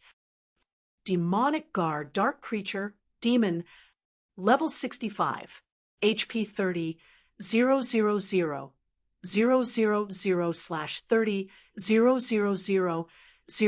000, two-headed demonic hound, dark creature, great lord, level 65, HP 52, 000, 000/52, 000. Even with Anna and Kite's assistance, taking on 12 great lords at the same time would be suicidal. What a tight security. This quest really isn't giving me any chances to break through. After observing the patrolling monster's pattern for over 10 minutes, Shi Feng smiled bitterly. Because he had ransacked the herb garden earlier, Raymond wouldn't give him a second chance. Demons were far more intelligent than demonic beasts. Even if he attracted only one demon's attention, the entire squad would charge at him. They would not give him any opportunities to pick them off one by one. Moreover, several squads patrolled the inner courtyard. The moment he set foot in the inner courtyard, he wouldn't have to face just one squad. At the very least, 3 or 4 squads would chase him down. Demons were very similar to NPCs. They were capable of cooperation. Hence, the more demons in an area, the more combat power they could exhibit. Even a 1,000-man team couldn't defeat so many tier 3 demons at the same time, not to mention one person. It is impossible to reach the tower by force. I have no choice but to find a different way. Shi Feng temporarily gave up on the idea of breaking through the patrols. He then shifted his gaze to other locations. The inner courtyard was very large. Although there was only one main entrance, there were quite a few side entrances leading to the inner courtyard. Only these side entrances were not as convenient as the main entrance, which led directly to the tower. As Shi Feng was about to move towards one of the side entrances to take a look, a noise in the courtyard distracted him. Turning, Shi Feng noticed 6 massive figures moving rapidly towards the herb garden. These figures didn't notice Shi Feng as they dashed towards the silver moon tree. These 6 massive figures were none other than the silver moon bears that had fled earlier. After returning to the silver moon tree, the silver moon bears lazed about. These silver moon bears still dare to return. Shi Feng was slightly confused as he watched the silver moon bears snooze peacefully. Although he had already killed off the tier 3 demonic hunters that had guarded the garden earlier, the magic barrier Raymond had erected was still present. This magic array was a powerful deterrent against demonic beasts. This was also why Shi Feng could log out of the game without worry. Yet, the 6 silver moon bears had resisted and barged into the herb garden. Shi Feng had previously assumed that the silver moon bears had stayed close to the tree to protect the moonlight fruit. However, it would seem that was not the case. After all, he had already plundered everything the silver moon tree had to offer. That's not right. Why do these silver moon bears seem a little larger than the ones I saw from before? Seeing the slumbering silver moon bears, Shi Feng activated omniscient eyes. Silver moon bear, demonic beast, great lord. Level 65, HP 80, 000, 000/80, 000, 000. These bears actually had 6 million more HP than the silver moon bears he had encountered earlier. Why have they grown stronger? Sherfong was slightly confused.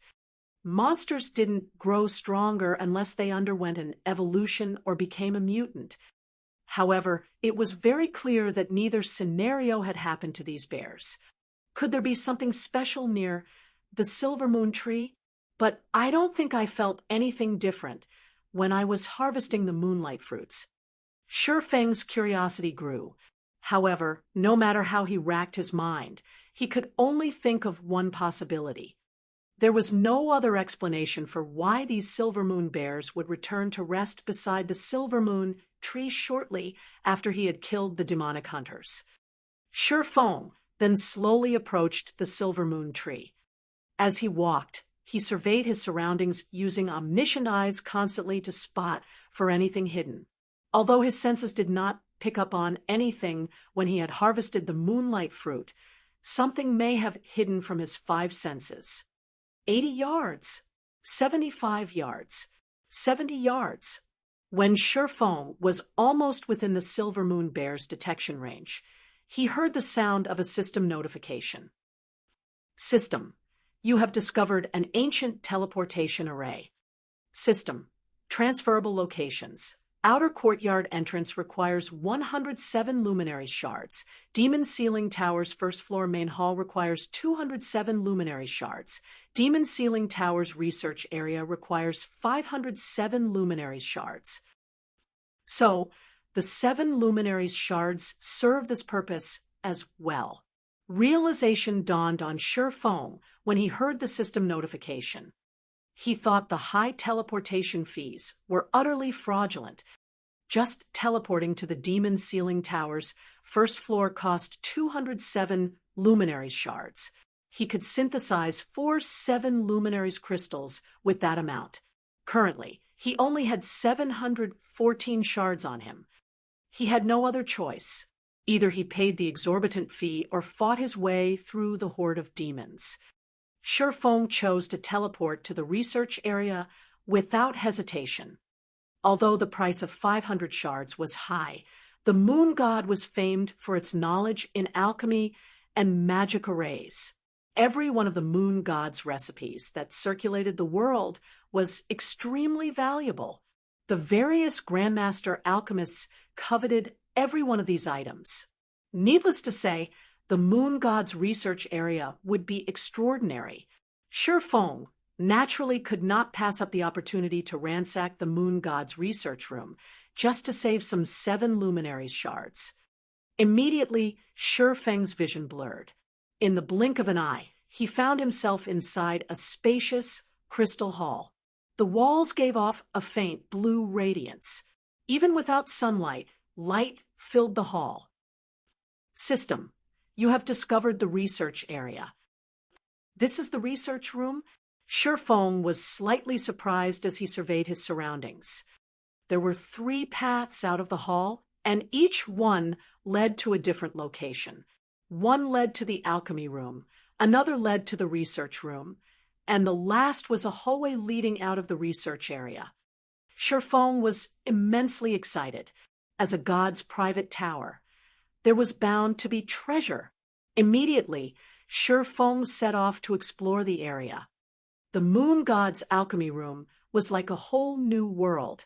The room was as large as a football field, and there were all sorts of research materials and foundational books. There were also plenty of alchemy tools. Although the majority of the books and tools had been damaged beyond recognition due to the passing of time, the items that survived fascinated Sherfong. Any random alchemy tool he picked up was at least secret silver rank. If sold on the market, they could easily fetch over 10 gold. There were over 300 secret silver tools. There was also a complete set of fine gold alchemy tools. The set was easily as valuable as an epic item. However, no one would be so foolish as to sell the set, regardless of the price. The alchemy tools' value paled in comparison to the books he found. To alchemists, These books were priceless. Among the books he found, 9 were introductions to basic secret alchemy techniques. There were also 2 books about advanced secret alchemy techniques. These tomes were similar to secret technique tablets, but they were much easier to learn than the secret technique tablets. In the past, even Shadow's master alchemists had only learned 2 or 3 basic secret alchemy techniques, and the guild had paid a massive price to do so. Among them, the best secret technique had cost 1 epic item to learn. Of course, this price guaranteed that one would learn the secret technique. If the technique had only allowed 1 player to learn it, it would have only cost a few hundred gold. If an advanced alchemist could learn 3 to 5 basic secret techniques, their chances of becoming a master would double at the very minimum. Anyone who learned the advanced secret techniques would be guaranteed to become a master alchemist. That is. Suddenly, Shifeng noticed the surrounding mana flowing towards a dilapidated stone table a short distance away. The mana flow was slow and weak.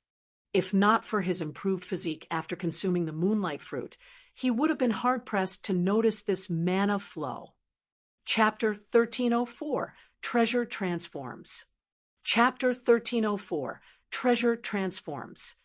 Chapter 1304, Treasure Transforms. A thick layer of dust covered the stone tablet, and mana circulated around it. After taking a few steps towards the table, Shifeng was assaulted by an immense pressure. This is divine might, although the divine might was faint, and he only sensed it once he was within 10 yards of the table. Shifeng could still feel himself grow a little sluggish. He was excited. Items only exuded divine might if they were frequently used or painstakingly crafted by a god. Needless to say, any item a god favored would be valuable. While resisting the divine might, Shifeng started to tidy up the table. Although divine might was very powerful, the table only exuded a very faint trace of it. Shifeng could still move normally as he stood less than a yard away from the table. Very quickly, Shifeng removed most of the dust covering the table. Books and materials littered the table. However, due to the passing of time, these items had long since eroded. Aside from some mysterious patterns carved into the table, Shifeng could not find anything noteworthy. Could the table itself be exuding the divine might? Shifeng could not help but frown. He could already tell that the table before him was a treasure. The faint trace of mana around the table would definitely aid refining and synthesis work. The table might even have other function that he hadn't noticed yet. In any case, it was undoubtedly useful for alchemists. Only the stone table wasn't like other items. It could not be stored in a player's bag space. If Shifeng wanted to take it with him, he would have to carry it. Clearly, this wasn't a viable option. The alchemy table was the size of a pool table. Even if he could carry it, he did not have the leeway to carry it around with him. If I can equip one of the special alchemy rooms with this table, it could help the trading firm's alchemists. Shifeng struggled with his disappointment. Aside from alchemy tools, items such as this alchemy table were extremely precious. A good alchemy table could be as helpful as a basic secret alchemy technique. However, since Shifeng could not take the table with him, he had no choice but to take out the soul orb and absorb it. Since the alchemy table radiated divine might, it could be considered as a god crystal. One of the reasons he had chosen the Azura Mode promotion quest was to obtain a large number of god crystals to lift the demon god Paimon's seal. Please let it absorb this table. Shifeng silently prayed. He then clicked the Absorb Divine Power button on the Soul Orb's interface and selected the alchemy table as the target. Currently, no one owned the alchemy table. Shifeng wasn't sure if the Soul Orb could actually absorb an ownerless item. After all, he had never tried. The soul orb immediately began to emit a dark smoke, which soon enveloped the table. However, even after several seconds, there was no indication that the smoke was devouring its target. "Don't tell me, it's not possible," Shifeng muttered worriedly. As soon as Shifeng had said so, however, the sound of a system notification reached his ears. "System, do you wish to allow the soul orb devour the magic alchemy table?" Without hesitation, Shifeng clicked the agree button. The magic alchemy table might even be more valuable than an epic weapon, but it was worthless if Shifeng couldn't take it with him. He would rather sacrifice such a treasure to lift the seal on the soul orb than leave it behind. As Shifeng clicked agree, the magic alchemy table began to radiate a golden glow. It was clearly trying to resist. Unfortunately, the soul orb was the fragment of the treasure of illusion, an item on par with a godly relic. How could a measly magic alchemy table resist it? In the next moment, the magic alchemy table melted at a speed visible to the naked eye. Streams of golden air flowed into the soul orb. In less than a minute, the magic alchemy table had vanished. Meanwhile, the soul orb statistics had changed slightly. Aside from the absorbed god crystal counter increasing from 0 to 1, it now only required 95 player souls to form a drop of soul water. Absorbing god crystals has other effects. Shifeng could not help his surprise. He was instantly ecstatic. If he didn't need to absorb as many souls, he could craft soul water much faster. Once he finished absorbing the magic alchemy table, he activated omniscient eyes to search the room once again. If he relied only on his 5 senses, it would take him a long time to find other items like the magic alchemy table. He might even miss some. With the omniscient eyes, however, nothing within 100 yards of him could hide. Charlene didn't lie to me. A god's previous residence has plenty of god crystals to offer. After activating omniscient eyes, Shifeng discovered another potential god crystal. This one was a broken chair. Shifeng hadn't noticed the divine might radiating from it earlier due to a suppression magic array, and since it was a broken chair, he hadn't paid any attention to it. Following which, Shifeng absorbed this broken chair, increasing the god crystal counter to 2. To ensure that he didn't miss any god crystals, Shifeng scoured the alchemy room. He scanned the entire room with omniscient eyes again and again. This is surprising. A single room had 4 god crystals. This is a huge harvest. Shifeng's eyes burned with excitement when he saw that the soul orb only needed 6 more god crystals to remove Paymon's seal. He only needed 80 souls now to produce a drop of soul water. The soul orb had been one of the 7 treasures. However, due to demon god Paimon, it couldn't exert its true strength. The flower of 7 sins had nurtured hundreds of experts in the past, even without unlocking the soul orb's full potential. If Shifeng could use the soul orb without fear of repercussions, the outcome would be incredible. After sweeping through the alchemy room, Shifeng made his way towards the research room. The research room was far more luxurious than the alchemy room, as it had been used to invent high-end alchemical products. Until now, the only known location that could help players surpass the master threshold to become grandmasters were Titan City's special rooms. As soon as Shifeng entered the research room, he froze. Why is he here? Shifeng felt as if he had just fallen into a death trap when he saw the familiar figure wandering around the research room. This figure was none other than the dark wizard Raymond. Currently, Raymond was in the midst of concocting a potion. Fortunately for Shifeng, Raymond was very focused on his task, including the several bookshelves that served as cover and the magic arrays to prevent interruption. Raymond did not discover Shifeng immediately. Even so, Shifeng could feel a headache brewing. The research room was different from the alchemy room. It had been well maintained and was in excellent condition. Needless to say, this room contained several treasures. Even without using omniscient eyes, Shi Feng had already noticed 2 potential god crystals. If he used omniscient eyes, he would discover many more. He might even find enough to lift the soul orb seal and still have some to repair other items.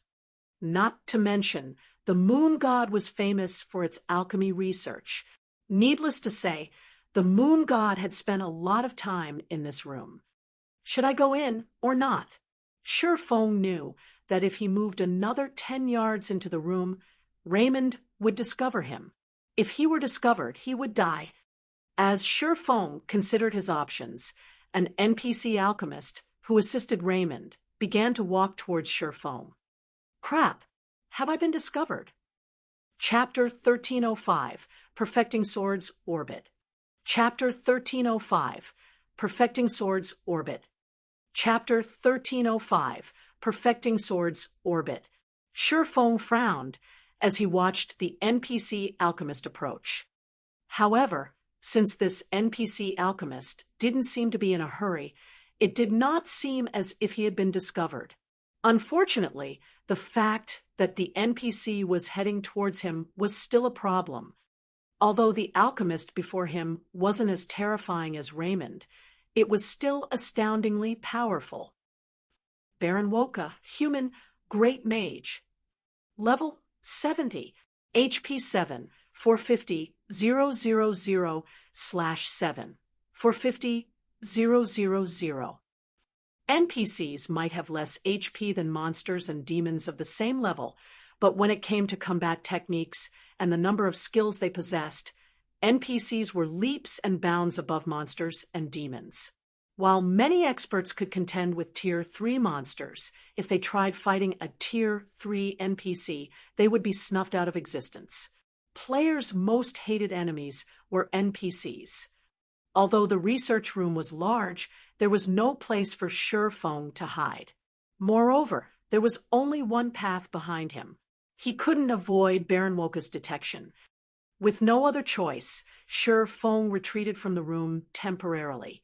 He planned to hide in the alchemy room while he thought of another way to loot the research room.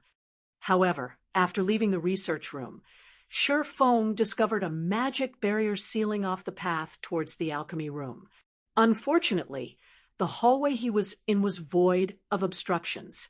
One could see everything in it with a single glance. Should I leave the tower for now? Shi Feng glanced towards the path leading outside. However, he quickly shook the thought from his mind. The path to the alchemy room had been sealed off after he had explored and left it. If he left the research area now, he might not be able to get back in. If that happened, he would lose his opportunity to explore the research room. Aside from the god crystals, precious alchemy tools, and research materials the research room contained, Raymond's 7 luminary source stone was enough of a reason to keep Shi Feng from leaving. After all, how was he supposed to deal with the Demon King without it? It seems that I have no choice but to fight. Shi Feng's gaze drifted back to the research room's door.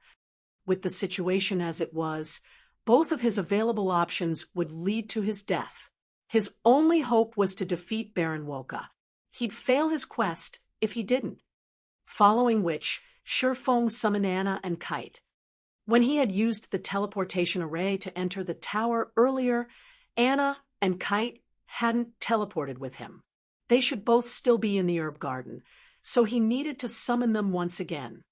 Although Anna and Kite were not as high-tiered as Baron Woka, their combat power was no weaker than an ordinary Tier 3 NPCs.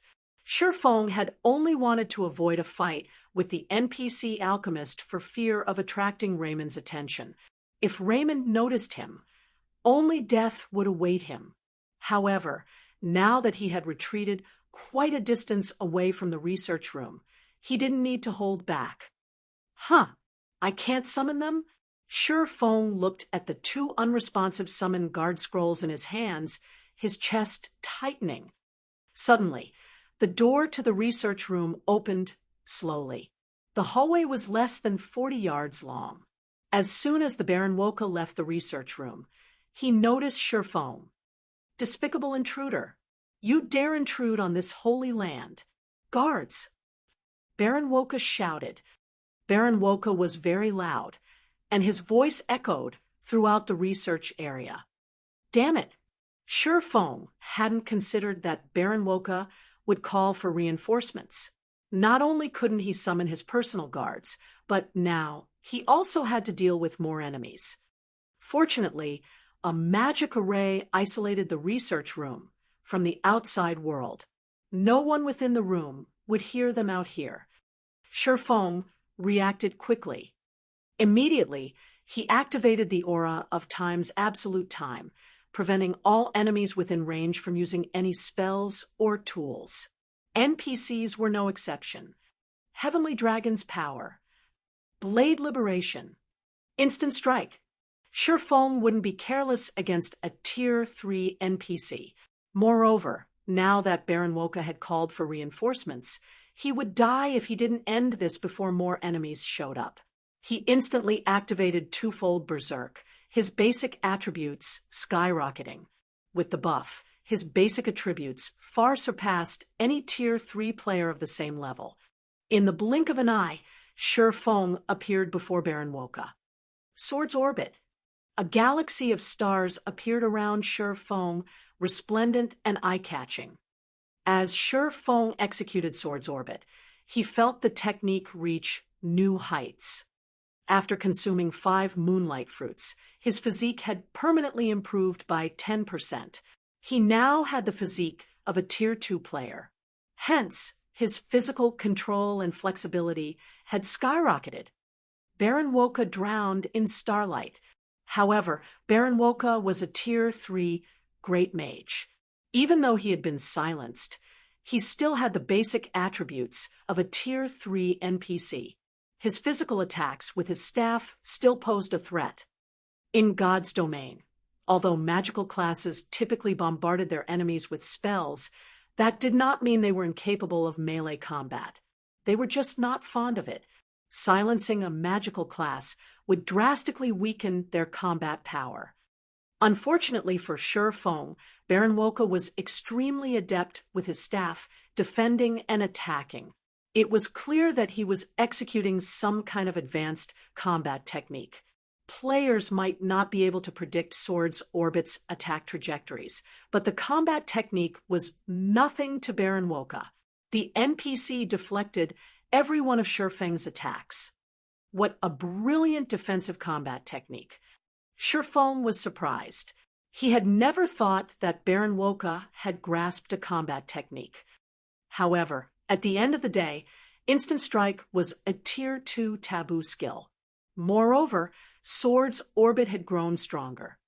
Even if Baron Woka focused on defense, he couldn't keep up with Shurfeng's lightning-quick attacks. Among the 6 strikes Shurfong had sent at the mage, 3 had found their targets. With his cloth armor and weak defense, 3 massive damages appeared above Baron Woka's head.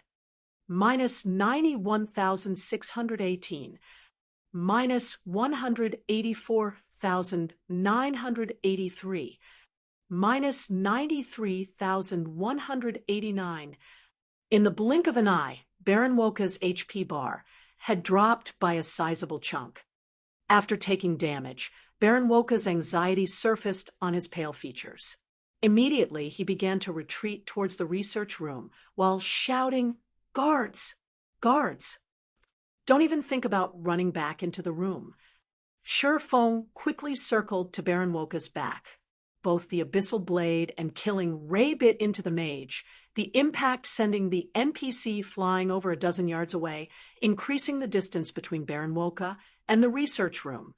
Realizing that he was in trouble, Baron Woka wisely fell in the opposite direction.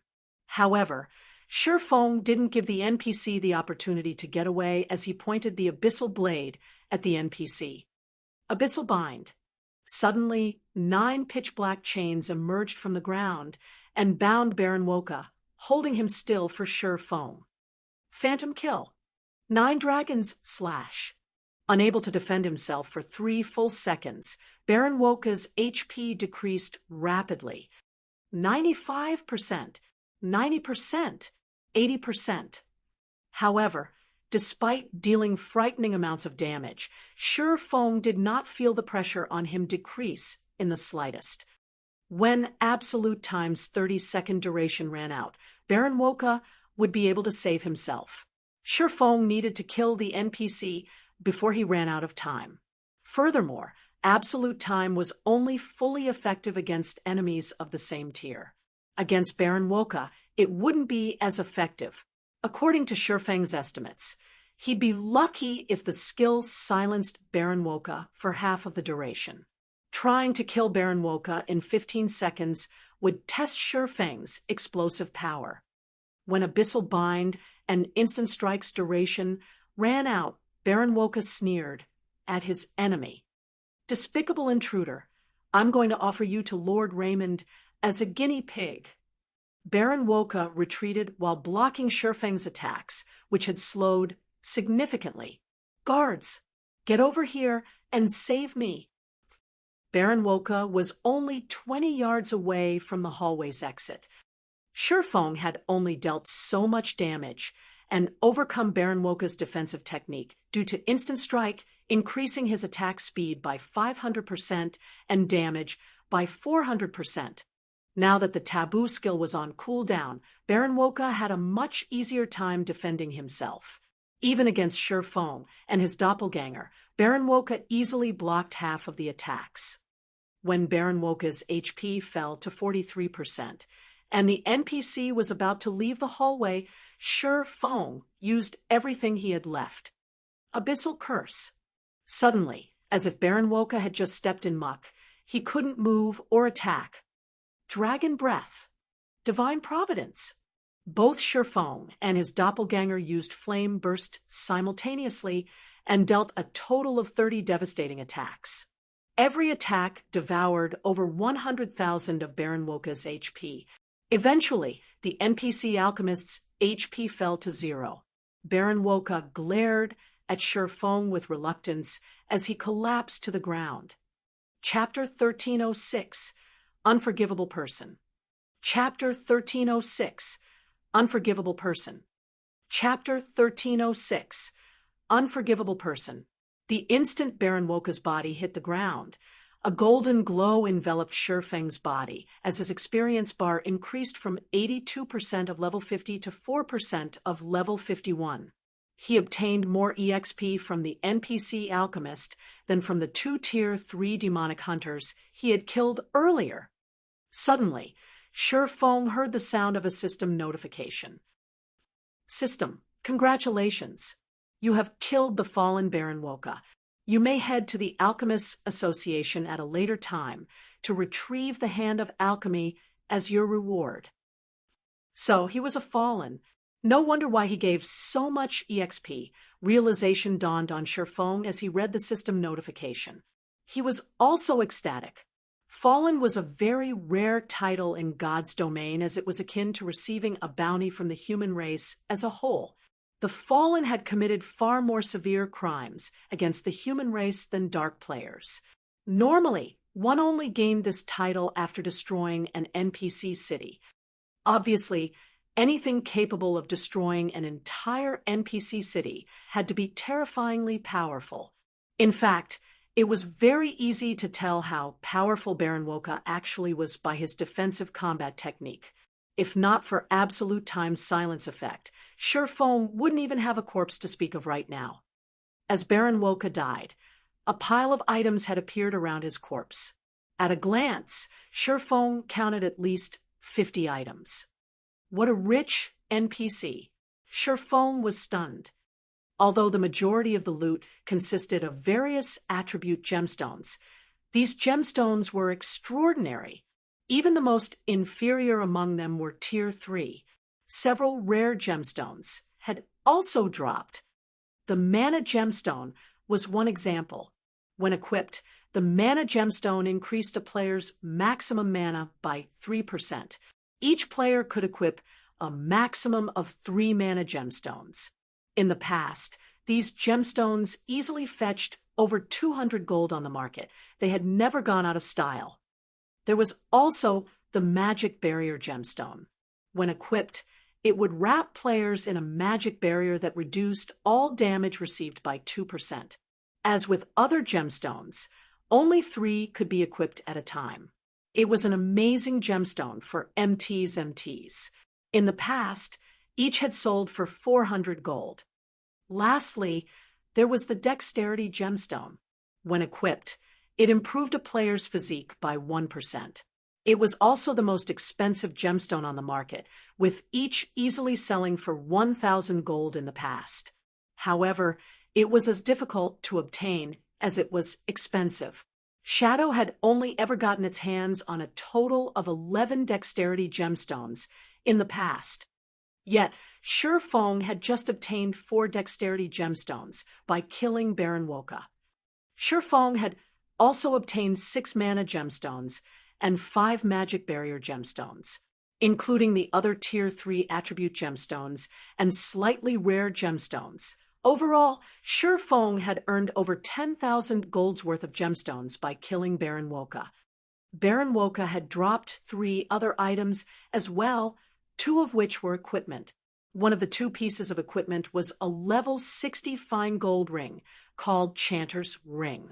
Although its basic attributes were average at best, when equipped, it increased the wearer's spellcasting speed by 2%. It was an effect that magic classes were desperate for. The other piece of equipment was a cape called Alchemist's Pledge.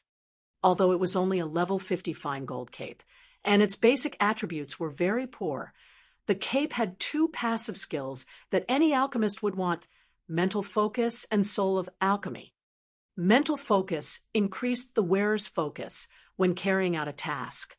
Although it didn't seem like a special effect, it was even more useful than high mana density when one crafted items. Soul of Alchemy was even more impressive. The skill increased the wearer's alchemical success rate by 3% and production speed by 30%. With these passive skills, it would be a piece of cake for alchemists to raise their proficiency quickly.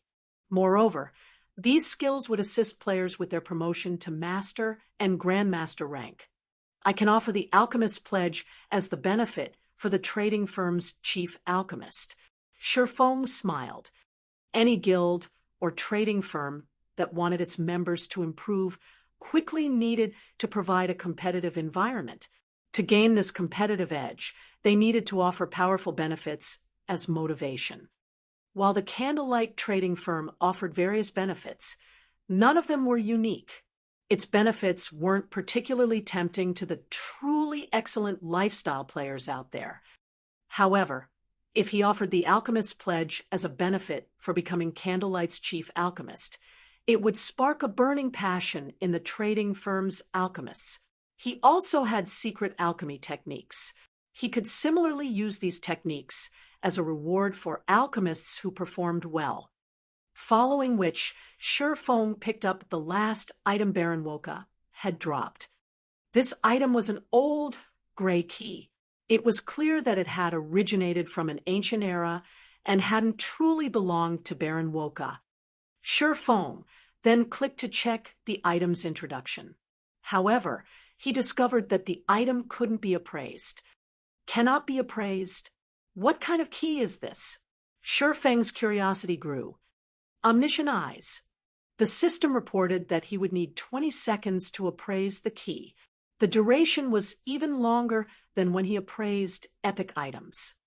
Time passed quickly. When the loading bar was finally complete, the gray key transformed. The key started to radiate a faint golden glow. Moon God's secret key, unique. Possesses the power to control all magic arrays in the Moonlight Courtyard. Can also be used to lock or unlock the Moonlight Courtyard's rooms. So, they could enter and leave this place freely due to this key. Realization dawned on Shifeng. The Moon God created the Moonlight Courtyard. Even if the Moon God were no longer here, not just any entity could take up residence in the courtyard due to its many powerful traps. Even someone as powerful as Raymond would lose his life if he accidentally triggered a trap. However, it was a different story if Raymond had the moon god's secret key. With this, he could move around the moonlight courtyard as if it were his own backyard. Raymond must have asked Baron Woka to pick something up for him. This is a convenient development. Shifeng suddenly thought of a plan to obtain the 7 Luminaries' Source Stone. The 7 Luminaries' Source Stone was the key component for completing his promotion quest. Without it, sealing the Demon King was practically impossible. Shifeng hadn't had a way to secure the stone, as he wasn't strong enough to take our Raymond. However, the situation had changed. With the moon god's secret key, he had full control over the moonlight courtyard.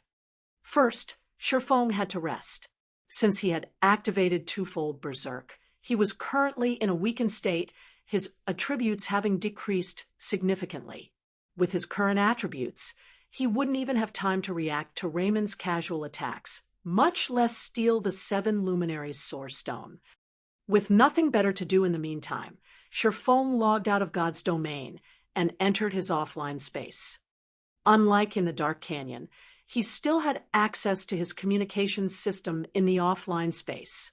The moment Shifeng logged out of God's domain, he received a series of system notifications, all of which were messages from within God's domain. Overall, he had received dozens of messages and several communication requests. Why are so many people trying to contact me?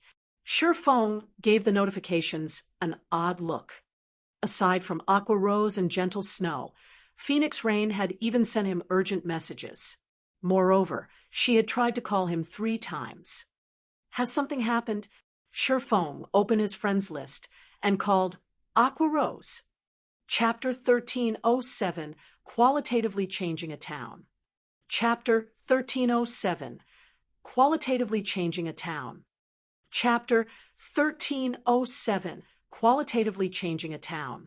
Inside the dim offline space, a few seconds after Shifeng made the call request, Aqua Rose connected to the video call. Currently, the video showed Aqua Rose out in the field, a slightly anxious expression on her face. Moreover, the sounds of an intense battle seemed to come from every direction. Guild leader, your communication system is finally up, Aqua Rose said, sighing with relief. Her frown relaxed slightly. I was prepared to send Blackie to go and knock on your cabin. Has something happened? Shifeng asked as he examined Aqua Rose's tired expression. He had logged back into God's domain a short time ago, and before he had returned, he hadn't received a single message. Yet as soon as he logged out, so many people had tried to contact him. Whatever Aqua Rose wanted to talk about, it must be important. Otherwise, with Aqua Rose's capabilities, she would have solved the problem without contacting him. Since Gentle Snow had joined Zero Wing, Aqua Rose had a much easier time managing the guild's affairs. This was even after taking into account the guild's expansion. In fact, Aqua Rose and Gentle Snow were so capable that they could solve many issues without his help. Hence, he had been able to challenge his promotion quest without worrying about his guild. Not long ago, Heaven's Burial gained access to Evernight City. They've turned the Frozen Scar map into an Azura mode regional dungeon. Based on the information Evernight City published, a guild can gain access to the city once they kill the Frost King, the regional dungeon's final boss. Every large guild is focusing on raiding the regional dungeon. Quite a few superpowers have set their sights on this dark city. The competition in Frozen Scar is intense. I suggest that we pull Snow away from Lake Heart City and gather Zero Wing's forces in Frozen Scar. However, Snow has reported that the situation in Lake Heart City has started to improve, and she can't step away at the moment. I led a portion of our main forces into Frozen Scar, but we're having difficulty competing with those superpowers. Moreover, quite a few dark players have been slaughtering players around White River City, striking fear into the residents' hearts. Some players have even migrated to Star Moon City. We've dispatched quite a few experts to deal with the situation, but that means that I have even less manpower at my disposal. Evernight City was the only dark city in Star Moon Kingdom. It offered a few privileges that most ordinary NPC cities lacked, one of which was a teleportation array connected to Evernight City, which guilds could gain access to once they had enough reputation. The city would build this array in one of the guild's towns or cities, allowing the guild's players to teleport from the guild town or city to Evernight City with ease. Moreover, as a guild increased its status in Evernight City, it would gain access to more teleportation arrays. Ordinary NPC cities didn't have such a privilege to offer. Not only was this convenient for guilds, but it would also aid in their development. There wasn't a lot of distance between Star Moon City and Evernight City. Many players could use Evernight City as a waypoint to reach farther guild towns and grind in the nearby high-level maps without traveling for dozens of hours. Rather than put down roots in a particular guild town permanently, players could treat it like a temporary rest point, moving their operations at a moment's notice if necessary. Independent players would swarm to a guild town tethered to Evernight City, boosting the town's development. Access to Evernight City. Shifeng immediately came to a realization. It was no wonder why Aqua Rose was so nervous. Even Phoenix Rain had tried to contact him several times. If Zero Wing could gain access to Evernight City and secure a teleportation array for Stone Forest Town, it would transform the town. Of course, this was true for other guilds as well. It was no wonder why so many guilds were going mad over this matter. Even the various superpowers wanted in on the action. Guild leader, I'd like Snow to shift her focus away from Lakeheart City for now. If the other guilds kill the Frost King, it will become very difficult for us to gain access to Evernight City, Aqua Rose explained.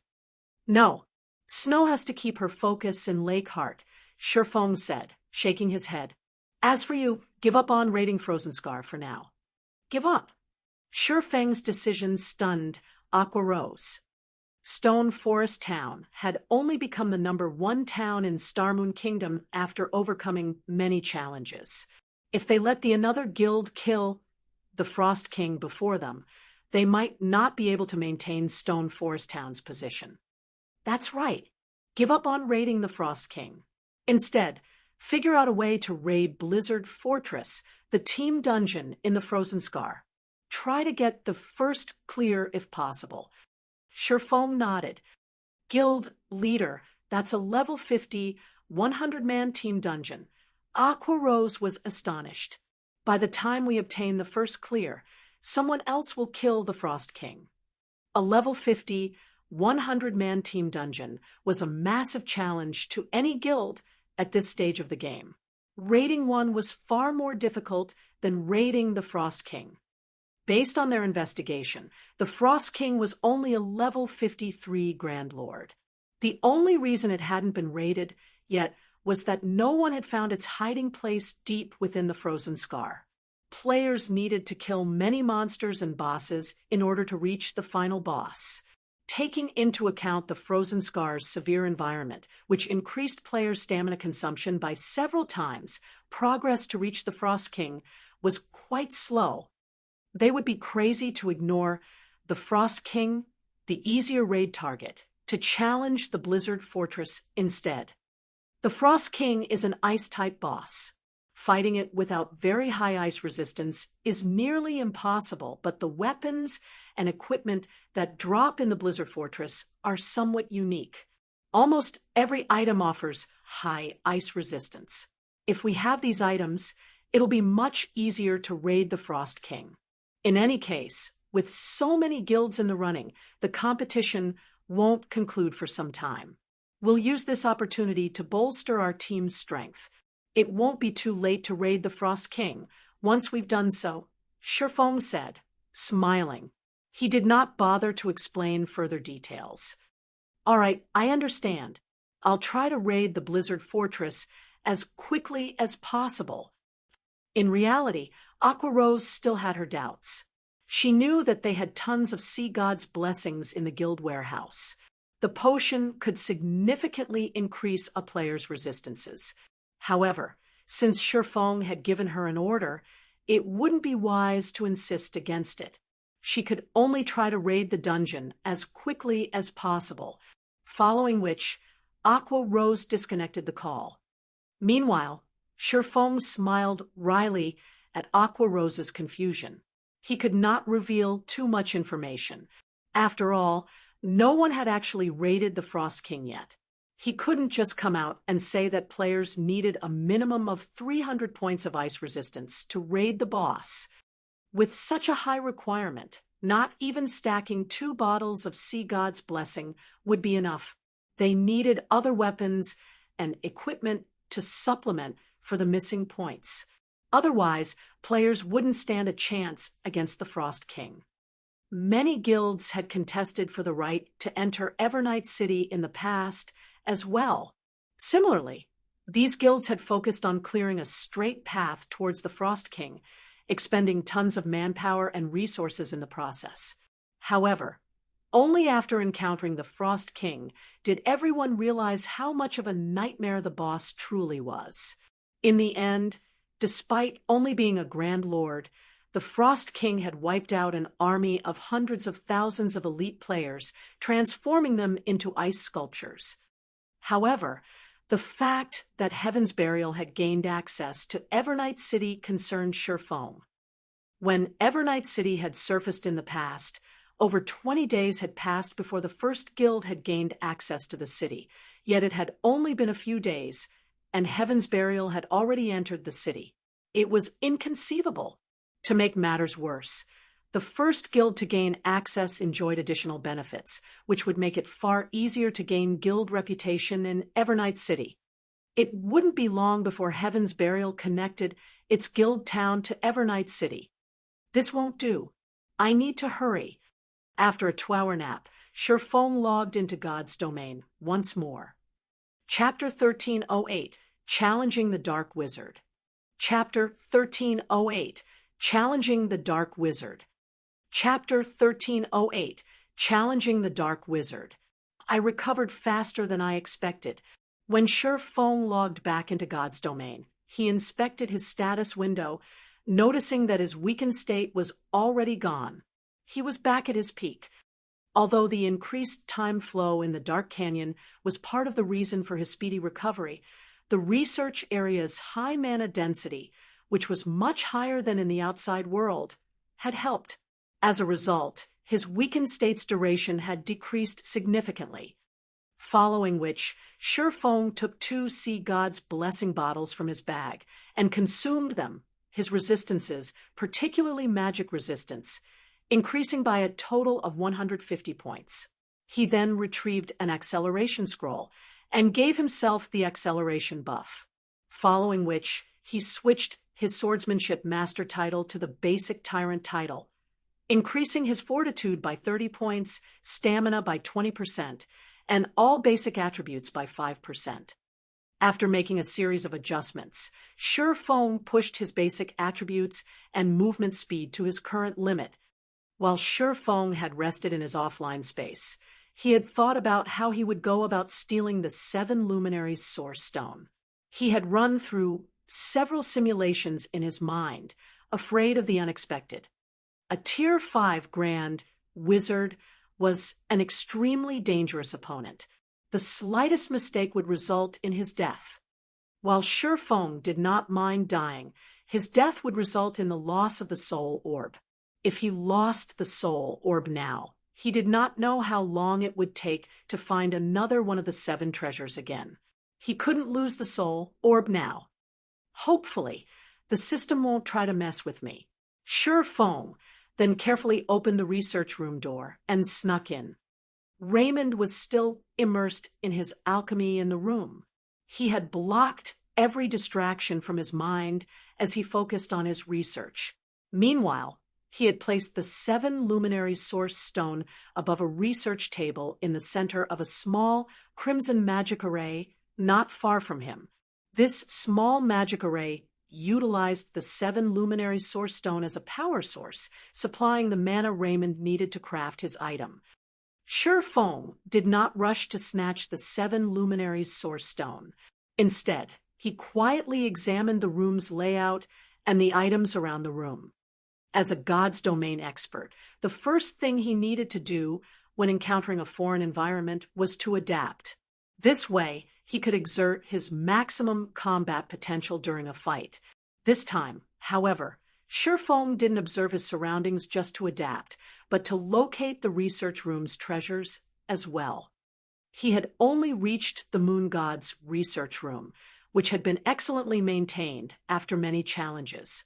He'd do himself a disservice if he stole the 7 luminaries source stone and ignored everything else. Every item in the research room was sorely tempting. The alchemy tools on the research tables alone were dark gold rank. Even after a decade of playing God's Domain, such tools had been incredibly precious. Every alchemist constantly hunted such treasures. Shi Feng even spotted a complete set on one of the research tables.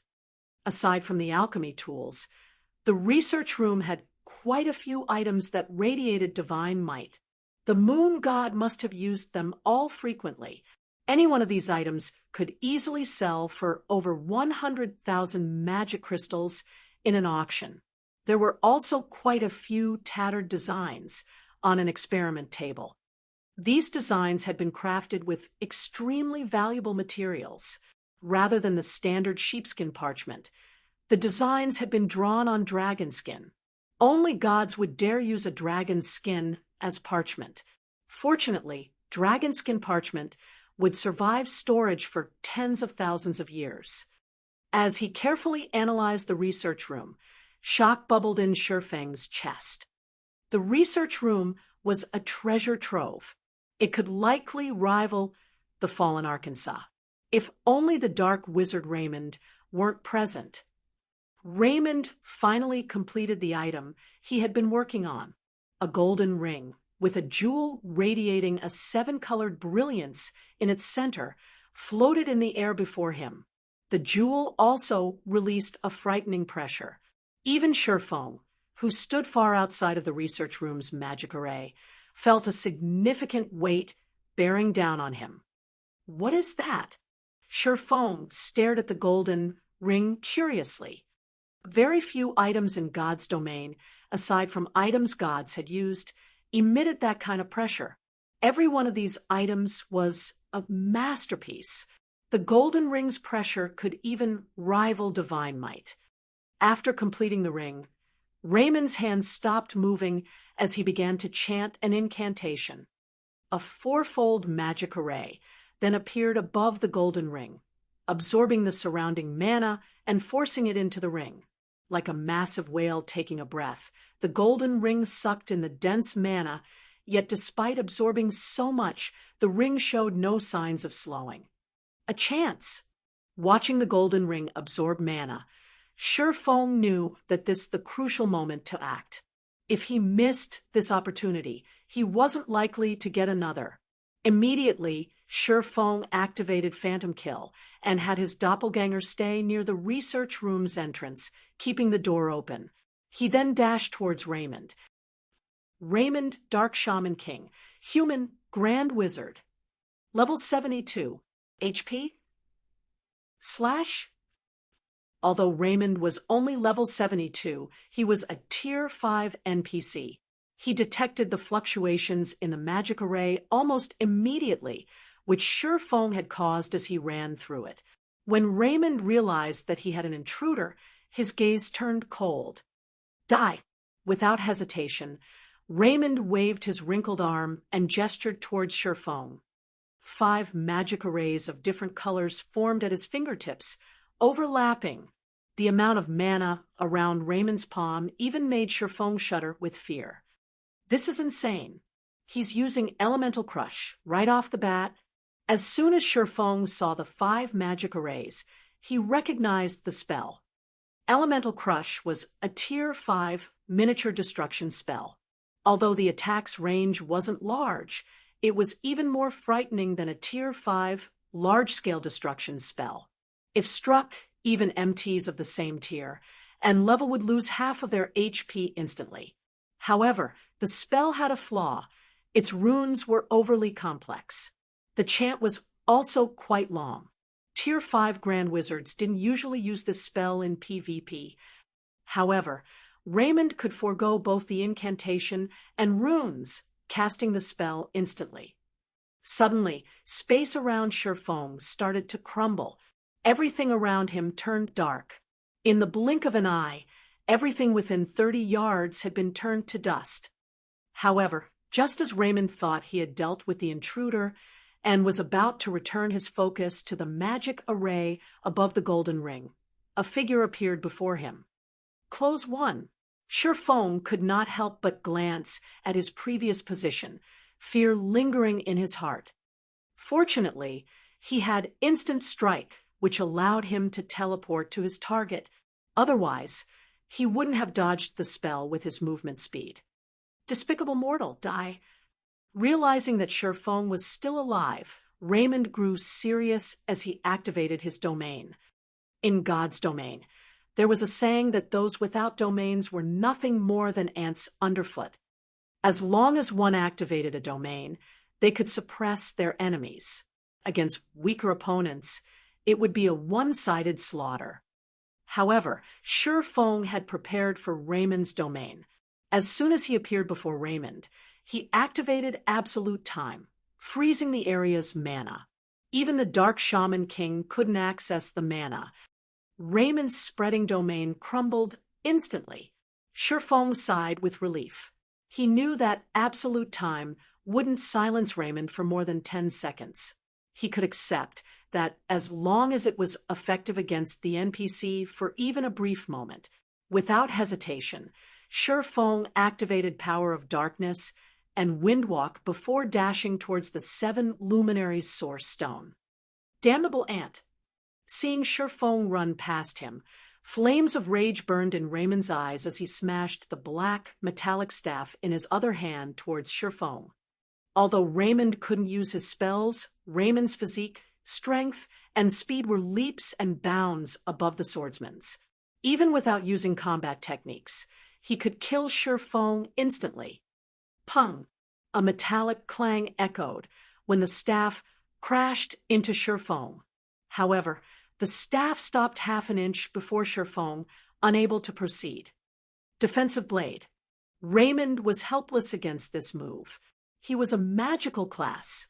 Without his spells, he couldn't deplete Defensive Blade's block counts quickly.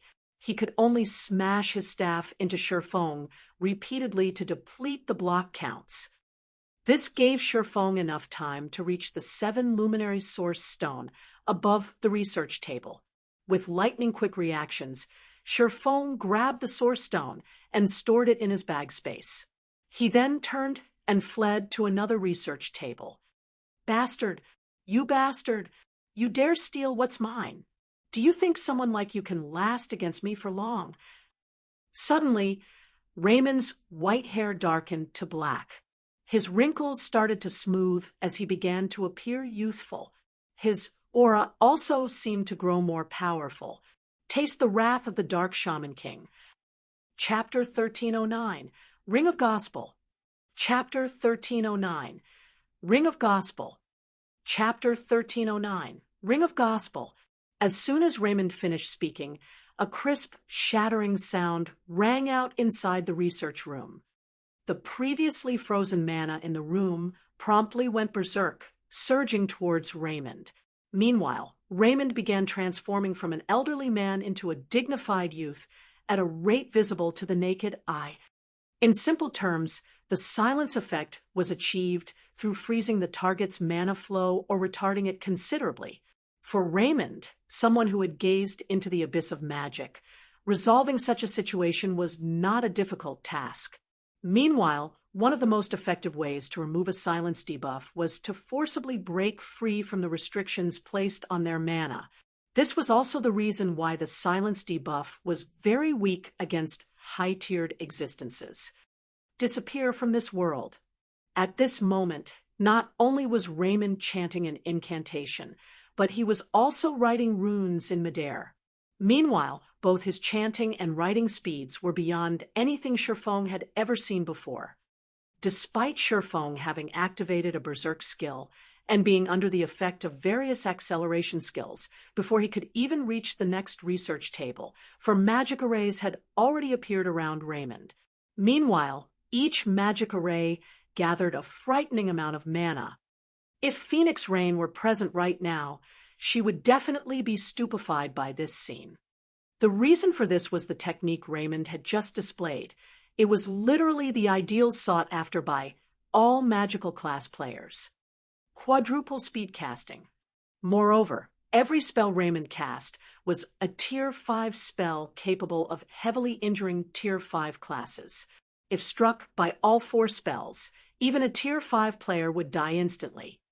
In the next moment, spatial tiers formed around Shifeng, surrounding him, following which flames, lightning, and ice began descending from above, sealing off Shifeng's paths of retreat completely. Boom, boom, boom. A series of explosions rang out in the research room in rapid succession. If not for this room being the creation of the moon god, it would have been reduced to a pile of rubble already. However, after suffering this bombardment, Shifeng still managed to arrive at the research table safely, where he frantically grabbed everything he could. He did not pay attention to what his hands picked up as he tossed everything into his bag. He even went as far as implementing Sword's orbit with his arms to increase his looting efficiency. After plundering everything on the research table, he headed straight for the experiment table with the dragon skin parchments on it. Damnable ant, who gave you the 7 luminaries ring? Raymond shouted reflexively in both surprise and rage when he noticed the golden divine runes flowing around Shifeng's body. In the next instant, however, Raymond's eyes turned red with greed and passion. Don't think that the 7 luminaries ring's power can save you. Before me, nobody can escape. If you hand over the 7 luminaries ring now, I can promise to turn you into my servant and let you have the opportunity to come into contact with the abyss of magic. However, Shifeng did not respond to Raymond's demand as he continued his looting operation without pause. Shifeng knew full well that the aura of Earth's absolute defense would not last long. Moreover, even skills that provided invulnerability couldn't offer unlimited protection against someone like the Black Shaman King. After all, nothing was truly invulnerable. It was only a matter of whether one was strong enough to overcome a particular invulnerability effect. If the 7 luminaries ring he possessed right now were the real deal, needless to say, defending against Raymond's attacks would be a piece of cake. However, the 7 luminaries ring he possessed was a replica. It wasn't a godly relic. Just being able to ward off Raymond's quadruple casting was already fortunate. If Raymond really got serious, absolute defense most likely wouldn't be able to stop the NPC's attacks. Since you're not willing to hand it over, become my living puppet. Raymond began chanting once again. Unlike before, however, his chanting speed was not particularly fast this time. Moreover, the runes he wrote were incomparably complex. Even Shifeng, someone who had conducted plenty of research into runes and magic arrays, could not identify what those runes were meant for. Not daring to be careless, Shifeng started looting the items on the experiment table as soon as he arrived before it. Absolute defense's duration had less than 2 seconds remaining. Although he could not plunder the entire experiment table, he took most of the items on it. At this time, Raymond pointed his staff at Shifeng and shouted, "Shatter!" In the next moment, a black beam of light shot at Shifeng's body. Immediately, the divine runes surrounding Shifeng's body started crumbling. It was obvious that Raymond's attack had broken through absolute defense. "Become my loyal slave." Raymond then slammed the butt of his staff on the floor. A shadow instantly formed beneath Shifeng's feet. Gray strands slowly rose from the shadow, binding Shifeng's body. Why does he know even the necromancer class's dark bondage? Shifeng frowned when he saw the gray strands wrapped around his feet. Dark bondage was a Tier 4 spell that could turn a living creature into one's slave. The success rate of the spell depended on the user's and target's levels and tiers. On average, the success rate was very low. Of course, this was only in the case of players. It was a different story if a powerful NPC like Raymond cast the spell. When nearly half of Shifeng's body was bound, Raymond revealed a sneer on his face. Divine steps. Suddenly, 10 doppelgangers formed around Shifeng. He then chose to switch positions with one of them. Even a spell like Dark Bondage couldn't stop Shifeng from swapping places with his doppelganger. He promptly took another item from the experiment table. However, as soon as Shifeng stored the item into his bag, he suddenly found himself, as well as his 10 doppelgangers appearing before Raymond. What? He knows even the Tier 5 curse space conversion. Shifeng was surprised as he swept a glance at his surroundings. Hurriedly, he started switching places with his other doppelgangers, which were slightly farther away from Raymond. At this time, Raymond also activated his domain once more, directly suppressing Shifeng and preventing him from moving whatsoever. Only Shifeng's 10 doppelgangers, which were invulnerable like Shifeng, could still move. However, no matter where the doppelgangers went, as long as they remained inside the range of Raymond's domain, even if Shifeng switched places with them, he still couldn't budge from there. A futile effort. Raymond waved his staff once more, and his surroundings turned into a world of frost, trapping Shifeng's doppelgangers. Although the doppelgangers were invulnerable, they did not possess the ability to pass through physical objects. Without any strength of their own, they could only remain trapped inside the ice. Is that so? At this moment, Shifeng revealed a faint smile as he switched places with the doppelganger that stood less than a yard away from the golden ring. He had not hurried to leave and dared to take sure, bold actions, all because he had suddenly recalled something about this golden ring. In the past, the alliance of superpowers had been able to kill the Dark Shaman King because they had managed to destroy one of the NPC's items at the cost of plenty of sacrifices. That item was the Ring of Gospel. It was also the key to killing the Dark Shaman King. The item Raymond had been producing happened to have the shape of a circular ring. As a result, Shifeng could not help but link it with the Ring of Gospel. Since he had already made it all the way here, he naturally could not let such a good opportunity get away. Despicable rat. Die. When Raymond saw Shifeng grabbing the golden ring, he was like a cat that just got its tail stepped on. He literally jumped up in anger before bombarding Shifeng with one Tier 4 spell after another. At this point, he had lost all intentions of making Shifeng a puppet. One after another, silvery white frost lances began shooting at Shifeng from all directions. The cold air radiated by every one of these frost lances made Shifeng shudder. He could also faintly see golden arcs of electricity wreathing these frost lances. As they moved, even their surrounding space showed signs of shattering. Shifeng did not doubt that even one hit from these frost lances would kill him instantly. I can't stay here any longer. This time, Shifeng knew that Raymond was no longer holding back. Immediately, he chose to switch positions with the doppelganger summoned through Phantom Kill. Boom, boom, boom. As soon as he switched positions, hundreds of frost lances pierced his doppelganger, killing it on the spot. The doppelganger did not even have time to react. He really is too strong. Standing by the research room's entrance, Shifeng was greatly shocked by this scene. He hurriedly left the room, not daring to remain even a moment longer. Meanwhile, as soon as he exited, he sealed the door using the moon god's secret key. The instant the room was sealed, Shifeng felt the door shaking violently.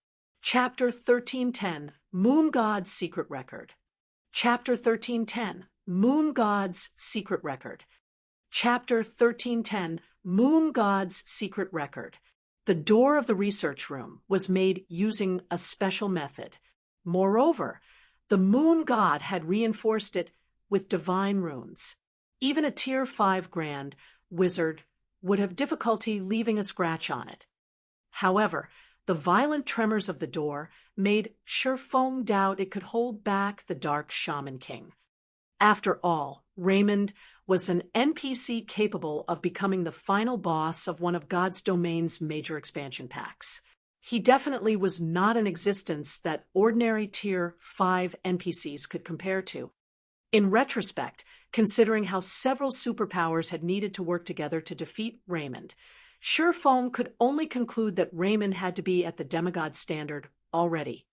Thinking up to this point, Shifeng felt that he still wasn't safe. He left the research area right away. When he entered the corridor leading out of the research area, he even used the Moon God's secret key to seal off the corridor. Although the corridor's seal was not as powerful as the door of the research room, it could more or less stop Raymond for a short while. After Shifeng left the research area, it was as if he had entered a whole other world. When he exited the corridor, he arrived at a place filled with greenery.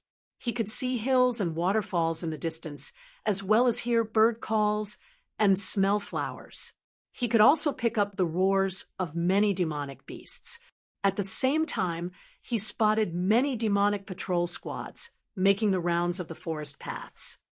Although the guards in these demonic patrol squads were not as strong as the demons guarding the inner courtyard, each patrol still consisted of 1 level 70 Tier 3 demonic guard and 9 level 70 Tier 2 demonic soldiers. To Shifeng, who currently couldn't summon his personal guards and mount, they were extremely dangerous opponents. Immediately after, the sound of a system notification entered Shifeng's ears. System, you have discovered the top floor of the Demon Ceiling Tower, Moon God Space. What? This is the top floor of the Demon Ceiling Tower? Shifeng was stunned when he looked at the system notification. Based on the system map, the Demon Ceiling Tower had a total of 36 floors. Meanwhile, each floor could easily fit a small town inside. If Shifeng had tried climbing from the first floor to the top floor, he would have needed plenty of time. Although he had already steeled himself for a long battle, climbing all 36 floors would not have been an easy task. Previously, Shifeng had still thought that spending 507 luminary shards to teleport to the research area had not been worth it. Now, however, it would seem that he had just made a huge profit. Immediately, Shifeng found a safe location to hide before adjusting his mental state and organizing the items he looted. From beginning to end, his exchange with Raymond had lasted only 7 or 8 seconds. However, despite this brevity, his stamina and concentration had been depleted as if he had fought normally for several hours. The exchange had taken a severe toll on his concentration, in particular, due to the frightening pressure Raymond gave off, as well as the NPC's domain. Every second he spent fleeing from the NPC was equivalent to fighting against an opponent of equal strength for an hour. In fact, from the moment Shifeng started facing off against Raymond until he exited the research room, Shifeng had not even taken a breath.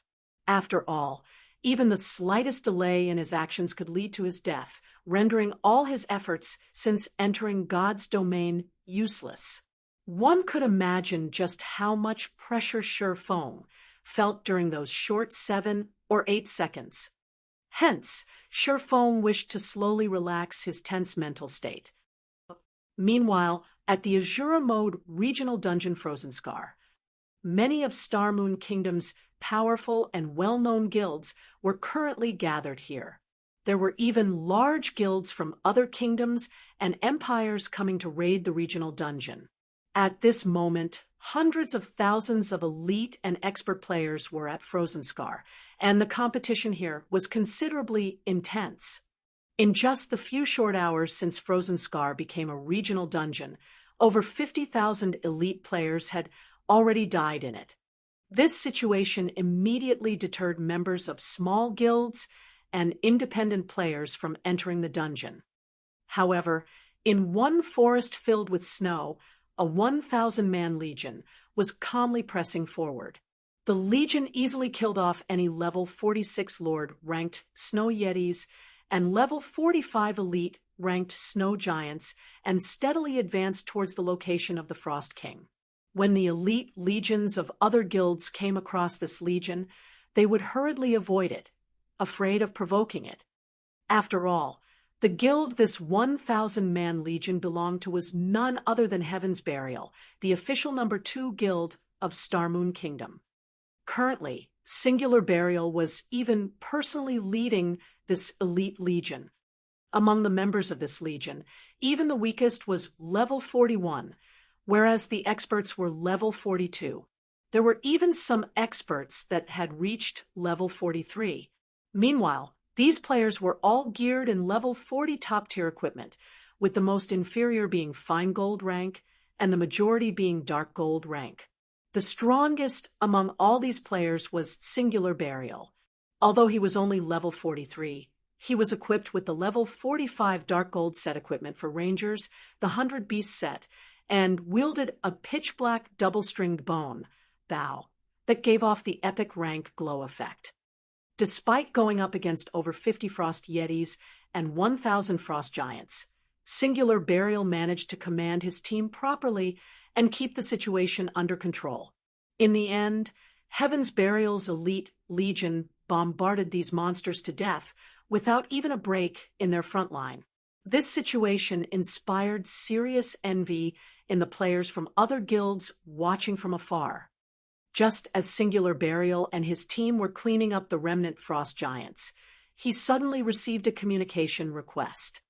"Ghost, did something happen on your side?" Singular Burial asked as he looked at the indifferent level 43 assassin in the screen. "Something happened over at Zero Wing's side," Ghost Shadow reported. "For some reason, instead of advancing towards the Frost King, Zero Wing's team has actually turned around and is currently headed towards the Blizzard Fortress. By the looks of it, they are planning on raiding the dungeon." Raiding the Blizzard Fortress? Singular Burial could not help but be stunned. "Are you sure? Blizzard Fortress is a level 50 large-scale team dungeon. Why are they even trying to raid it? For them to give up on the Frost King so willingly? Could they have discovered something we don't know?" The information regarding the Frost King was something he had released to the public himself. Meanwhile, his reason for doing so was to lure Zero Wing's main force over and use the opportunity to weaken it. At the same time, he could also complete his quest. I don't know. However, the information about them heading towards the Blizzard Fortress is definitely true. As for Zero Wing's elite members, they have also left Frozen Scar already. Ghost Shadow was similarly confused by this situation. Killing the Frost King would grant a guild access to Evernight City, yet Zero Wing had actually given up such a good opportunity in favor of raiding a dungeon. Moreover, it was even a level 50 large-scale team dungeon. Even he, an expert who had fought in the virtual gaming world for many years now, could not understand what Zero Wing was trying to do. "Forget it. Ignore them for now. You and your men regroup with us as well. The number of guilds joining the competition is growing increasingly higher, so we need to hurry up ourselves. Once we're done with our quest, Starmoon Kingdom will become Heaven's Burial's possession. Even if Zero Wing manages to raid the dungeon, it would be useless," Singular Burial said, sneering. "I've really lucked out this time." Shurfeng could not help sighing happily as he looked at his bag space. Previously, all of his attention had been on Raymond. Hence, when he was looting, he simply shoved everything he could get his hands on into his bag without caring what they were. Now that he got to take a closer look, however, even Shurfeng himself was stupefied by the spoils. Among the items he looted were 8 dark gold alchemy tools. There was also a set of dark gold alchemy tools made from magic jade called the Green Jade set. If placed on the market, this set could easily sell for over 30,000 gold. On its own, magic jade possessed the ability to absorb mana from its surroundings. When made into an alchemy tool, it could pull out the best effects of herbs. In total, the complete set of magic jade alchemy tools increased alchemy success rates by 10% and alchemy production speeds by 20%. There was also a 3% chance for the created product to have its effects strengthened. In the past, even Grandmaster alchemists had been extremely eager to get their hands on such a set. Unfortunately, even super guilds had a very difficult time obtaining a set of dark gold alchemy tools, not to mention something like the Green Jade set. Aside from alchemy tools, Shifeng's bag had many sheets of ancient, tattered pages. Recorded on these pages were recipes made by the moon god. However, as the pages were dilapidated, they could not be used. After Shifeng used omniscient eyes to appraise one of the tattered pages, the sound of a system notification suddenly entered his ears. System. Ancient tattered page discovered. Repairing it requires 100 magic crystals. Dragonskin parchment sure is amazing. Even after enduring tens of thousands of years of corrosion, it can still be repaired using magic crystals. No wonder gods would use dragonskin parchment to make records in ancient times. Realization dawned upon Shifeng. Having picked up so many tattered pages, he never hoped that every one of them would still be usable. He would be fine with just one. At the very least, he wouldn't have wasted his precious time trying to collect all these tattered pages. Hence, it was truly surprising that the pages could be repaired. Shifeng started repairing page after page right away. As he repaired the pages, he also organized them based on the page numbers, and surprisingly, the pages actually automatically combined. After around 10 minutes passed, he was finally done repairing all 31 pages he picked up. Suddenly, the combined pages transformed into a thick, ancient book that radiated a faint trace of divine might. Meanwhile, there were 4 words written in the ancient divine language on the cover of this ancient book. Moon God's Secret Record. Chapter 1311, Upgrading to Fragmented Legendary Rank. Chapter 1311, Upgrading to Fragmented Legendary Rank. Chapter 1311, Upgrading to Fragmented Legendary Rank. What? This is the Moon God's Secret Record. Shifeng stared at the ancient book in his hands time and again, his heart unable to calm down even after some time. Even his breathing right now had bated. There were 5 great alchemy scriptures in God's domain. These 5 great alchemy scriptures were like the Holy Bible to alchemists and were highly sought after. In the past, every alchemist that had managed to get their hands on these alchemy scriptures had become famous individuals in the alchemy world. Meanwhile, one of the 5 great alchemy scriptures was the moon god's secret record. Legend had it that the moon god had edited it extensively. However, many wars had also been waged between kingdoms and empires because of the moon god's secret record, and it ended up divided and scattered all over God's domain. Eventually, with the passage of time, the moon god's secret record had disappeared entirely. Shifeng had never imagined that he would actually come across the moon god's secret record, and even obtain it in the moonlight courtyard. Following which, he clicked excitedly to check the attribute panel of the moon god's secret record. Moon God's Secret Record, Volume 1. A detailed compilation of the moon god's experiences and techniques in alchemy. There is a total of 3 volumes. One can obtain the moon god's legacy when all 3 volumes are collected. It's actually split into 3 volumes. Shifeng's initially passionate heart cooled down immediately. However, after giving the matter some thought, he found the situation reasonable. The moon god's secret record had been contested by ancient kingdoms and empires many times before. On the other hand, it had been many years since anyone had set foot into the moonlight courtyard. It was clear that the moon god's secret record here did not possess any relation to the ancient wars waged on the continent of God's domain. The only explanation for there being a copy here was that there wasn't only one moon god's secret record. Nevertheless, Shifeng was already very satisfied with this outcome. Among the 3 volumes comprising the moon god's secret record, the first volume contained information regarding the various materials in God's domain. It was like an alchemy encyclopedia. With this book, players could understand the various properties of alchemy materials and establish a solid foundation for when they were trying to create new recipes. The reason why Titan City's research rooms could aid players in reaching the Master and Grandmaster ranks was mainly because of the wealth of information contained within the rooms. Meanwhile, the research information of the Moon God was most likely not one bit inferior when compared to the alchemy database of Titan City. The Candlelight trading firm would have a much easier time nurturing master alchemists, following which Shifeng stored the moon god's secret record and began checking the other items he obtained.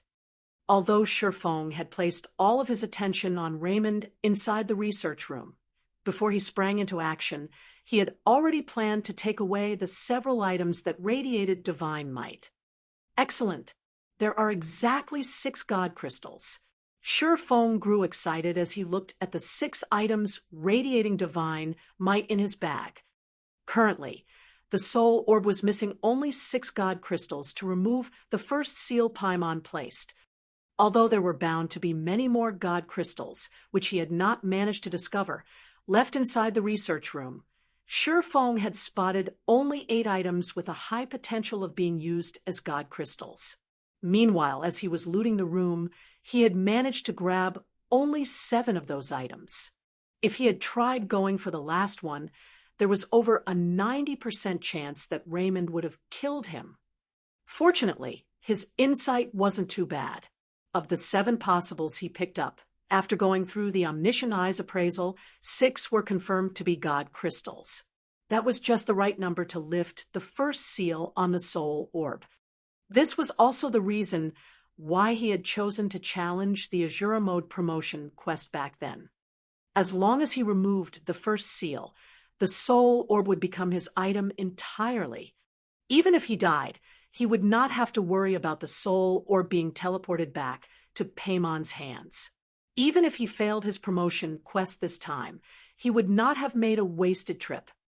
Thinking up to this point, Shifeng took out the soul orb and started letting it absorb the god crystals one after another.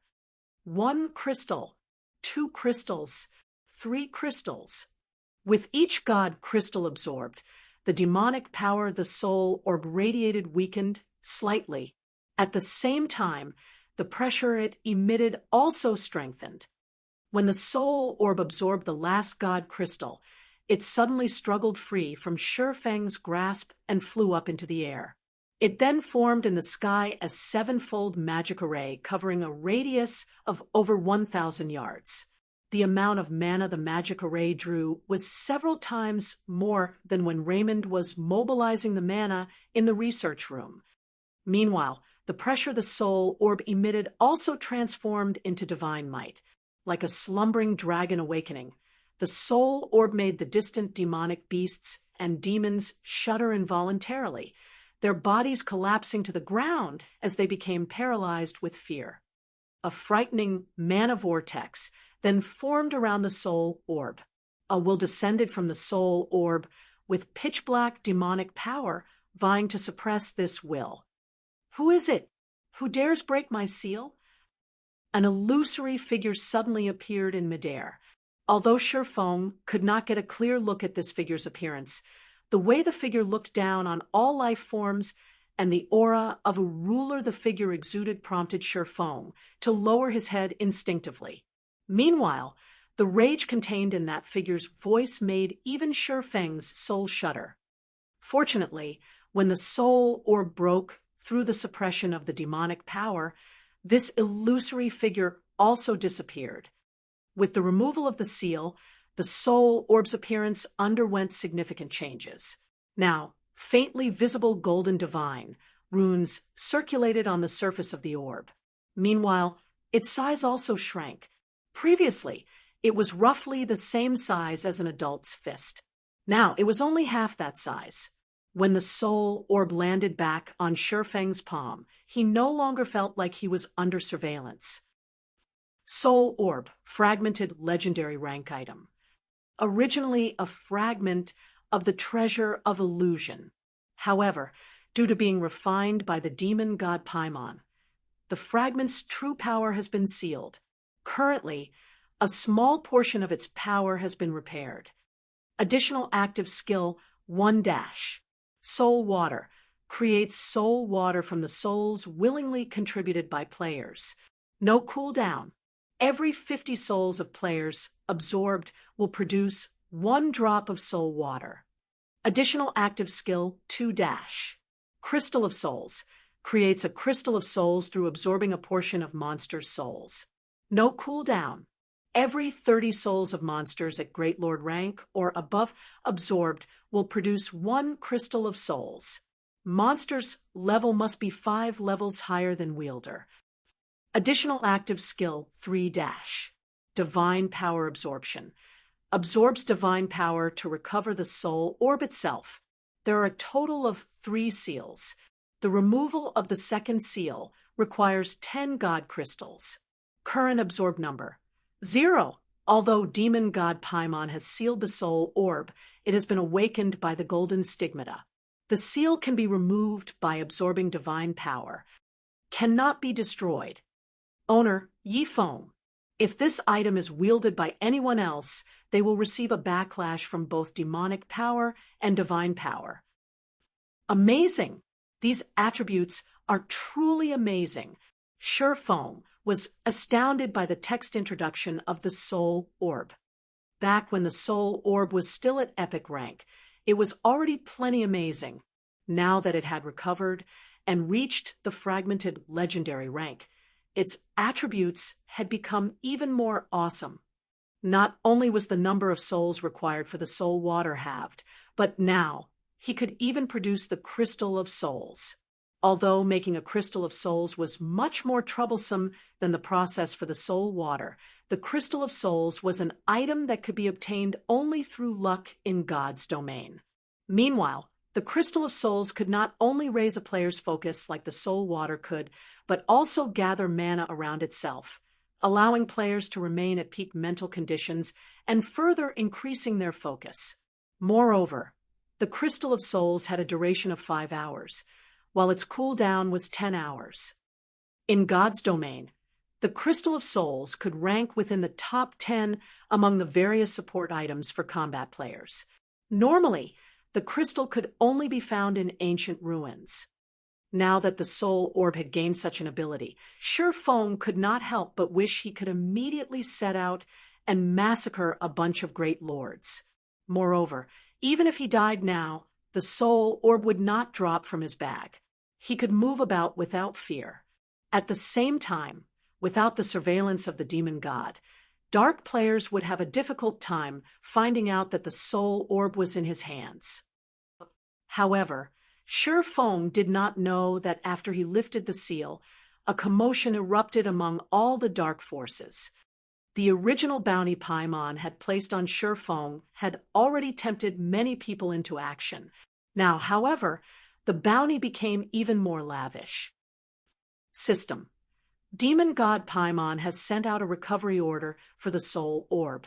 As long as one can kill the soul orb's wielder and obtain the soul orb, Demon god Paimon will personally promote them to the Viscount rank, as well as provide abundant rewards. Those who wish to accept the quest need to pay 2,000 magic crystals. Do you wish to accept the quest? This quest is valid long-term and can be accepted at any time. This quest does not have a time limit. When this recovery order was released, it immediately tempted countless dark players into action. It was already plenty difficult to get promoted to the Baron rank. Yet, now, the demon god Paimon was actually offering to raise them directly to the Viscount rank, which was one rank higher than Baron. How could they not be tempted? Elsewhere, Sure Fong remained ignorant of this matter. He simply sat quietly beneath a tree as he carefully admired the golden ring he had stolen from the Dark Shaman King, Raymond. Chapter 13:12, Madness Among the Dark.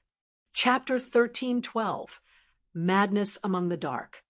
Chapter 13:12, Madness Among the Dark. Dark Knight Empire. Headwind Outpost. Headwind Outpost was a level 50 to level 70 high-resource map, located close to the imperial capital Dark City.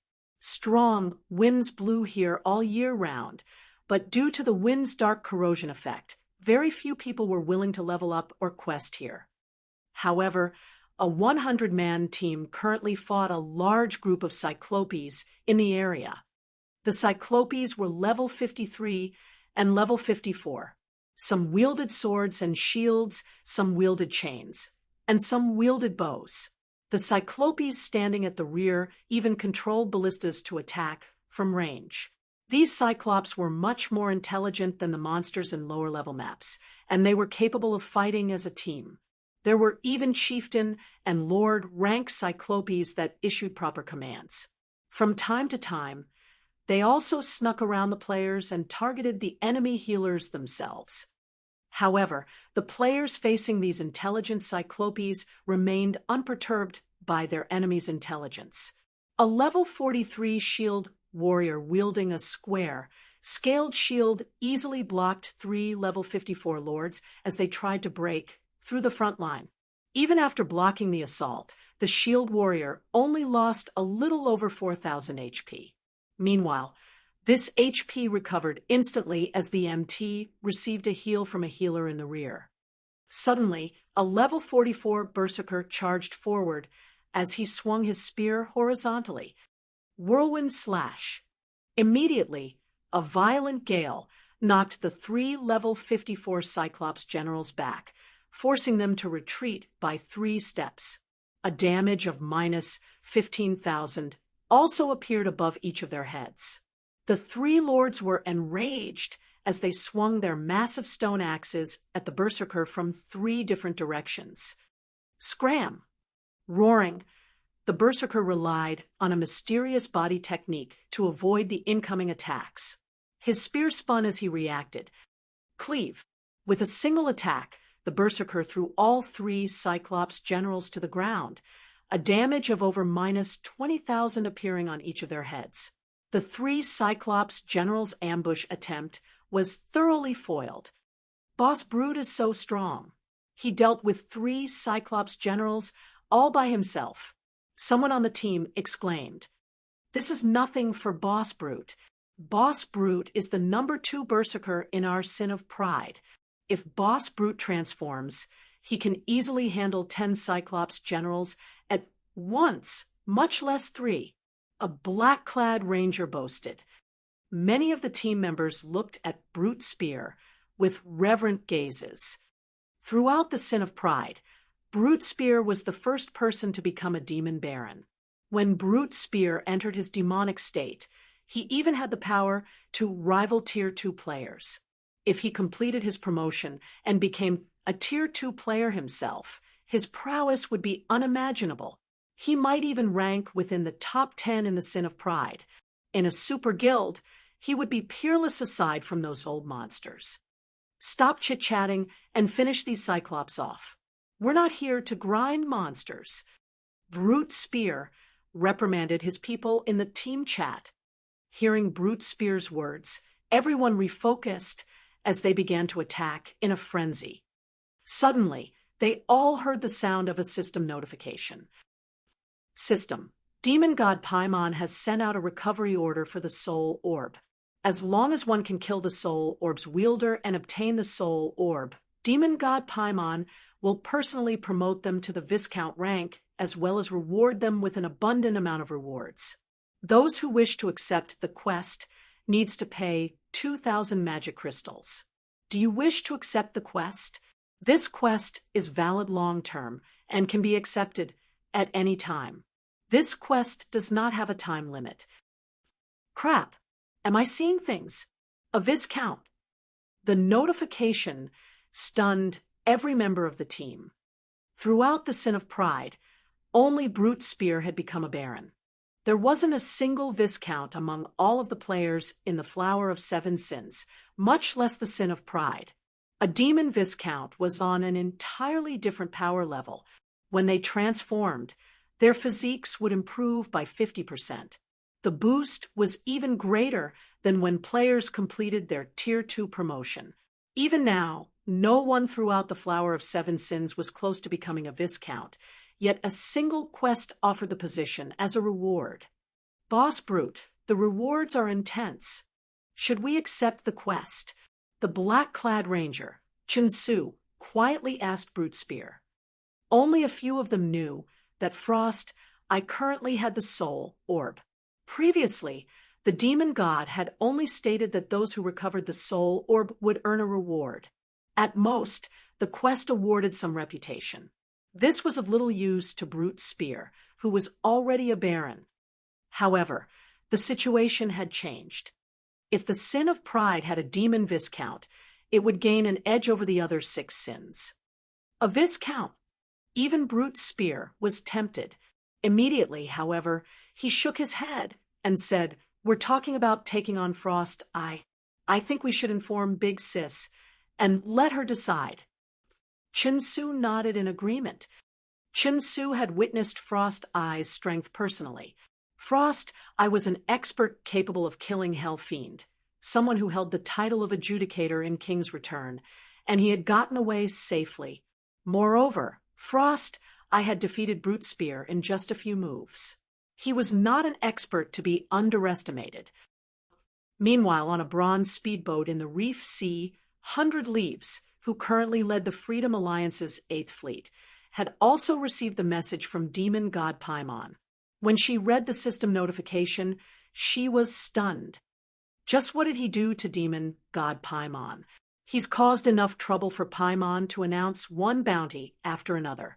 When 100 Leaves saw the system notification, she could not help but recall the mysterious Surefoam. Dark players like herself would die to form some sort of relationship with the demon god. However, Surefoam was driving the demon god mad, going as far as to offer the rank of Viscount as a bounty reward. This is going to be interesting. The guild leader might even decide to stop ignoring the guy. 100 Leaves could not help but smile. She had been greatly displeased when her guild leader had told her to give up on pursuing Surefoam. However, the situation had changed. If the Sacred Temple had a demon Viscount, it would greatly help the guild's future plans. For a time, Demon God Paimon's bounty tempted many dark experts, and many of them accepted the quest. They also began to research the soul orb and its wielder's identity. Meanwhile, Surefoam was wholly ignorant of this matter as he inspected the golden ring. The more he inspected it, the more excited he became. Everything was as he had guessed. The golden ring was indeed the ring of gospel. Meanwhile, it was because of this ring that Raymond had obtained the confidence to contend with God's domain's various countries. In the past, the various super guilds had been helpless against the NPC individually. Only after working together and sacrificing tons of expert and elite players had these super guilds destroyed the ring and defeated the Dark Shaman King Raymond. Ring of Gospel, unfinished product, epic rank item. Crafted by the Dark Shaman King after gathering the world's energy, this ring contains a miniature world. The ring can suppress an area's space, granting the wielder absolute dominance over the space. Additional skill 1 dash. World projection. Suppress a radius of 3,000 yards. All enemies within the area cannot use teleportation tools or teleportation-type skills, and communication with the outside world is severed. Weakens enemies' physiques by 30% and decreases basic attributes by 20%. Maintaining world projection costs 5,000 magic crystals every 10 minutes. No cooldown. Cannot be used before binding. Additional skill 2 dash. Ring of Brilliance. Improves all allies' physiques by 10% and increases basic attributes by 10% within a 1,000-yard radius. Increases an area's mana density by 100%. Maintaining Ring of Brilliance costs 2,000 magic crystals every 30 minutes. No cooldown. Cannot be used before binding. As the Ring of Gospel's external divine runes and magic arrays and inner world are incomplete, the ring cannot exhibit its full strength. Only after the divine runes, magic arrays, and inner world are complete will the ring exhibit its full strength. Current completion rate, 30%. Not bound. As soon as Shifeng finished reading the statistics, the sound of a system notification reached his ears. System, do you wish to bind the Ring of Gospel? Chapter 1313, World Barrier. Chapter 1313, World Barrier. Chapter 1313, World Barrier. Seeing the system notification, Shifeng immediately thought to click the bind button. In God's domain, some weapons and equipment needed to be bound before they could be used. Once bound, the item could no longer be traded, and only the player it was bound to could use it. The item's value would reduce significantly. When bound items became outdated and players no longer needed them, they would become utterly worthless. Unlike non-bound items that could be sold to other players for a low price, bound items could only be stored in a warehouse or destroyed. However, the Ring of Gospel was clearly not in the same category. It was neither a weapon nor armor. It could even be used from within a player's bag. Moreover, according to the description of its skills, the Ring of Gospel was incredibly powerful. It wouldn't become less useful as time passed. Binding it was definitely worthwhile. However, as soon as the first system notification faded, another followed. System. Due to the miniature world's extremely unstable nature inside the Ring of Gospel, if you wish to bind the ring, you must expend 30,000 magic crystals every 7 days to stabilize the miniature world. If you do not meet the requirement within 7 days, the Ring of Gospel will crumble. You will also receive a backlash, permanently decreasing your physique by 30%. What a steep price. Even current first-rate guilds wouldn't be able to keep this thing well-fed. Shifeng could not help his astonishment when he saw the second system notification. Magic crystals had already become a daily necessity for the various large guilds. They expended a frightening amount each day despite only accumulating a small number. The majority of God's Domain's first-rate guilds only had a stock of around 60,000 magic crystals. It had taken them a long time to accumulate so many, yet it was only enough to sustain the Ring of Gospel for 2 weeks. The Ring of Gospel was practically a crystal-devouring beast. Armed with this new information, Shifeng decided not to bind the Ring of Gospel for now. After all, he couldn't feed it as needed at the moment. Following which, Shifeng stored the Ring of Gospel. He decided to bind with the ring only after Zero Wing was capable of earning a sufficient amount of magic crystals. After all, Zero Wing was still in its development phase and urgently needed magic crystals. After a short rest, he decided to explore the Moon God's space. His Tier 2 promotion quest's goal was to seal the Demon King. The Moon God's space was vast. It could even rival the game's large-scale maps. Since Shifeng didn't know the Demon King's exact location, he had to search the map bit by bit. More demonic patrol squads are showing up. Shifeng frowned, quietly observed the patrolling demons from the treetops. He had spent several hours exploring the Moon God's space. Initially, he had only occasionally encountered a patrol squad in the outer edges of the Moon God's space. However, the deeper he ventured, the more patrol squads he came across. Now, after reaching the map's inner area, he wasn't able to proceed. If he advanced carelessly, he would either alert the demonic patrol squads or the wandering demonic beasts. Regardless of which he fought, the outcome would be the same. Aside from the demonic patrol squads, Feng noticed level 65 magic light dragonlings fly past him from time to time. If they found him, he would find his death. This should be the furthest I can move while avoiding detection. From this point on, I'll have to fight my way through. Feng glanced at the wandering level 70 demonic beasts. Soloing a demonic patrol squad was simply too dangerous. However, he could try to take on the demonic beasts that wandered alone. Two-headed demonic wolf, demonic beast, lord. Level 70, HP 22, 000/22, 000/000. After another demonic patrol squad moved past, Feng retrieved blazing meteor from his waist and threw it at a two-headed demonic wolf that was currently sleeping on the grass. Flame God's Fury. A dazzling explosion smashed into the demonic wolf's back. Minus 62,197. Not bad. It seems the demonic wolf's defense isn't particularly high. With my damage, I should be able to kill it quickly. Feng evaluated. The demonic patrol squads followed a specific pattern in the moon god's space. However, the demonic beasts did not.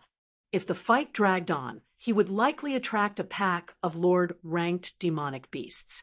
At that time, even escape would be difficult. As the two-headed demonic wolf whimpered, it turned to Feng with a chilling gaze. It then dashed towards its attacker.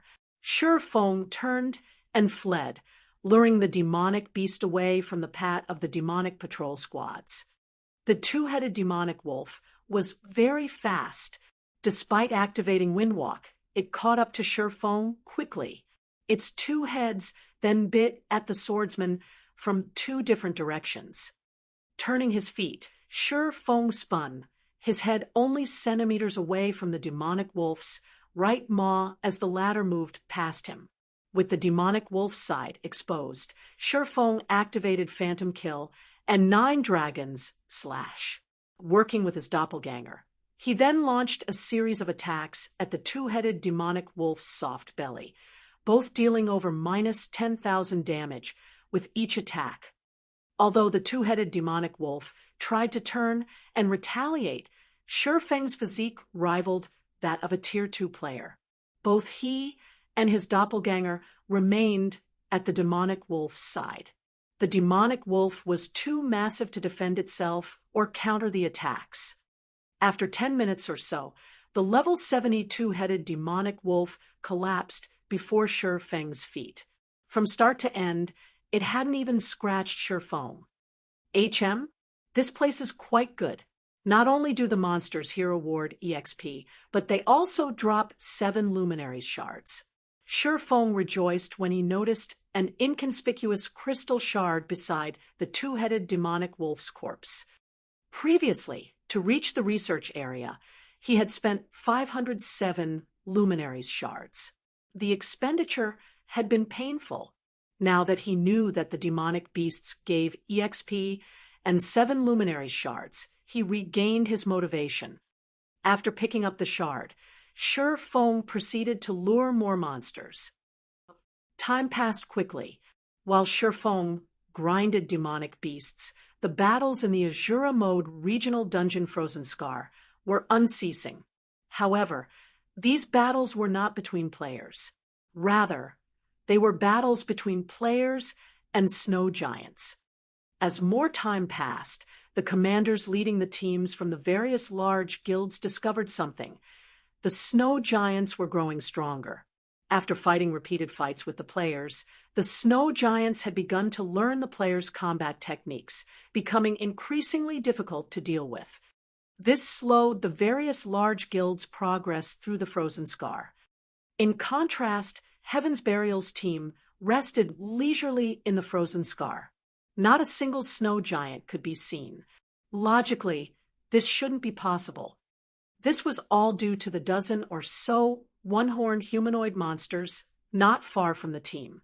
Hundreds of snow giant corpses littered the ground around these humanoid monsters. It's about time. Blood, tell Abandon Wave that he can make his move now. I don't want the Frost King to fall into the other guild's hands. Singular Burial instructed after glancing at the system clock. I'll notify him right away. I believe he is eager to get started, Flame Blood said as he tasted his lips. The various guilds thought that they could kill the Frost King. However, none of them knew that they were no more than a sacrifice. The Frozen Scars inner region was slightly special. An ancient magic array suppressed the area. Players couldn't use teleportation scrolls here. This just so happened to provide Abandon Wave with the opportunity to devour these guilds' elites. Elsewhere, Sure Fong killed demonic beasts in the forest relentlessly. After grinding for more than a day, his level had risen from level 51 to 23% of level 53. His leveling speed was astonishing. With Divine Providence's luck bonus, Sure Fong killed a two-headed demonic wolf and obtained a 7 luminaries shard and a piece of equipment. Picking up the equipment, Sure Fong appraised it with omniscient eyes. The piece I want has finally dropped. Sure Feng's eyes shone in excitement as he looked at the item in his hands. This piece of equipment was none other than the belt for the Shadow Moon set that he needed. Now that he had the belt, he had finally completed the Shadow Moon set equipment. As Sure Fong was about to store the belt in his bag, a beam of black light shot into the air a short distance away, piercing through the clouds. Immediately after, the roar of a dragon echoed throughout the moon god's space, the resulting tremors nearly causing Sure Fong to lose his balance. One roar after another shook the area. Although these dragon roars sounded different, the pressure they gave off was similarly powerful. How is this possible? Sure Fong was stunned as he looked to the sky. A massive pathway had opened up in the air. It was as if the black beam had pierced the barrier between worlds and linked them. 5 adult dragons stood on the pathway,